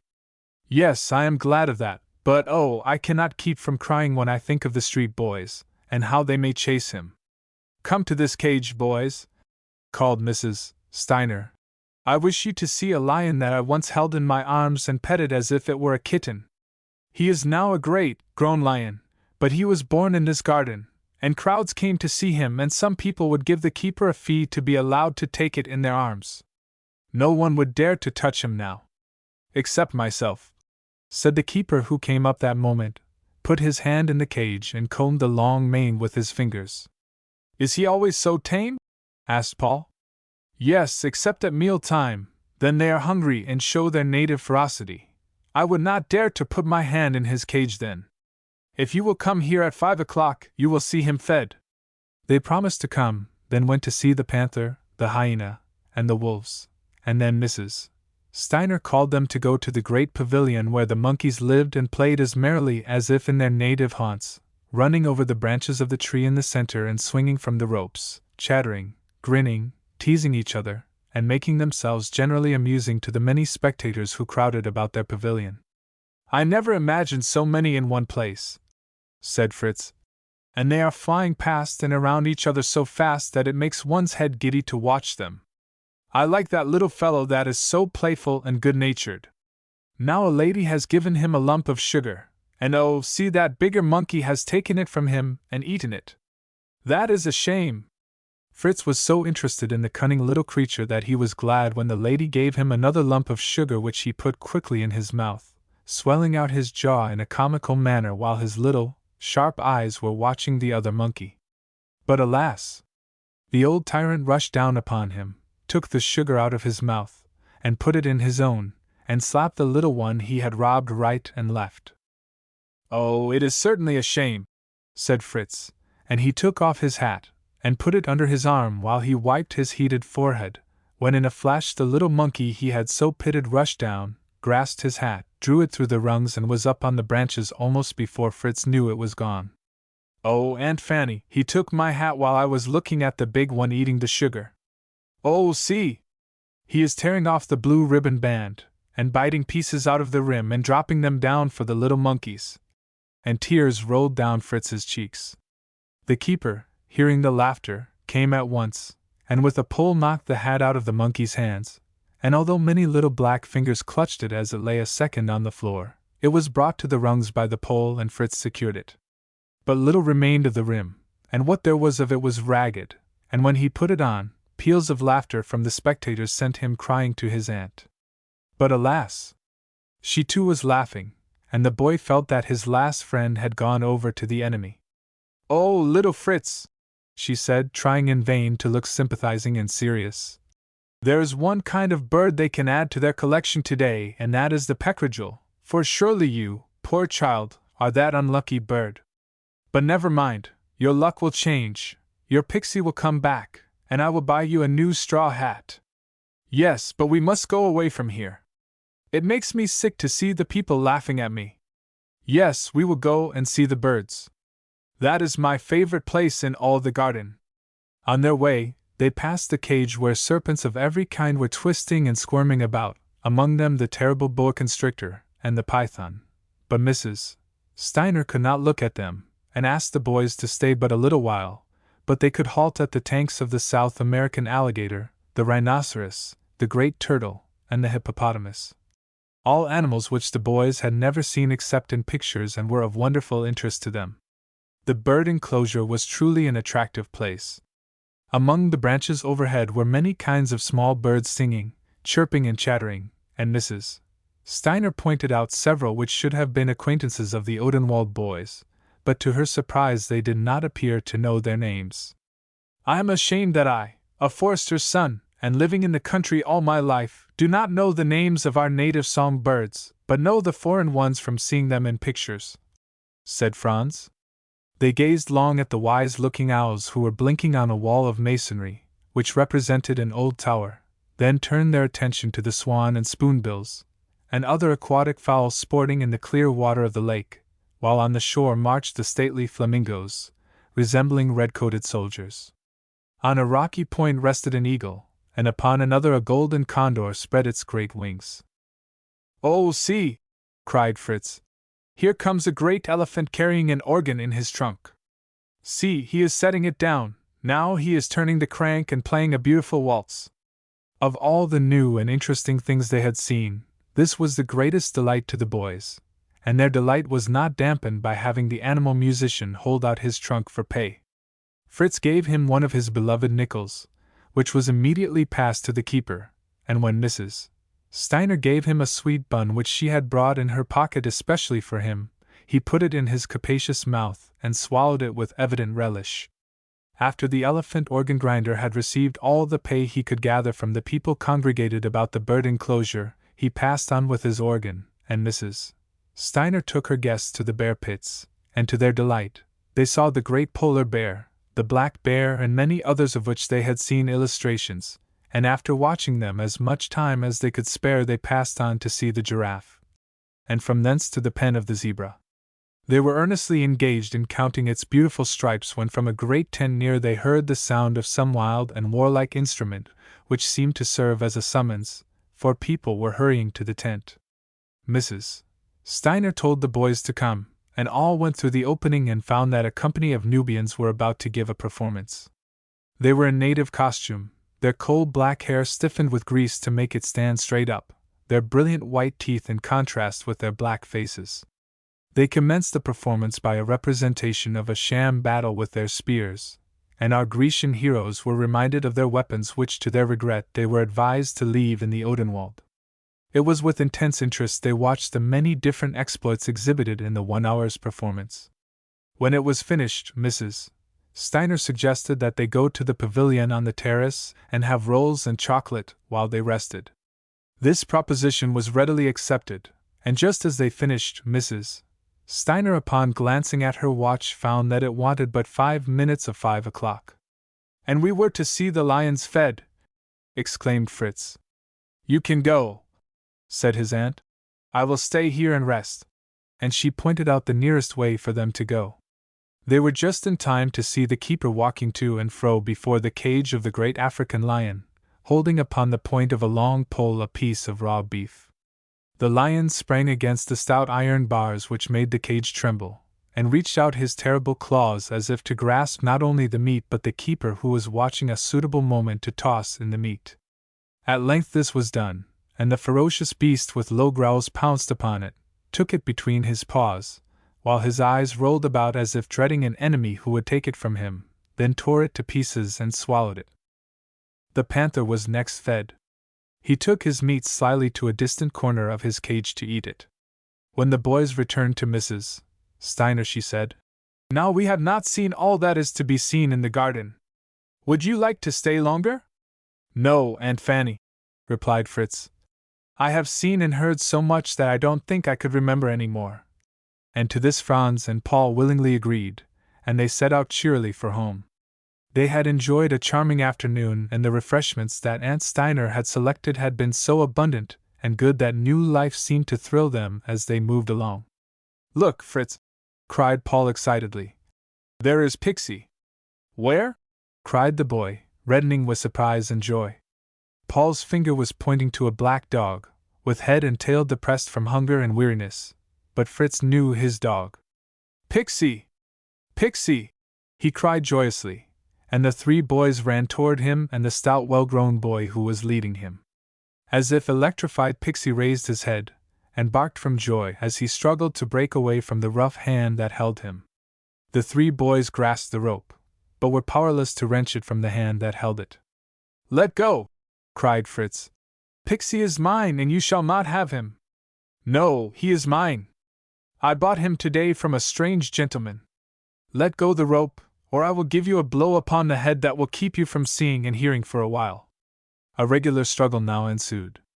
The big boy planted a blow on Fritz's face which caused the blood to stream from his nose, but he held on to the rope until knocked down, whereupon Franz and Paul ran behind the boy, pulled him backward on the ground, the three jumped forward, and two of them grasped his arms while the other sat upon his ankles, and Pixy did his share by catching one leg of his pantaloons in his teeth and holding fast. Mrs. Steiner, in the meantime, was almost sick from fright, but summoned strength to call, "Help! Help!" and several men ran to separate the combatants. "Whose dog is it?" asked a gray-haired gentleman when he could understand the fight enough to know that it was to obtain possession of Pixy. "It is mine," sputtered the big boy. "And these three rascals are trying to get it from me." "It is mine," cried Fritz. "We brought Pixy from the Odenwald. We came to visit my Aunt Steiner. There she is." "There comes a policeman," called a boy in the crowd that had gathered around, and the big boy rushed away, disappearing around a corner, which convinced all that he was not the owner of Pixy. "I am glad that your boy got his dog. He fought a hard battle to recover it," said one. "Yes, and just see, his face is all bruised and bleeding, and his nose swollen, perhaps disfigured for life. And see his nice suit of clothes all dusty, and a hole torn in his pants, and his stockings, even, have blood upon them." And truly poor Fritz was a sorry-looking object. His hat, thanks to the monkey, did not add to his appearance. His aunt had intended stopping at a store on their way home to get a new straw hat, but on account of his battered appearance decided to wait until next day. "But, Aunt Fanny," said the logical Fritz, "I may look worse tomorrow than I do today, and why should we care more for the people in the store than on the street? Besides, the rim of the new straw hat will hide the bruise on my forehead." "That is true, Fritz, and I know of a fountain on our way home where you can wash the blood from your face and hands and as much as we can off your clothes, and with a new hat you will look much better." All this was done, and Fritz was really proud of his new hat, and glad to leave the torn one at the store to be thrown away. When they reached home, Mrs. Steiner's first care was to give the hungry and tired Pixy a plate of good bread and milk, which he ate gratefully and then lay down upon his piece of carpet by the window. Oh, how good it was to them all to see him there! And how good the supper which Aunt Steiner prepared, and how good the restful home to the weary ones, and how welcome the comfortable beds to which they retired as soon as supper was finished. Chapter 8: Pixy in Trouble. The next morning Mrs. Steiner arose earlier than usual to put in order the boys' clothes which had been damaged in the fight for Pixy. There was some mending and much cleansing to be done, but all was finished in good time, when she called them to get ready for breakfast. "Yes, Aunt Fanny, we are coming," said Fritz, and then followed "ohs" and "ahs," and other signs of discomfort as they arose to dress, and found themselves stiff and sore from the exertion and the blows of the afternoon before. It was a great satisfaction to Mrs. Steiner to see that the swelling which had disfigured Fritz had disappeared, and his nose was in its normal condition. The boys were so enthusiastic over their visit to the zoological garden, and so refreshed by sleep that all had a cheerful time while enjoying the substantial breakfast which their hostess had prepared. "I loved that cute little monkey, Aunt Fanny, and was so sorry to see it treated badly by the big monkey, and then to think it was so mean as to tear up my straw hat. But he would not be a monkey if he were not playful," laughed Aunt Fanny. "And he did it in play. There is Uncle Braun," she continued as the doorbell rang. "He has come to take you out sightseeing." The three boys hurried to admit him, and came back holding him by the hand.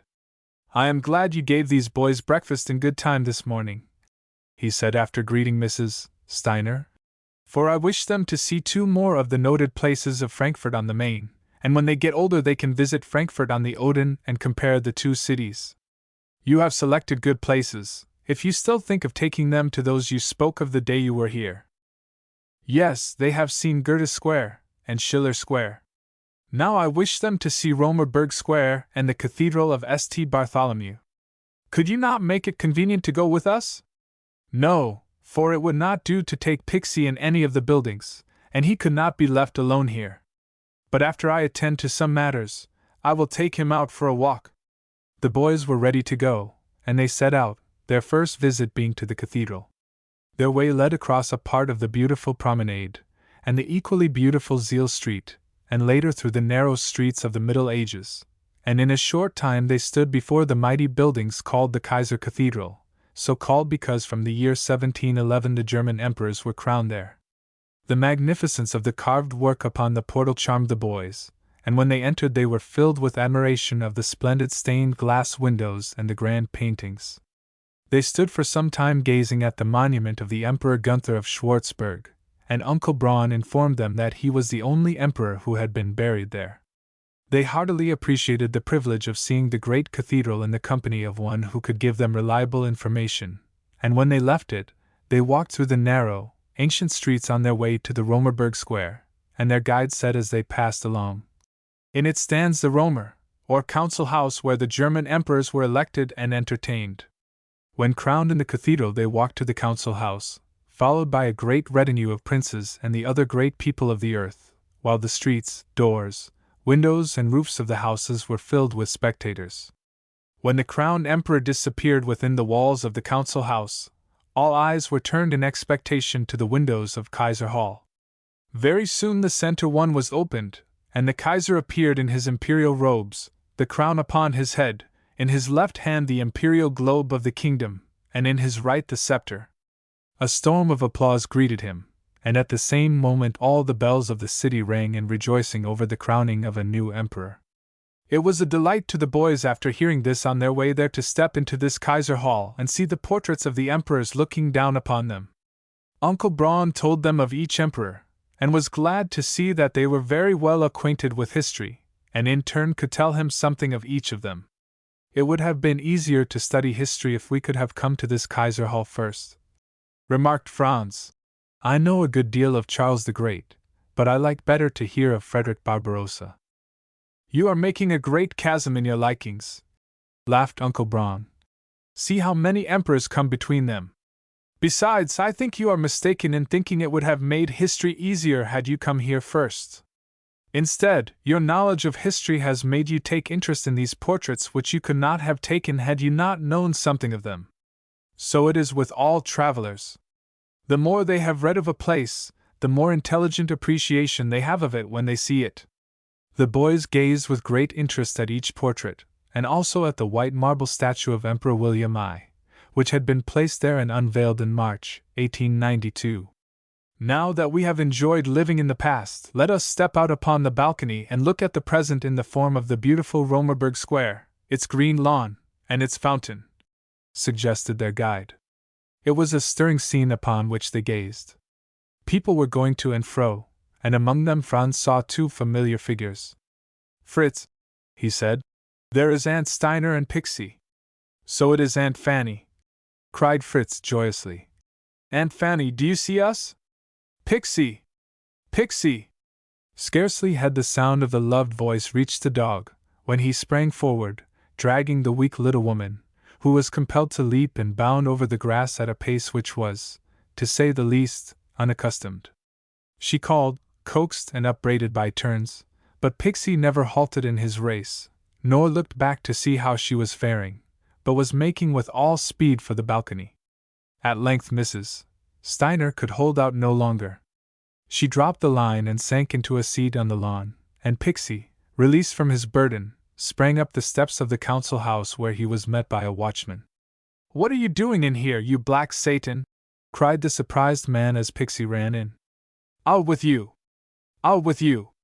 But Pixie had seen the open door into the balcony, had spied his master, and ran to greet him with every evidence of delight. "Whom does that black beast belong to?"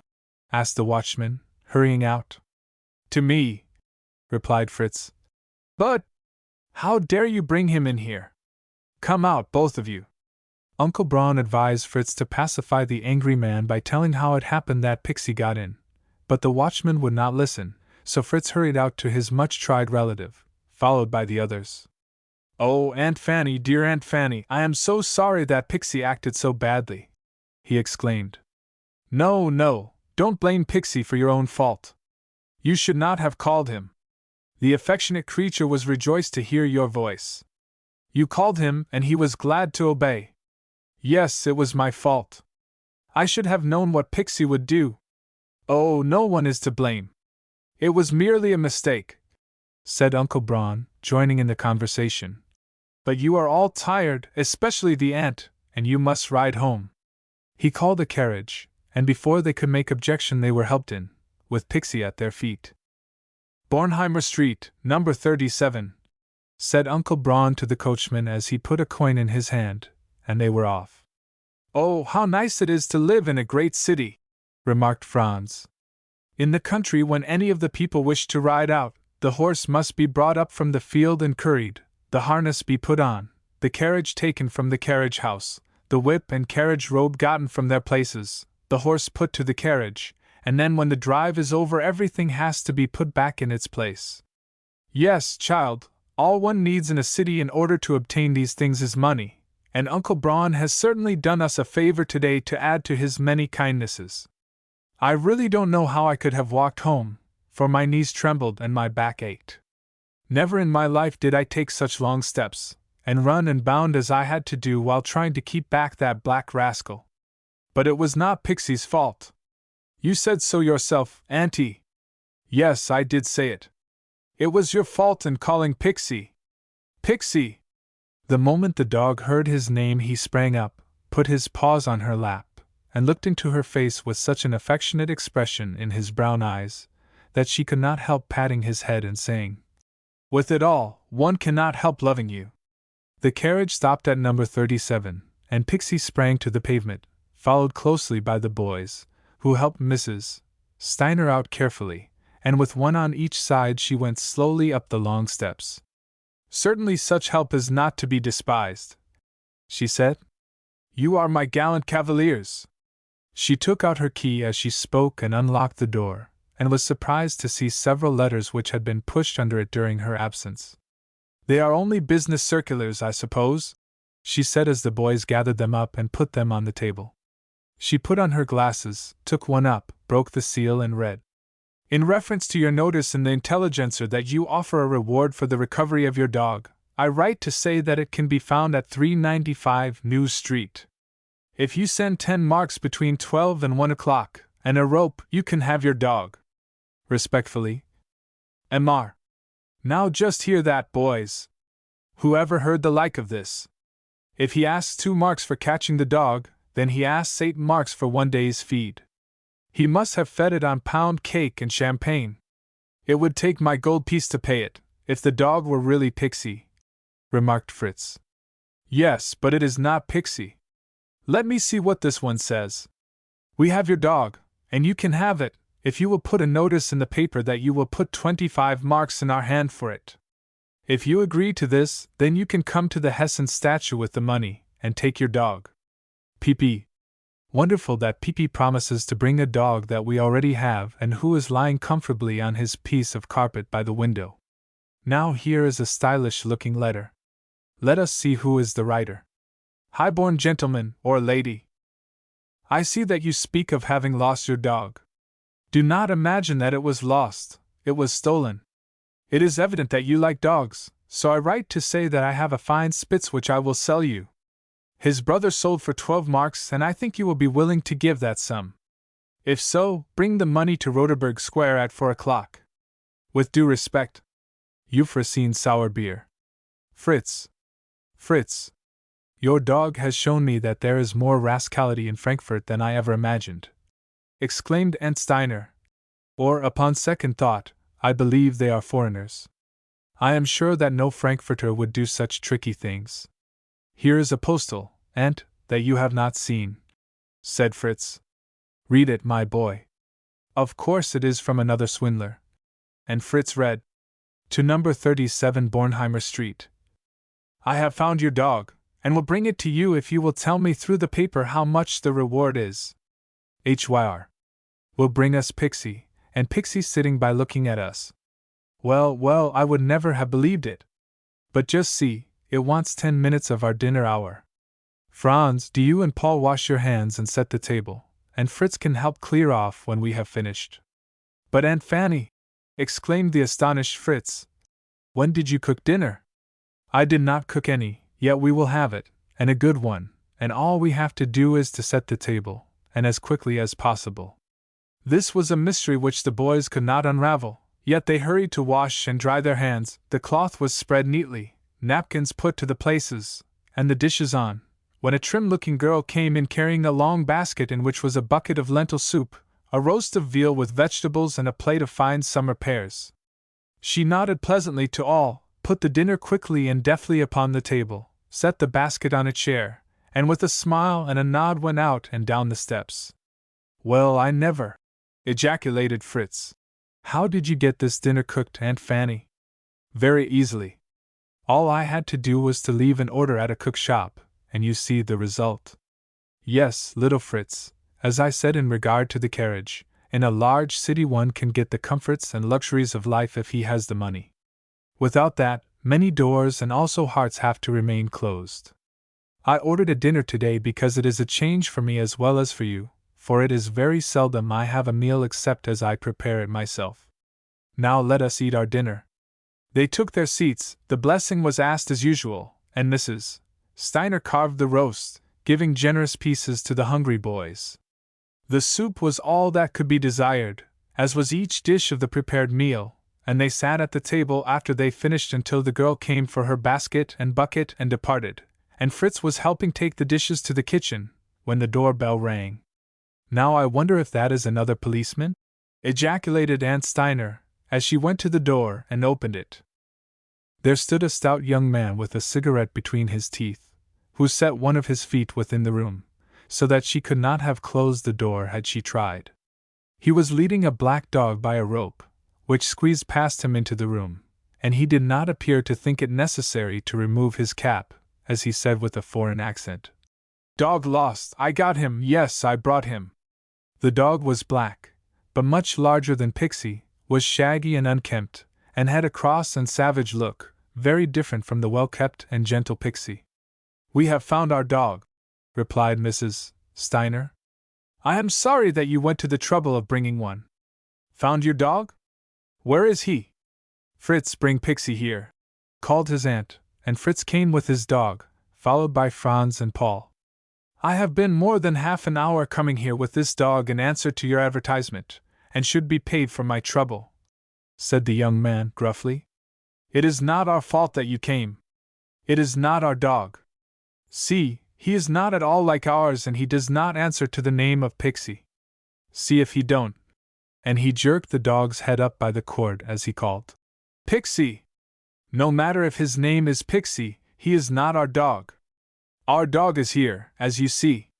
The man grew angry and raised his voice, and the dogs, who had been eyeing each other with no friendly looks, snarled and sprang upon each other, and the small entry was the scene of such a fierce battle, and resounded with such shrill yelps and much thumping and bumping about that the very coats and hats on the pegs trembled.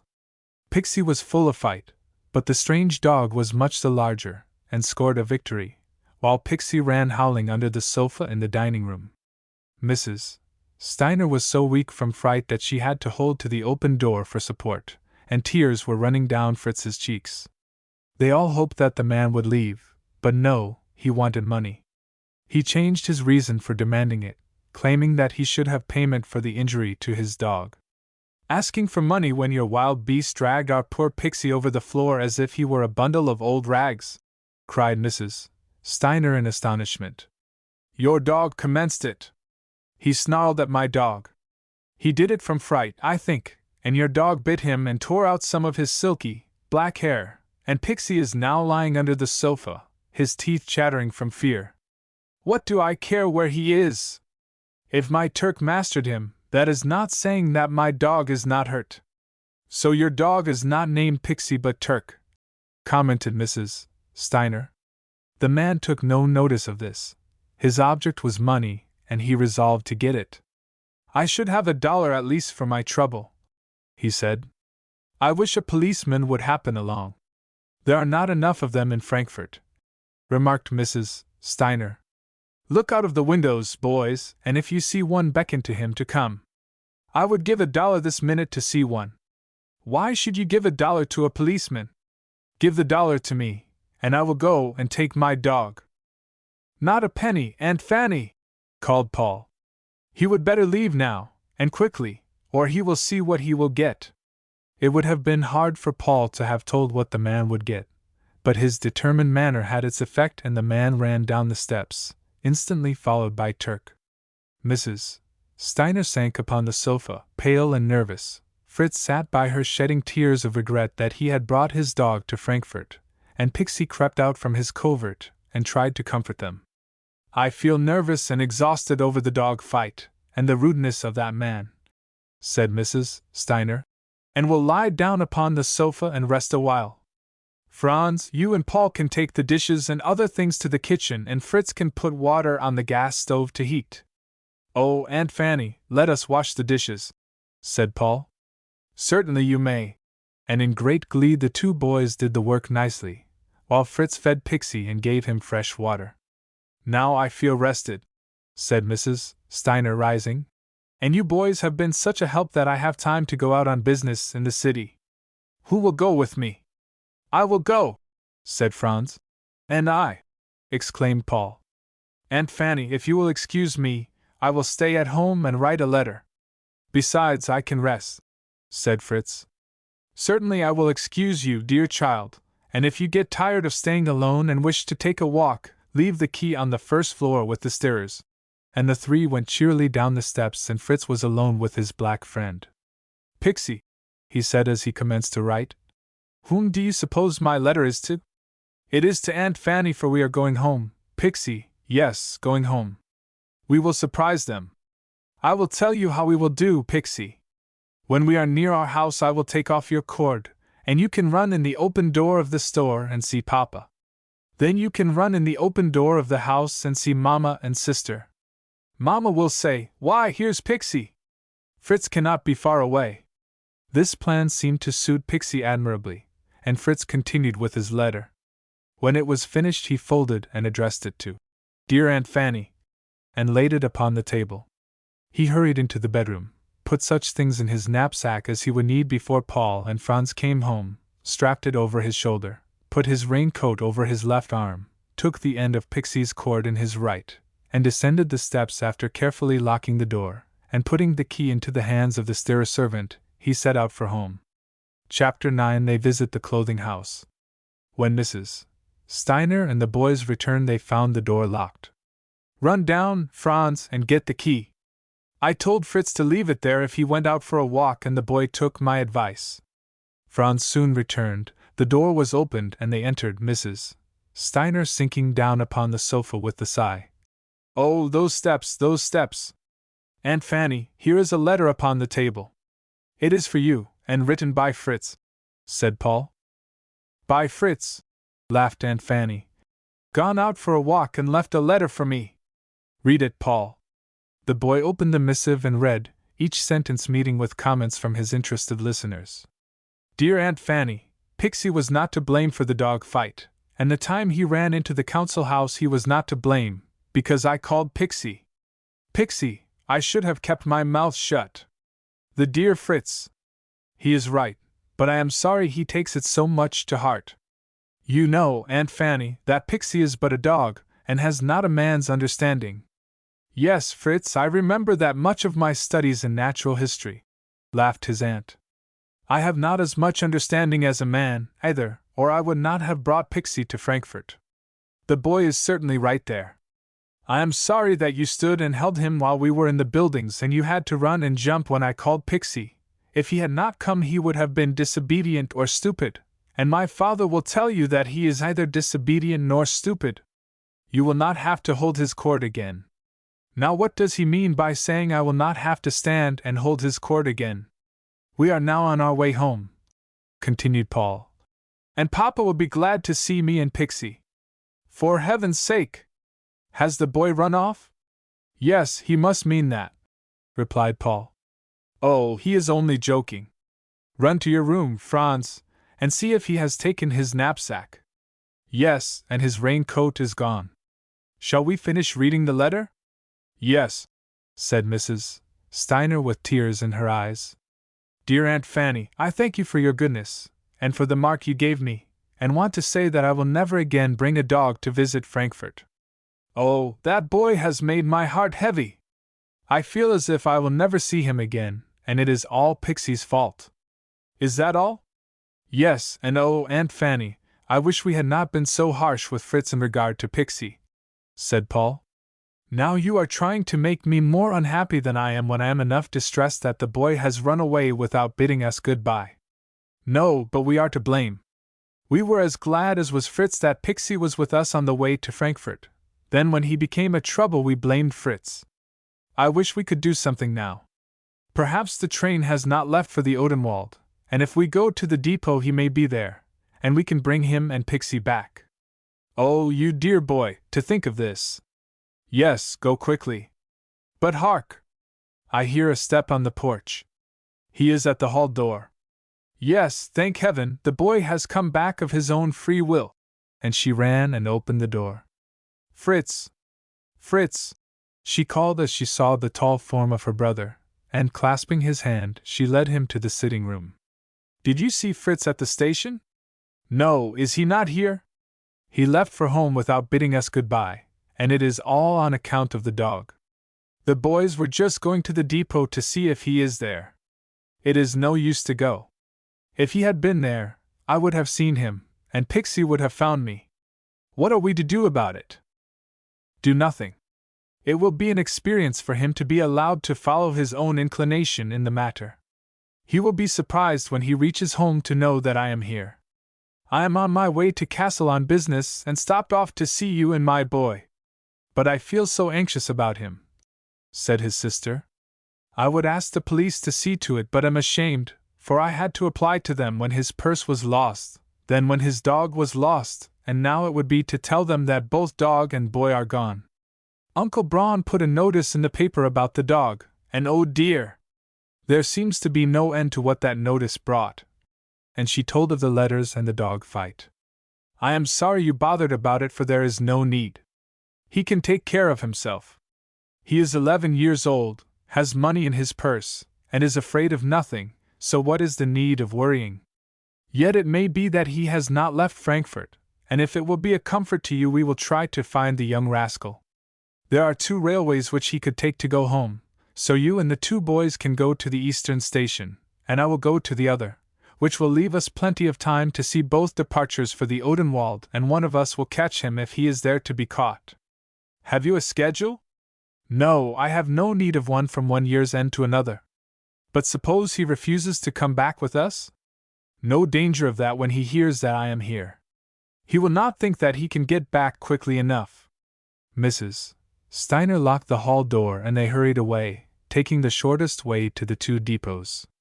It was not likely that one spy at the one and the three at the other would miss seeing the runaway, especially as he would be accompanied by his four-footed traveling companion, and would perhaps be the only boy in the crowd with a dog. "Fritz will have to travel in a freight car," remarked Paul as the three neared the depot.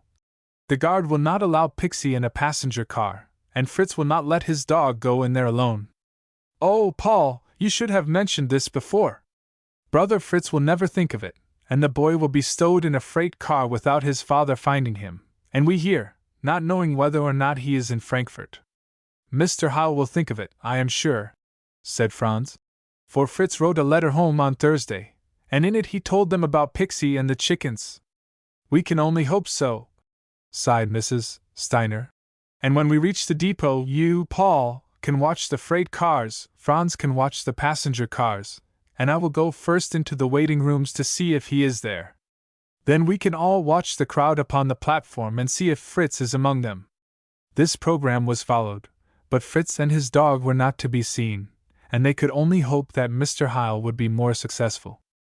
"But I will not see him until we get home," said Mrs. Steiner. "So we'll send a telegram to Fritz's mother, telling her that the boy set out for home about noon, and when he arrives there, she would please send me a telegram to that effect, as I am extremely anxious about him." No sooner thought of than done. She hurried into the office, gave her message to the operator, who made quite a reduction in the number of words, thus lessening the expense, and then the three would have set out for home had not Paul made a study of the schedule and found that the train which Mr. Howell had gone to watch would not leave for 15 minutes. "Oh, I am glad of that!" exclaimed Mrs. Steiner. "We can board an electric car and get there in time to tell Brother Fritz about the freight car, and you boys can help watch for the boy." The car came, and they lost no time in boarding it, and Paul and Franz enjoyed the swift run through the streets. But Mrs. Steiner was far from enjoying it. The car had to halt at so many corners that she dreaded that the train would leave for the Odenwald before they reached the depot, and she would have to return home without knowing the whereabouts of her nephew. "Oh, there's Mr. Howell on that car that has whirled past us," exclaimed Franz. "He saw us and signaled us not to go to the depot, but to go home. Now isn't that too provoking? Let us get out." And she sprang up, and would have hurried to the platform had not the guard caught her arm. "Do you wish to fall off and be killed, or have your limbs broken?" he asked. "Wait until we stop at the next corner, so, now you can step off, and in safety." The three quickly took his advice, and waited on the curb until a car came that was going in an opposite direction, and hurried aboard. "I wish to get home as quickly as possible," said Mrs. Steiner, "for Brother Fritz will have to stand outside until we come with the key. I am afraid this has hindered him from leaving for Kassel. And oh, boys, we are on the wrong car. See, it is turning in another direction. We will have to get off and wait for a car to take us back." She gave the signal, they stepped off, and again waited on the curb, Mrs. Steiner feverish with impatience. "I am completely bewildered, or I should not have made that mistake," she explained. "That boy's rash act of running away has upset me so that I cannot think. There was not the least excuse for it. Surely he could have waited until Monday, when all three would go, your time of holiday being over. It is all the fault of that miserable Pixy." After some delay they returned home and found Mr. Howell waiting for them. "I am sorry you took the trouble to go to the other depot, sister," he said kindly. "You knew that I would wait there until the train left for the Odenwald. But did you see Fritz?" she asked anxiously. "No, and no boy of about his age had bought a ticket for the Odenwald, so he is yet here in Frankfurt." "Oh, where is the poor boy?" exclaimed Mrs. Steiner tearfully. "I cannot forgive myself for finding fault with his dog. You must not go to Kassel, Fritz, until we know where he is." "No, there is nothing to prevent my waiting for the evening train. I have written to my wife's brother that I would pass Sunday with them, but there was no time set to reach there." In the meantime, where were Fritz and Pixy? Fritz had set out for home in splendid spirits. It seemed to him that he had been away for months, and wondered if there had been many changes during his absence. He hurried along, for he wished to stop on his way to the depot and get a present for his little sister. He knew that she wished a canary bird, and went into a store to see how much one would cost. To his surprise and delight, he found that he could buy a singer and a cage for 2 marks, and he purchased both. "Is there no one else that you would take a present to?" asked the shopkeeper. "Yes, I would like to take a present to my baby brother, and something to my mother." "What would you like?" "A tin trumpet to my brother, but I don't know what my mother would like." "There is a nice trumpet, and here is a tin grater. I think she would like it." "Yes, and I will take it if it and the trumpet do not cost too much. I must have enough money left for my journey home." It was found by counting that he would have enough without disturbing his beloved gold piece, and the shopkeeper strapped the 3 articles on his back, drawing the grater around to his side, and the happy Fritz set out for the depot, when a street urchin slipped up behind him and blew a shrill blast upon the trumpet. Fritz turned quickly, and at that moment he heard a call. "Pixy! Pixy!" And the dog turned joyously and looked back at a tall policeman who laid his hand upon the shoulder of Fritz. "How did you come by this dog?" he inquired, sternly. "It belonged to my father, and he gave it to me. He has no tag or muzzle because I am only visiting in Frankfurt. I am not asking about muzzle or tag, but wish to know if the dog's name is Pixy." "Yes, his name is Pixy." "Now listen. A black dog of that name was stolen yesterday, and the lady from whom it was stolen not only put the case in the hands of the police, but put an advertisement in the paper, giving an exact description of the dog." "Yes, this is the dog," assured Fritz. "He first ran away, then was stolen by a man. And the man gave him to you to take away. Is that it?" "No.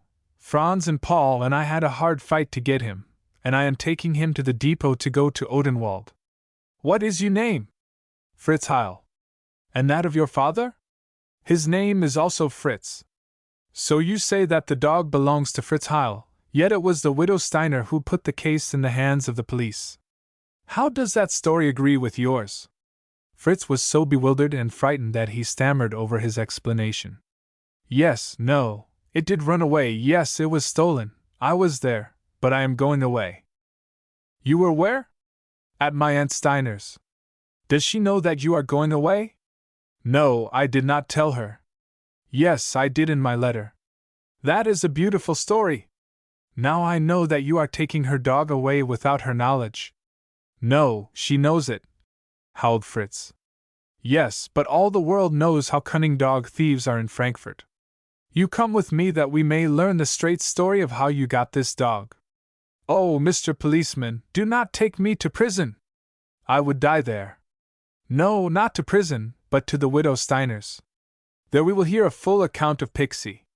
But I do not want to go there, because I have just run off from her house and it shames me to go back." "I believe that, but you need not be ashamed if you are telling the truth." "But, Mr. Policeman, I am only taking my own dog to my own home." "Perhaps so. We will see what Mrs. Steiner says about it." And the tall policeman set out for 37 Bornheimer Street, followed by the weeping Fritz, and a motley crowd of onlookers. "He has been stealing tinware," commented one of them. "While he was about it he might as well have taken silver or something worthwhile." "Poor boy, he has not been trained right by his parents," remarked a woman standing in the door of her bakery. "People who take no care of their children but let them run the streets must expect arrests." This remark was so trying to Fritz that he halted to set the woman right in regard to his parents. But the policeman bade him hurry along, and they soon reached 37, where the returned ones were still upon the porch. Mrs. Steiner was weeping, and Mr. Heil and the boys were anxious, believing that Fritz had lost his way in going to the depot and was wandering about the streets. "Look, brother!" exclaimed Mrs. Steiner eagerly. "Look at that crowd coming up the street following a policeman. Among them is a black dog. Yes, it is Fritz and Pixy, and with them a policeman. What can be the matter now?" Fritz had one arm over his eyes, trying to hide his tears, but looked out when his captor told him that they had reached his aunt's home and there were people on the porch. "Oh, it is father! Dear, dear father!" exclaimed Fritz in delight, and running up the steps he was clasped in the arms of his relieved parent. But the boy's joy was no greater than that of the dog, for Pixy danced and pranced about his master, jumped upon him, and tried to lick his face and hands. "It is of no use for me to ask to whom the dog belongs," remarked the policeman as he reached the group upon the porch. "The dog tells me that the boy has told the exact truth." "See, Mr. Policeman, the dog does belong to Papa and me, and not to Aunt Steiner," exclaimed Fritz, jubilantly. "Yes, and is this lady the widow Steiner?" "Yes," she replied, stepping forward. "You gave a false statement in the paper, and to the police," he said in an injured tone. "You said you had lost your dog." "It was a misleading statement, that is true," she replied. "But many people know me who do not know Fritz. The dog ran away from my house while under my care, and my wish was to state correctly in a few words where the dog could be returned if found. It was a friend who advertised. It would have taken but a few words more to have said that your nephew, Fritz Heil, had lost his dog. Then, when the boy told me his name and where he had been staying, I would not have arrested him, knowing that he was telling the exact truth. Yes, you are quite right, and I am sorry that my mistake has given you trouble, and I thank you heartily. It has all turned out right. Had you not arrested him, he would have been on his way home, and his father here to see him. All right. I have nothing to say, except to tell you that when you call upon the police to help you, you will state the case correctly. I, too, thank you heartily," added Mr. Heil. "You have done us a good service." The policeman gave the military salute, and passed down the steps, and Aunt Steiner and the others went inside. "Now tell me, Fritz, what was your reason for starting for Odenwald with such a motley array of things upon your back? You looked like a traveling tinker," inquired his father. "They were presents for mother, and sister, and baby brother, and the shopkeeper said I could carry them better if strapped upon my back, and he strapped them, which I thought was very kind. I got the canary bird so very cheap that I could not bear to go home without it." "No wonder it was cheap. It is not a singer, the man cheated you." Fritz looked so sad over this information that his aunt tried to think of something to cheer him. "Do you know, brother, that Fritz can make excellent coffee and all three boys are learning to cook?" she said. "No, indeed.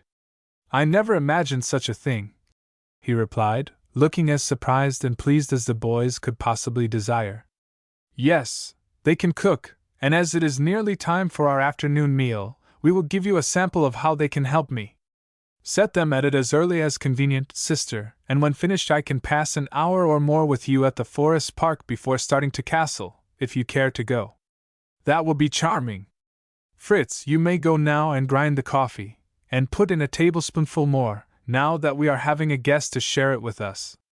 Franz, you will please peel and chop the cold-boiled potatoes, and brown them nicely and cut thin slices from the cold-boiled ham, and put them upon the pink plate. Paul will please set the table, and then go to the bakery and get a seed cake in honor of the returned prodigal." The boys set to work, and the odor of the mocha coffee as it was being ground floated into the sitting room. "You always have fine coffee, sister," remarked Mr. Heil. "Yes, it is good, and the reason is that it is genuine coffee, no chicory or other mixture. Yet I have seen passable coffee made of poor material by an adept. Our dear old grandmother was compelled in war times to make it from chicory, but would use no deception, so when she invited friends to take supper she would not say, 'Come to afternoon coffee,' but 'Come to chicory.'" Paul in the meantime had set the table neatly, and had returned from the bakery with a fine large seed cake, Mrs. Steiner having given him 2 marks to pay for it. The potatoes, ham, good brown and white bread, butter and lettuce was now upon the table. Fritz brought the coffee, and all took seats at the hospitable board. Mr. Heil at his sister's request asked a blessing, then with pleasant chat the meal progressed, the guest assuring the boys that he did not know that he had ever enjoyed one more. "If it would not tire you too much, sister, I would prefer that we walk to the Forest House, as I would like to call on the way at the Stamen Cloth House and leave an order for cloth and ready-made clothing. I prefer walking this lovely evening. And oh, Papa, we are glad to go there, for we know Mr. Stamen. We spent part of the time with him watching the fireworks," exclaimed Fritz. Do you know, Papa, that he is a tailor? Yes, and I hope that you will have as good knowledge of how the work should be done as has Mr. Stamen when old enough to go in business. But I would rather be a merchant. He is a merchant and a successful one, and his success lies in the fact that he understands thoroughly how the work of making the clothing should be done. He invited us to come to his store, and I am glad you will take us. Will we see him on his work table with a needle in his hand? I am not sure, but if so, we should have double respect for him, for it would prove that he is not above his business. You appear to have the foolish opinion that it is the kind of work that demeans or elevates a man. I know of but two classes of men, the worker and the drone. The king who rules wisely and the tailor who does honest work are pleasing to God in the position in which he has placed them. But the man who thinks the world owes him a living and will not work but begs from door to door is like a parasite that lives upon the fruit tree. As soon as the meal was finished, the boys helped Mrs. Steiner put the place in order, and they set out for the forest house, Mr. Hyle leading the way with his sister, the boys following, and Pixy enjoying the freedom of running along without the restriction of his cord, but always keeping near his master. They halted at the house of Uncle Braun and invited him to meet them at the forest house, which he gladly accepted. Then they passed on and soon stood before the palatial clothing house of the Stamens, and to the surprise of the boys it was the very one which Franz and Paul had visited and near which Fritz was robbed.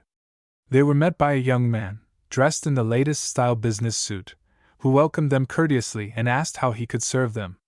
Please tell Mr. Stamen that Frederick Hyle of the Odenwald wishes to leave an order with his firm, said Mr. Hyle. Mr. Stamen appeared immediately, and welcomed them all cordially. Come to my office, he said, and I will give you comfortable seats. We can converse there without interruption. They followed him, passing through a small room lined with mirrors from floor to ceiling, and while Mr. Hyle gave his order, one of the young clerks took Mrs. Steiner and the boys over the building. Where are the workrooms? Asked Fritz. They are in a large building back of this one. Here we have only suits and cloth in the piece. Chapter 10 Pixy's Earnings. Soon the city lay behind them, and they entered the avenue lined with great trees which led to the forest house, a favorite resort of the people of Frankfurt. As soon as they reached the beautiful grounds, Mrs. Steiner rested upon a rustic chair and her brother took a seat beside her, and rolling his handkerchief in a ball, as he had often done before in playful mood, he showed it to Pixy, and then while Fritz held his hands over his pet's eyes, he threw it far away. Pixy bounded away the moment the hands were removed, sniffed about through the grass, and in a very short time returned with the handkerchief. As it was white, it was easily seen in the grass, so Mr. Hyle showed Pixy the black leather case that he always carried with him, and threw it near a clump of tall bushes. Pixy ran off, brought it back, but instead of waiting to be applauded and petted he hurried away, and soon returned with a new pocketbook which he would deliver to no one but Mr. Hyle. Some visitor has lost it, said Mrs. Steiner, and no doubt is worrying over the loss. Yes, and it feels bulky. There may be things of value in it, replied her brother. We must try to find the owner. Open it, father, said Fritz. It may be that the owner's name is in it. Yes, it may be, but I prefer to wait until we have a witness other than ourselves, for we are strangers here. Why should we not be witnesses enough, father? Because someone may have found it, taken money from it, and thrown it away, and we might be blamed. What can you do about it, father? I will take it to the music pavilion. Perhaps someone in the crowd is the owner. At that moment the band stationed in the pavilion began playing the Watch on the Rhine, and Mr. Hyle and his party left their place under the trees and joined the listeners within. As soon as the music was finished, he called a waiter to him.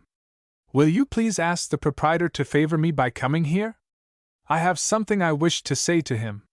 Yes, replied the waiter, but I am sure he cannot come just yet, for he is intending to speak to the assembly, but I will tell him as soon as he is at liberty.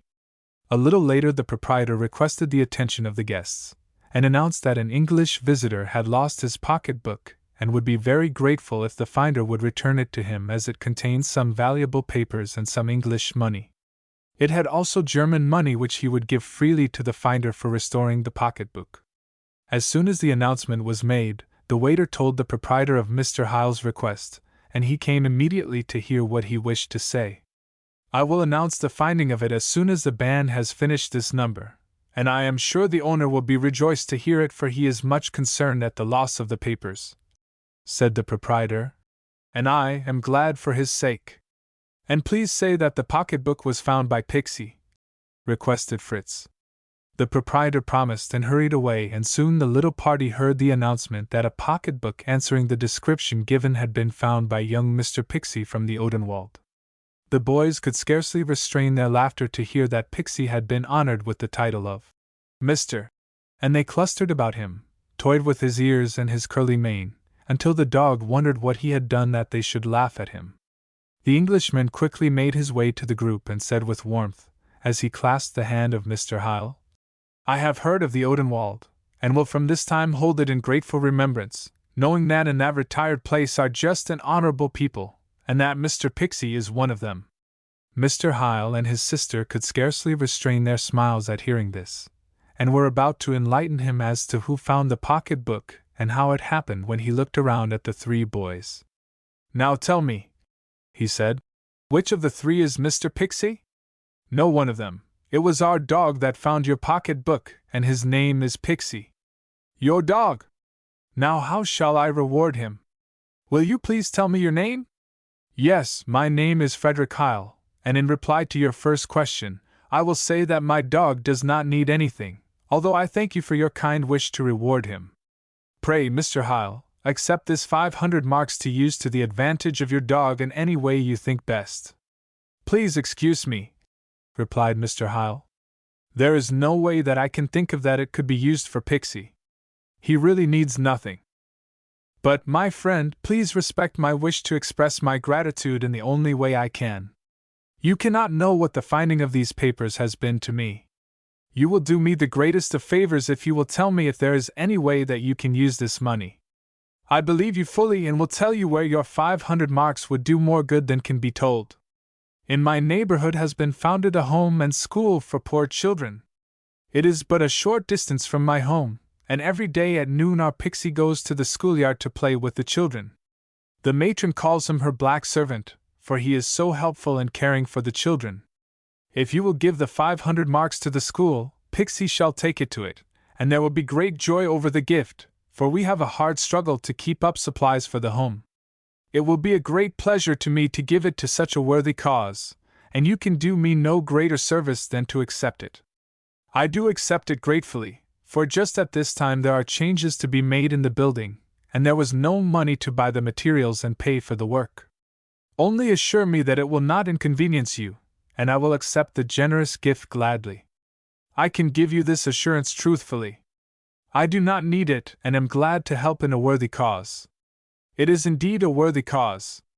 At first it appeared to be a hopeless undertaking to try to establish a home on such slender means as we could command, but we have struggled along, and now this sum of money is indeed a godsend."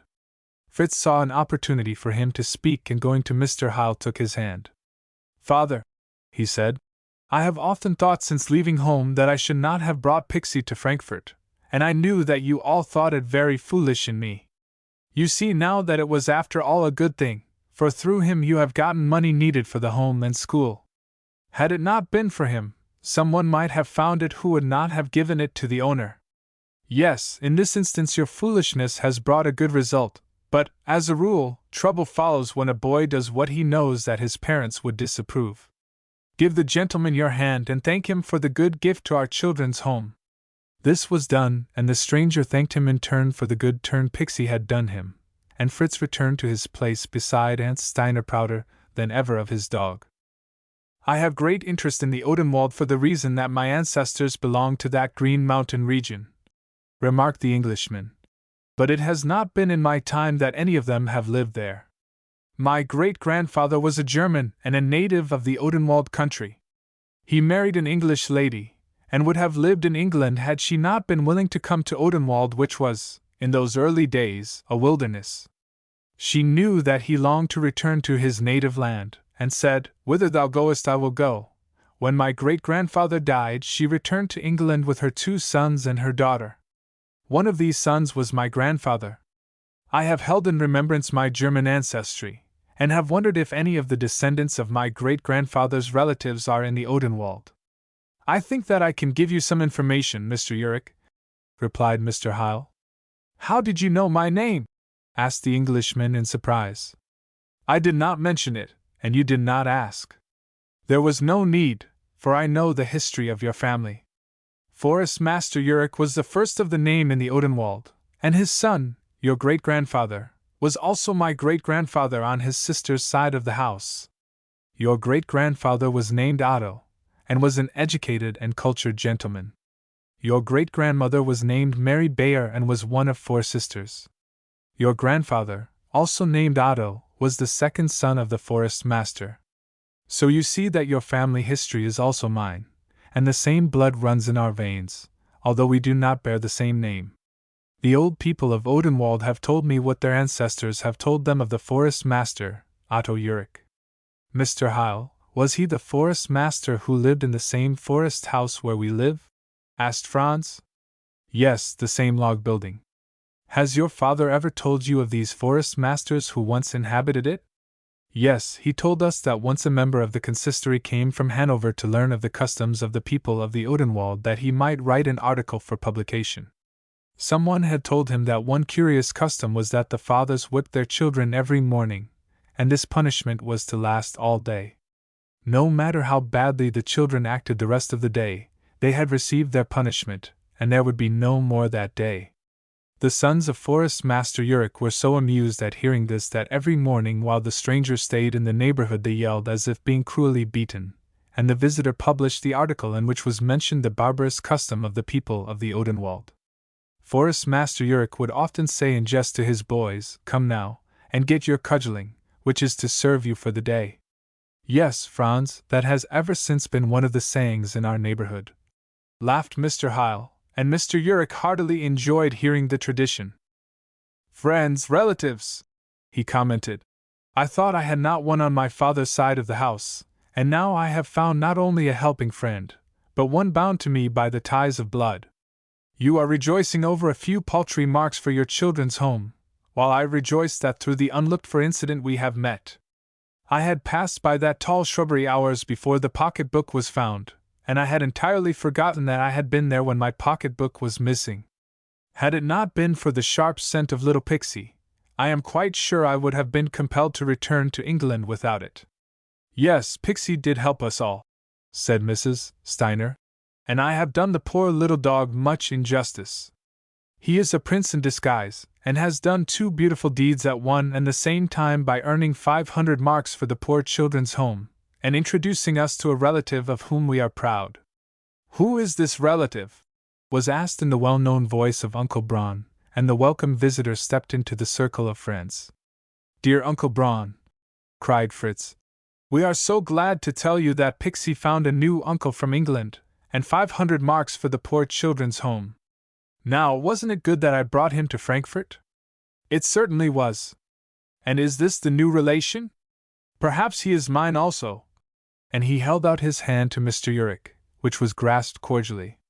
As Mr. Hyle and Mr. Braun were cousins on their mother's side and descended from the forest master Urick, their relation to the Englishman was equal, and they sat and conversed with hearty appreciation of each other's society, at the same time listening to the sweet music which floated out from the pavilion. Excuse me a moment from your congenial company, said Mr. Urick, finally, and went to the part of the ground where vehicles of all kinds were kept. I have ordered an excursion carriage, he said to Mrs. Steiner, upon returning, which will take us all to your door, if you will allow us the pleasure. I accept the kindness gladly, replied Mrs. Steiner, and hope that Brother Fritz can accompany us. He is on his way to Kassel. Yes, I will have time to go with you, and will then have time to take the evening train for Kassel. You shall not lose any time by it, said Mr. Urick, for I will take you directly to the depot from your sister's house. And you can leave Uncle Braun at his own door, suggested Fritz. Certainly I will, unless he will return with me and pass the evening. It was a speedy and pleasant trip with a pair of spirited horses and a good driver, and the boys could scarcely believe that they had reached 37 Bornheimer Street. They bade Mr. Urick good-bye and thanked him for the pleasure he had given, and Mr. Hyle accompanied his sister up the steps to her door. There they found a boy from the telegraph office who was just about to depart with his message, having had no response to his ringing of the bell.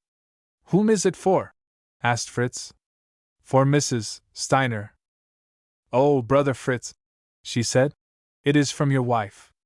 I telegraphed to her this afternoon that Fritz had gone home, and asked her to send a message to me upon his arrival." "Open it and see what she says," requested Mr. Hyle, and she complied quickly and read, "Last train in?" "No, Fritz. I am terribly anxious." "Of course she is, but don't worry, sister," said Mr. Hyle, noticing the tears in her eyes. "I will stop off at the telegraph office and send word to her that Fritz is here and will be home on Tuesday." This was a great satisfaction to Mrs. Steiner. They all bade him good night and entered her little home, going almost immediately to their rooms, weary with the excitements and pleasures of their day. They slept soundly all night and until late the next morning, but ate breakfast in time to dress carefully for church, for Mrs. Steiner would not permit any one under her roof to remain at home if able to go. They came home to a good luncheon which Mrs. Steiner had prepared before the boys were up, and then attended a service in the great cathedral that afternoon. They had passed a profitable day, and in the evening sat on the porch and chatted a little while before going to bed. "Papa told me at the Forest House last evening what we are to do tomorrow," remarked Fritz. "We are to leave here on the train at 11 o'clock and go to Umstadt. There we are to take dinner at the Swan Hotel, and walk in the afternoon as far as that little village where we took dinner the day we came and stay there all night, and the next day we will walk on home. The Trojans will see that we are walking and will not know but we walked all the way unless we tell them." "But why need you care if they do know that you rode part of the way both in coming to Frankfurt and going home?" asked his aunt. "Because we told them that we were going to walk all the way, and we expected to do so, and they will plague us, and say we couldn't do it." "Your satchel is to be sent by express, is it, Fritz?" asked Mrs. Steiner. "No, Aunt Fanny. While you were talking to Uncle Braun and the new cousin, Papa said that he would stop here on his way from Castle and bring it home with him, and he will bring the bird cage and bird for sister. So we will have only our knapsacks as we had when we came. He said for me to put the tin horn and the grater in the satchel and not come through our village looking like a traveling tinker. I told him not to tell anybody about my being arrested, for the Trojans might hear it and would plague me." The next morning at 11 the boys set out for home, Mrs. Steiner accompanying them to the depot.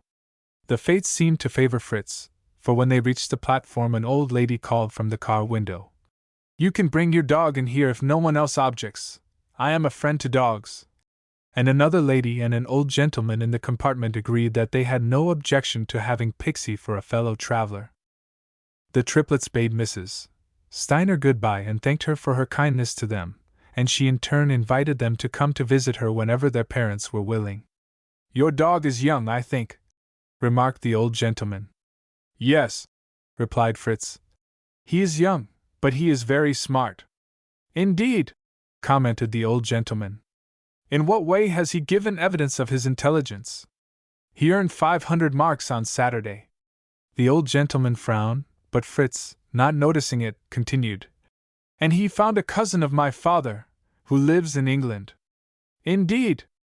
Then if your dog has such keen scent as to reach to England, perhaps he will go a step farther and tell us whether the old man in the moon smokes cigars or a pipe." "But I am telling you the truth," insisted Fritz. The old gentleman paid no attention to him, but taking up his paper, commenced reading attentively. "Fritz, you ought to tell him how Pixy earned the money and found the cousin," whispered Paul. "No, he won't listen," replied Fritz. And he was right. The old gentleman believed that the boy was treating him with disrespect by telling him such a wild story. When the train reached Umstadt, and the boys came in sight of the Swan Inn, they saw the landlord on the stone steps, his thumbs in his vest pockets and his fingers moving as if playing the piano. "So, here you are again!" he exclaimed heartily. "Did you get homesick?"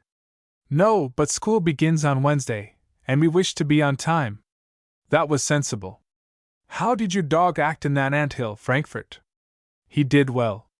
He earned 500 marks. 500 marks! Did he perform tricks in a circus? Of course, we know that he is a cute dog.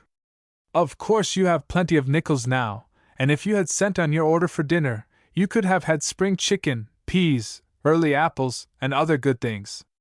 Pixy did not perform in a circus, but he found a pocket-book belonging to an English gentleman. It had valuable papers in it, and English money, beside 500 marks of German money.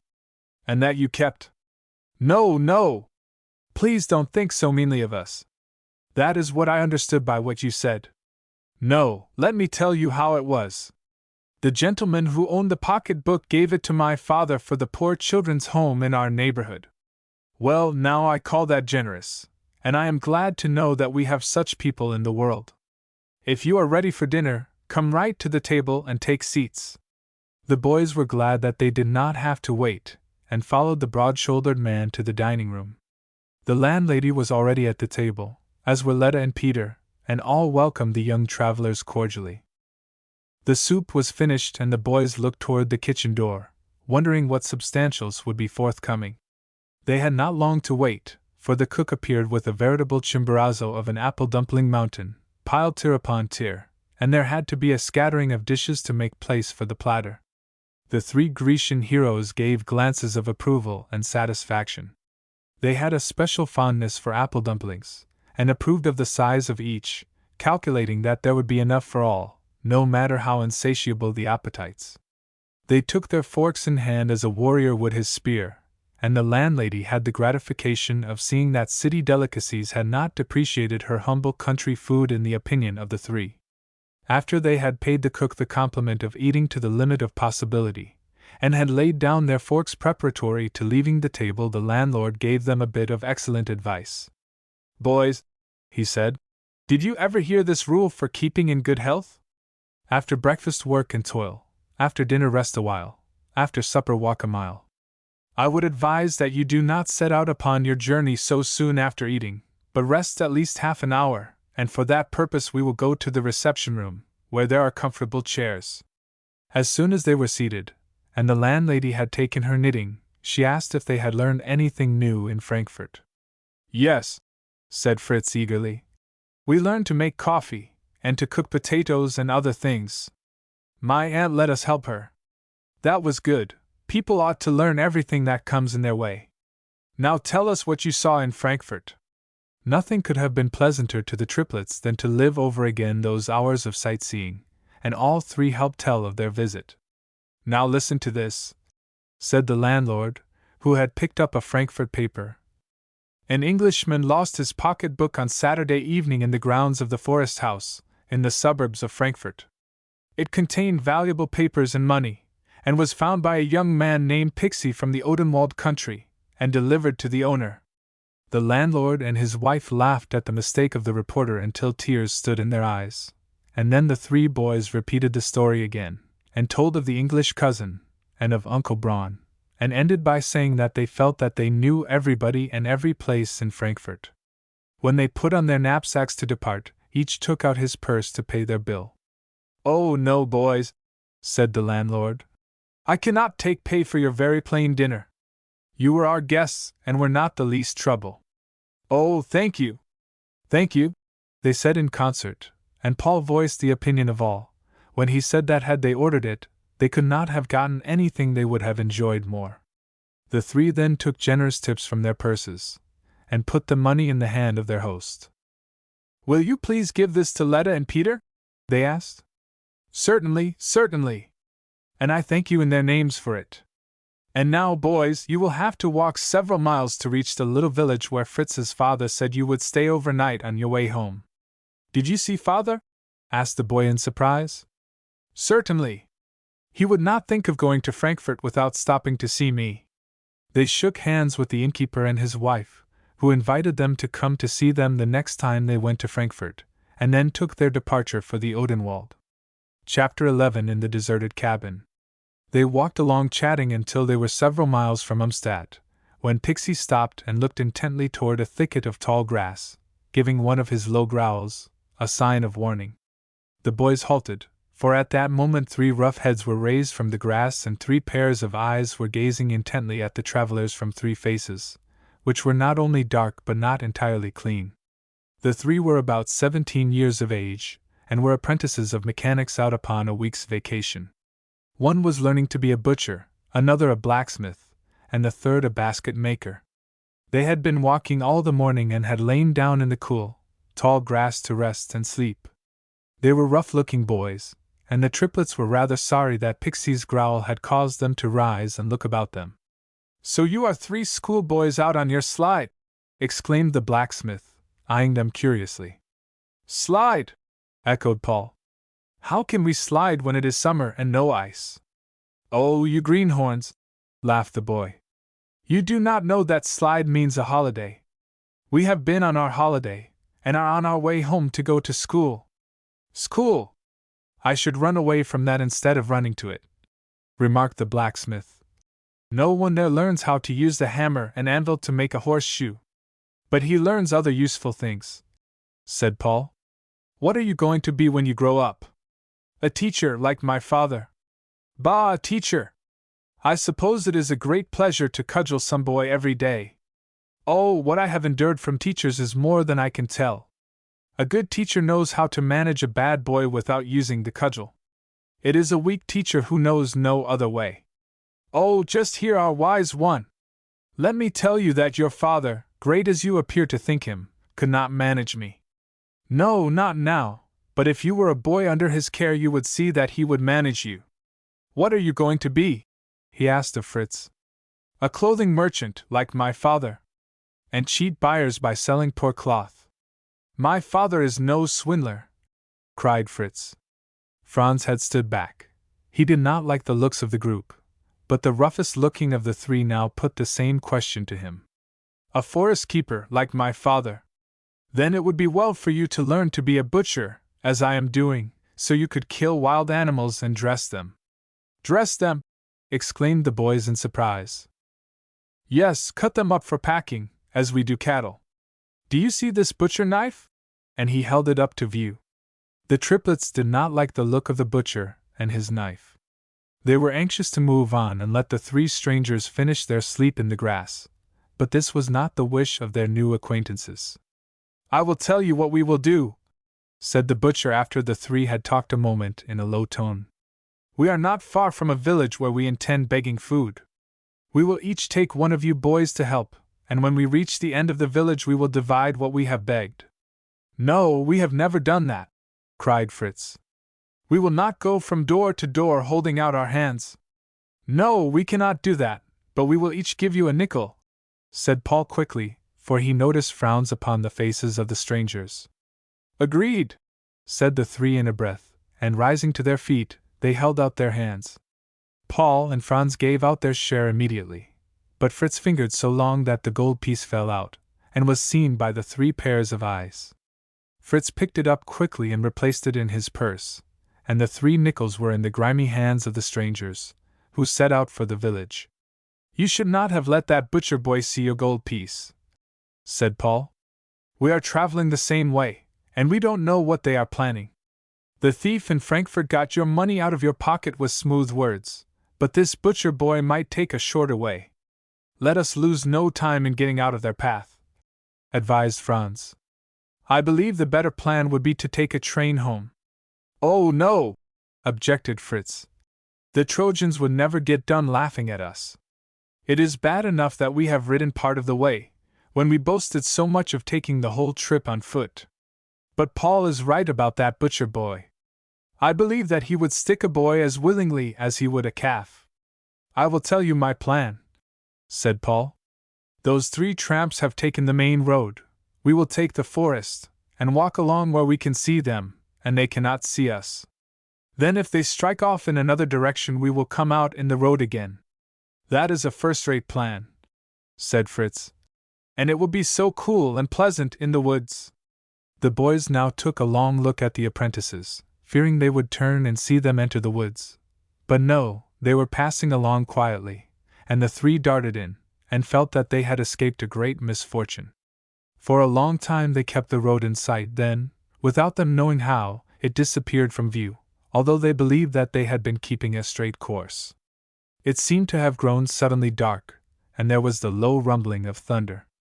"That is the reason that it is growing dark. A storm is coming up," remarked Paul. "We must have a place of shelter. Let us hurry to the road, and it may be that we will see a house or barn." It was raining fast by this time. It had not occurred to them to take their raincoats from their knapsacks, but trudged along in the downpour, the woods now so dark that they could scarcely see each other. "I wish I had something to eat," said Fritz. "I am as hungry as a wolf." "And I," seconded Franz. "And I," agreed Paul. "Follow me, and we will soon be out of this dark woods," commanded Fritz.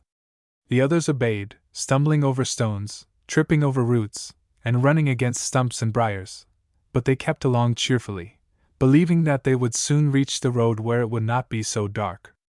"I wish I had a piece of that cake that Uncle Braun bought for us the day we went to the tower," remarked Fritz. "Oh, don't speak of it! It makes me hungrier than ever," said Paul. "Oh, boys, I see a light, a dim one, but it may be in a house, and the people will give us something to eat.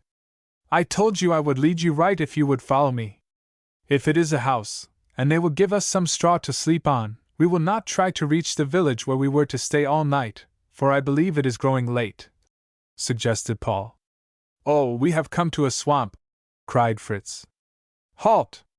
My shoes are full of water. Now one of them has come off, and is sticking in the mud." "Here it is," said Paul as he pulled it out. "Take it and put it on." "But I can't stand and put it on. What shall I do?" "You cannot sit down in the swamp, that is certain. Here, Franz, do you get on one side of him and I on the other, and we will hold him up while he puts it on. Now, Fritz, hurry." Fritz took his shoe, shook out the water, and tried his best to make it go on, but without success. His comrades on either side put out a helping hand, but lost their balance, and all three sat down suddenly in the swamp. "Now we are wet in the only place we were dry," exclaimed Paul. "Yes," comforted Fritz. "But my shoe is on, so it is well that we did sit down. But there was no need for us all to sit down. If you had taken a seat at first, we could have kept dry. But see! The light is still there. Let us hurry. Oh, how glad I am to know that we will see people." They soon reached a small, dark cabin, old and dilapidated, yet it was shelter, and they rejoiced that they had found it. As they neared it, they smelled the welcome odor of frying sausage. The only light that came through the one little window was from the small fire on the hearth, and in this dim light the boys saw two figures bending over the fire, and one by the door, which stood slightly ajar. Only a few more steps and they were up to the door, and there stood the butcher boy with knife in hand. Fritz felt that the knife was already at his throat. He fell back upon Franz, and Franz upon Paul, and they were about to flee. "Here are the three stubborn little tramps that would not beg, but are willing to eat what we begged. But come in, boys, and keep quiet, or some prying forester will come along and drive us out in the rain." The boys drew back, for they were startled and distressed at having run directly into the lion's claws. "Come in, you simpletons! Are you afraid that I will kill you? No wonder they are afraid when you are flourishing that big knife," said the basket maker. "Come in, boys. He has it only to cut our meat and bread. He would not use it on a person because he knows he would have to suffer for it." The boys were afraid of them all, but night was coming on, it was raining, and there seemed nothing else to do, so they stepped in, followed by Pixy, who had sniffed the odor of sausage. "Now you can set the table." "The sausage is done," said the blacksmith, and while the butcher shut the door, the basket maker hung his coat across the little window to hide the light from outside, and more fuel was piled on the fire, which soon blazed up and brightened the dingy place. A newspaper was placed in the center of the floor and a large paper bag was emptied of its contents upon it. A motley mess of bread, brown and white, scraps of meat, cheese and other things they had begged. "Now fall to, yellow bills," said the butcher to the triplets. "Your money bought this sausage, and you have a right to share it." And he gave them a liberal supply on slices of brown bread. The boys were hungry and ate heartily, though realizing that they were beggars and were being entertained by beggars. Your dog must have his supper," said the butcher boy when they had finished, and putting scraps of bread, meat, and other things into the pan in which the sausage had been fried, he stirred it about and poured it upon a piece of paper, and Pixy devoured it greedily. As soon as the supper was finished, the travelers prepared for sleep. "Let us put on our raincoats," suggested Paul. "They will help dry our clothes and keep us warm." "Why didn't you put them on before it rained?" asked the basket-maker. "That is like locking the stable after the horse is stolen." "We never thought of it," responded Fritz. They took the raincoats from their knapsacks, put them on, and felt immediate comfort. Then all lay down with their feet toward the fire, Pixy close to Fritz. "I am tired, and could sleep if I were not so thirsty," murmured Paul. "Well, donkey, there is nothing to hinder you from getting a drink," said the rough voice of the butcher boy. "Go quietly out the door, turn to the left, and there is a spring of good water, which you can scoop up in your hands. Hurry in and shut the door, or some one of the forest keepers will ferret us out." The boys arose quickly and went out, followed by Pixy. It had stopped raining, but the woods looked very dark and gloomy. "Let us run away and leave our knapsacks," said Fritz. "I don't like to be in the company of such people." "Nor do I," agreed the other two, and there was a pause for reflection. "Where could we go?" asked Paul. "We would only get lost again in the woods." "But I am afraid of that butcher with his knife," said Fritz. "That basket-maker would not let him hurt us." "Are you coming in or not?" asked the rough voice of the butcher boy at the door, so they hurried in, and closed the door. The boys lay near each other for company, and Pixy crept close to Fritz, who rejoiced that he was with them. After a time the butcher boy raised his head and whispered, "Boys, are you asleep?" "No," replied Fritz, with a thrill of alarm which almost deprived him of speech. "Now keep your mouths shut," was the next whisper. "I hear something outside." The boys obeyed, though they longed to cry out, "Come, whoever you are, and take us out of this miserable place." There was one of the party who resolved not to obey the command, and that was Pixy. He, too, heard the noise outside, and sprang against the door, barking shrilly. "I will kill that dog if he don't keep quiet," said the butcher boy in an angry but subdued tone. Fritz groped his way to his pet and put his hand over his mouth, but it was too late. The forest keeper outside had heard the barking, and striking his musket upon the door, he asked, "Who's there?" It was now no use to keep silent, and Fritz took it upon himself to answer. "Good friend, we are 3 boys on our holiday journey. We have been to Frankfurt, and are on our way home to Michelstadt. Who is in there with you?" "3 working people who allowed us to take shelter here from the rain." The forest keeper opened the door, struck a light in his lantern, and stepped in. "What brought you in here?" he asked of the 3 grown travelers. "There is no need to ask. You know that it has been raining," replied the butcher boy doggedly. "Yes, but it is not raining now. Go out of here. You might set the cabin on fire, and then the woods would be ablaze." The triplets were ready in a moment's time, and eager to go, but not so the others. "The fire is out. What is the use of moving on until daylight?" "Because it is against orders to allow anyone to stay in this cabin. Wake up your comrade, and all of you leave."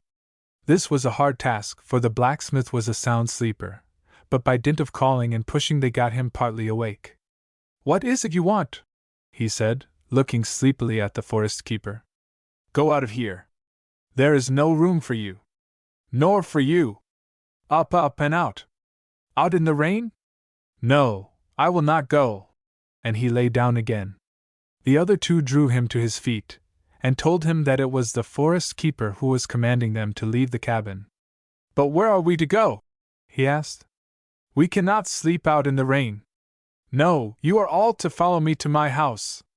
I can have an eye over you there, and it will be less of an anxiety than to leave you to yourselves in this cabin." They all passed out, the triplets with Pixy keeping close to the forester and his lantern. Chapter 12: A Wellspring of Pleasure. They walked what seemed to the boys a long distance through the forest. The rain had ceased, and the moon was trying to shed its rays through thin clouds, but in the dense shade the only light was the little circle upon the moist earth, given by the small lantern. After a time a voice cried, "Who goes there?" "Hans Hartmann, my good friend," replied the forest keeper. "All right." And another forest keeper stood before them, much surprised to see 7 instead of 1. "Have you captured poachers?" "No, the older ones are gypsies."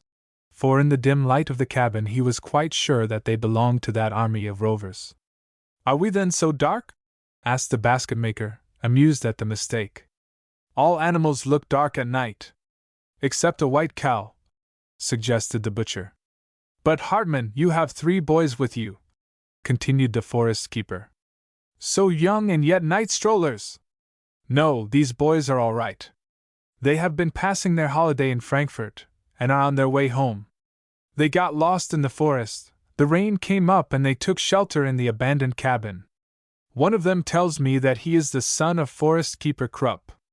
The forester said good night, and they walked on for some distance, and at length came to a clearing in the forest. Looking up, they could see the unchangeable stars, the same that looked down upon Mother Earth when she was fresh from the hands of her Creator. A tinkling brook lay across their path, which the forester cleared at a bound, and the 3 apprentices followed. The triplets halted to view the situation, but Pixy sprang across, then looked back as if to say, "It is nothing. Just give a spring and you are on this side." And they ran back, gave a long jump and were over. A short distance beyond was the forest keeper's cottage, a comfortable place for weary travelers on a wet night. "I cannot give you all a sleeping place in my house," he said, "but can make room for the 3 smaller boys. You larger ones can go to the straw shed. You will find plenty of clean, dry straw, and there you can sleep until morning and shall have a good breakfast before you leave. But before we part for the night, you must turn your pockets inside out that I may see that you have no matches or anything else that will strike a spark." They agreed willingly, and he then led the way to the shed, took from a feed box a number of coarse sacks for covering, and said good night. "We are thankful to you for giving us this comfortable place to sleep," said the blacksmith.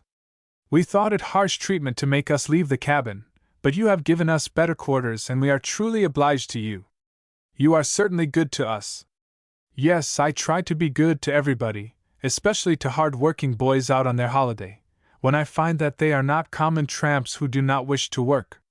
He left the shed and the boys followed him to his dwelling, and to a room adjoining the living room.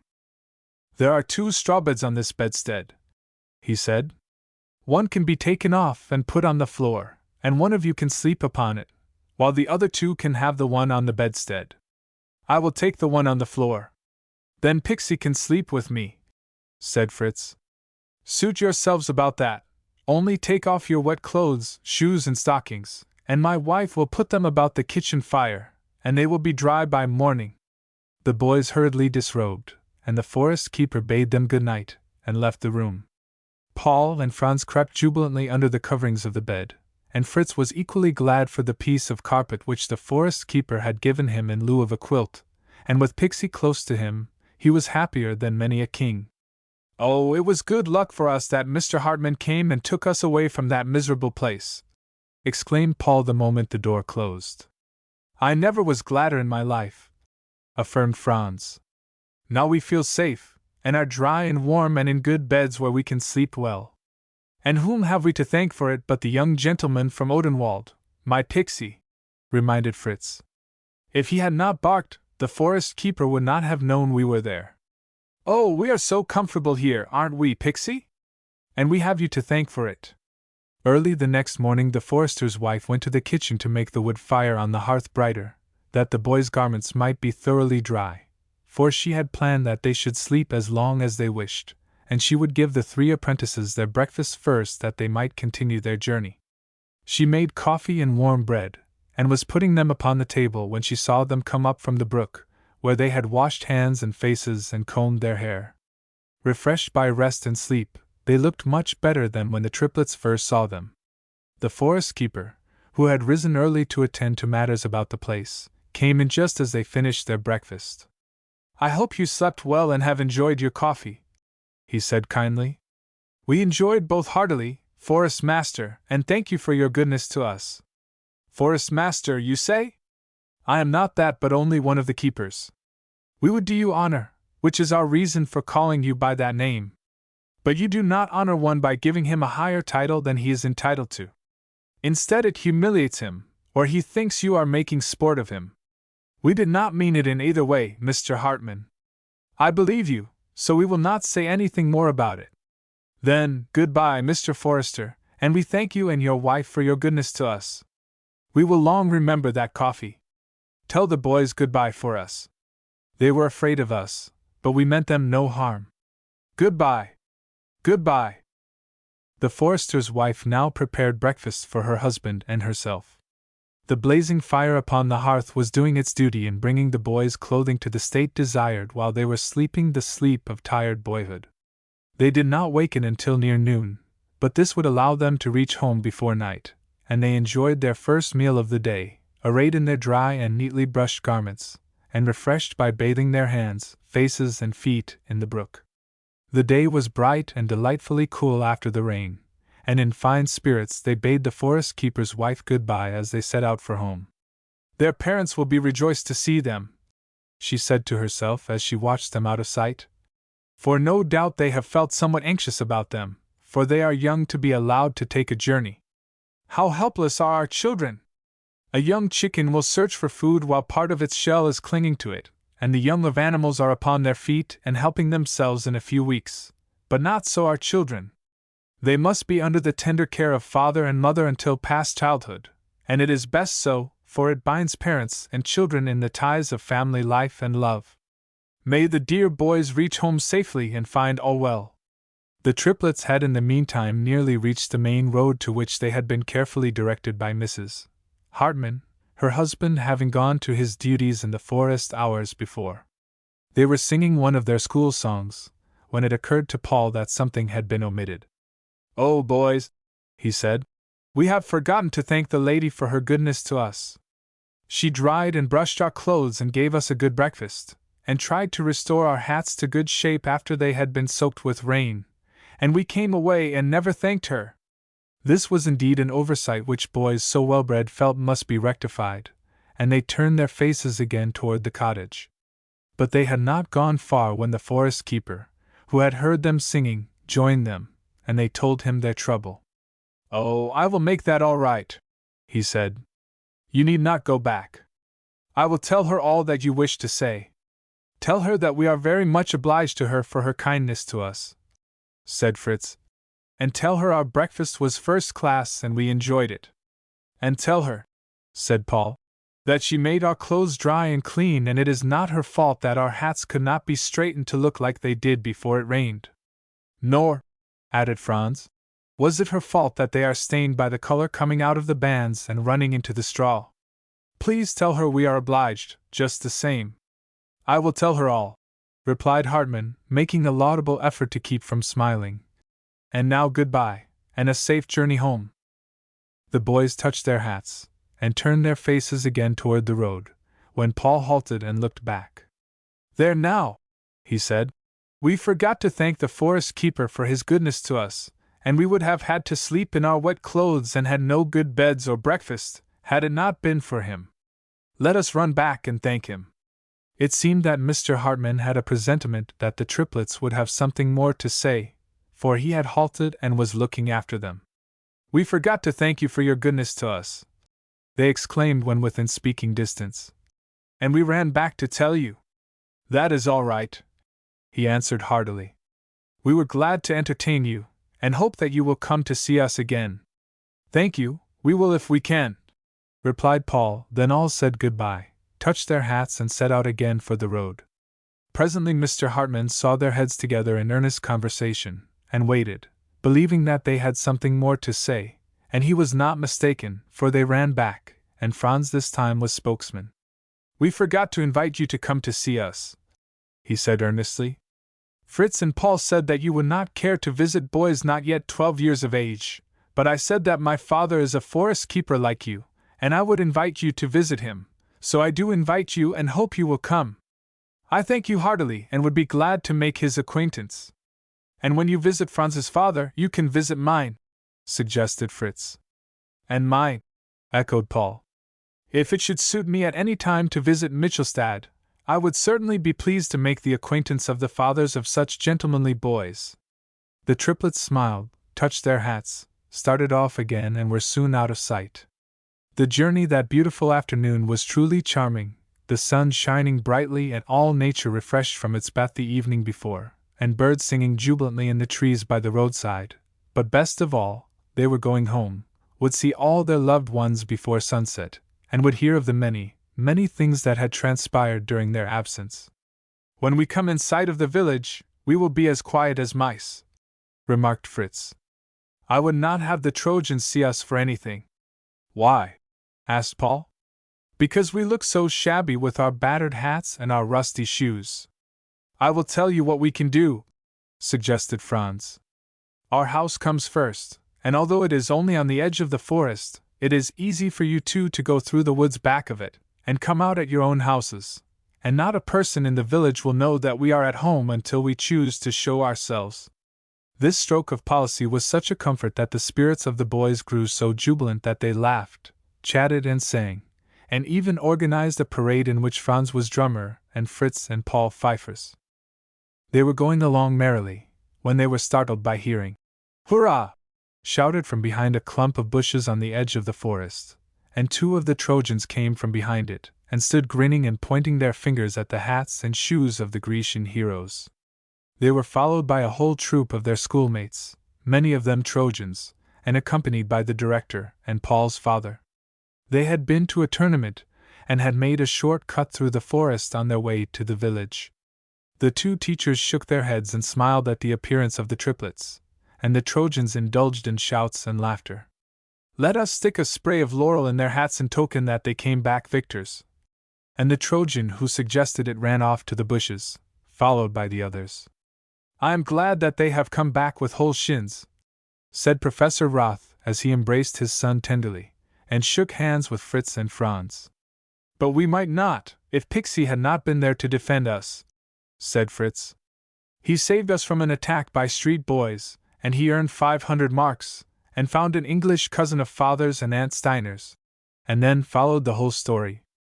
The Trojans had come back with the sprays of laurel, but were so interested in the narrative that they paused to listen, and the director made a sign to them to throw the branches away, and they knew better than to disobey orders. "I am going on home now," said Franz. As Paul's father intended halting at the school building, Paul and Fritz walked on with Franz to the forest house. "Oh, boys!" cried Fritz when they neared the garden belonging to the forest house. "There are our spears sticking in the corn rows, and on them are kitchen aprons and other old rags, and there are our helmets on the top of the poles. Who did it?" "Catherine, our old cook, is the one who did it," laughed the forest keeper. "She was so angry at the birds for picking out her sweet corn that she made scarecrows to frighten them away, and she found nothing which served her purpose so well as did your spears and helmets." "Made scarecrows of our weapons," said Fritz. "It is certainly a shame." "No," said Paul. "It makes no difference. We found that they would be of no use to us on our travels or at Frankfurt." Franz embraced his father, then ran in the house, where he was joyously welcomed, as were Paul and Fritz when they hurried on to their homes. 2 days after, Mr. Heil returned and brought with him the satchel and also the bird cage in which was a fine singer, for he had visited the bird store and paid the difference between its cost and that of the mute one which Fritz had bought. The grater and tin trumpet were also appreciated by the recipients, and the next morning Fritz was awakened from a sound sleep by a blast from the trumpet in the hands of his little brother. The three went cheerfully to school that day, and their visit to Frankfurt long remained a wellspring of pleasure.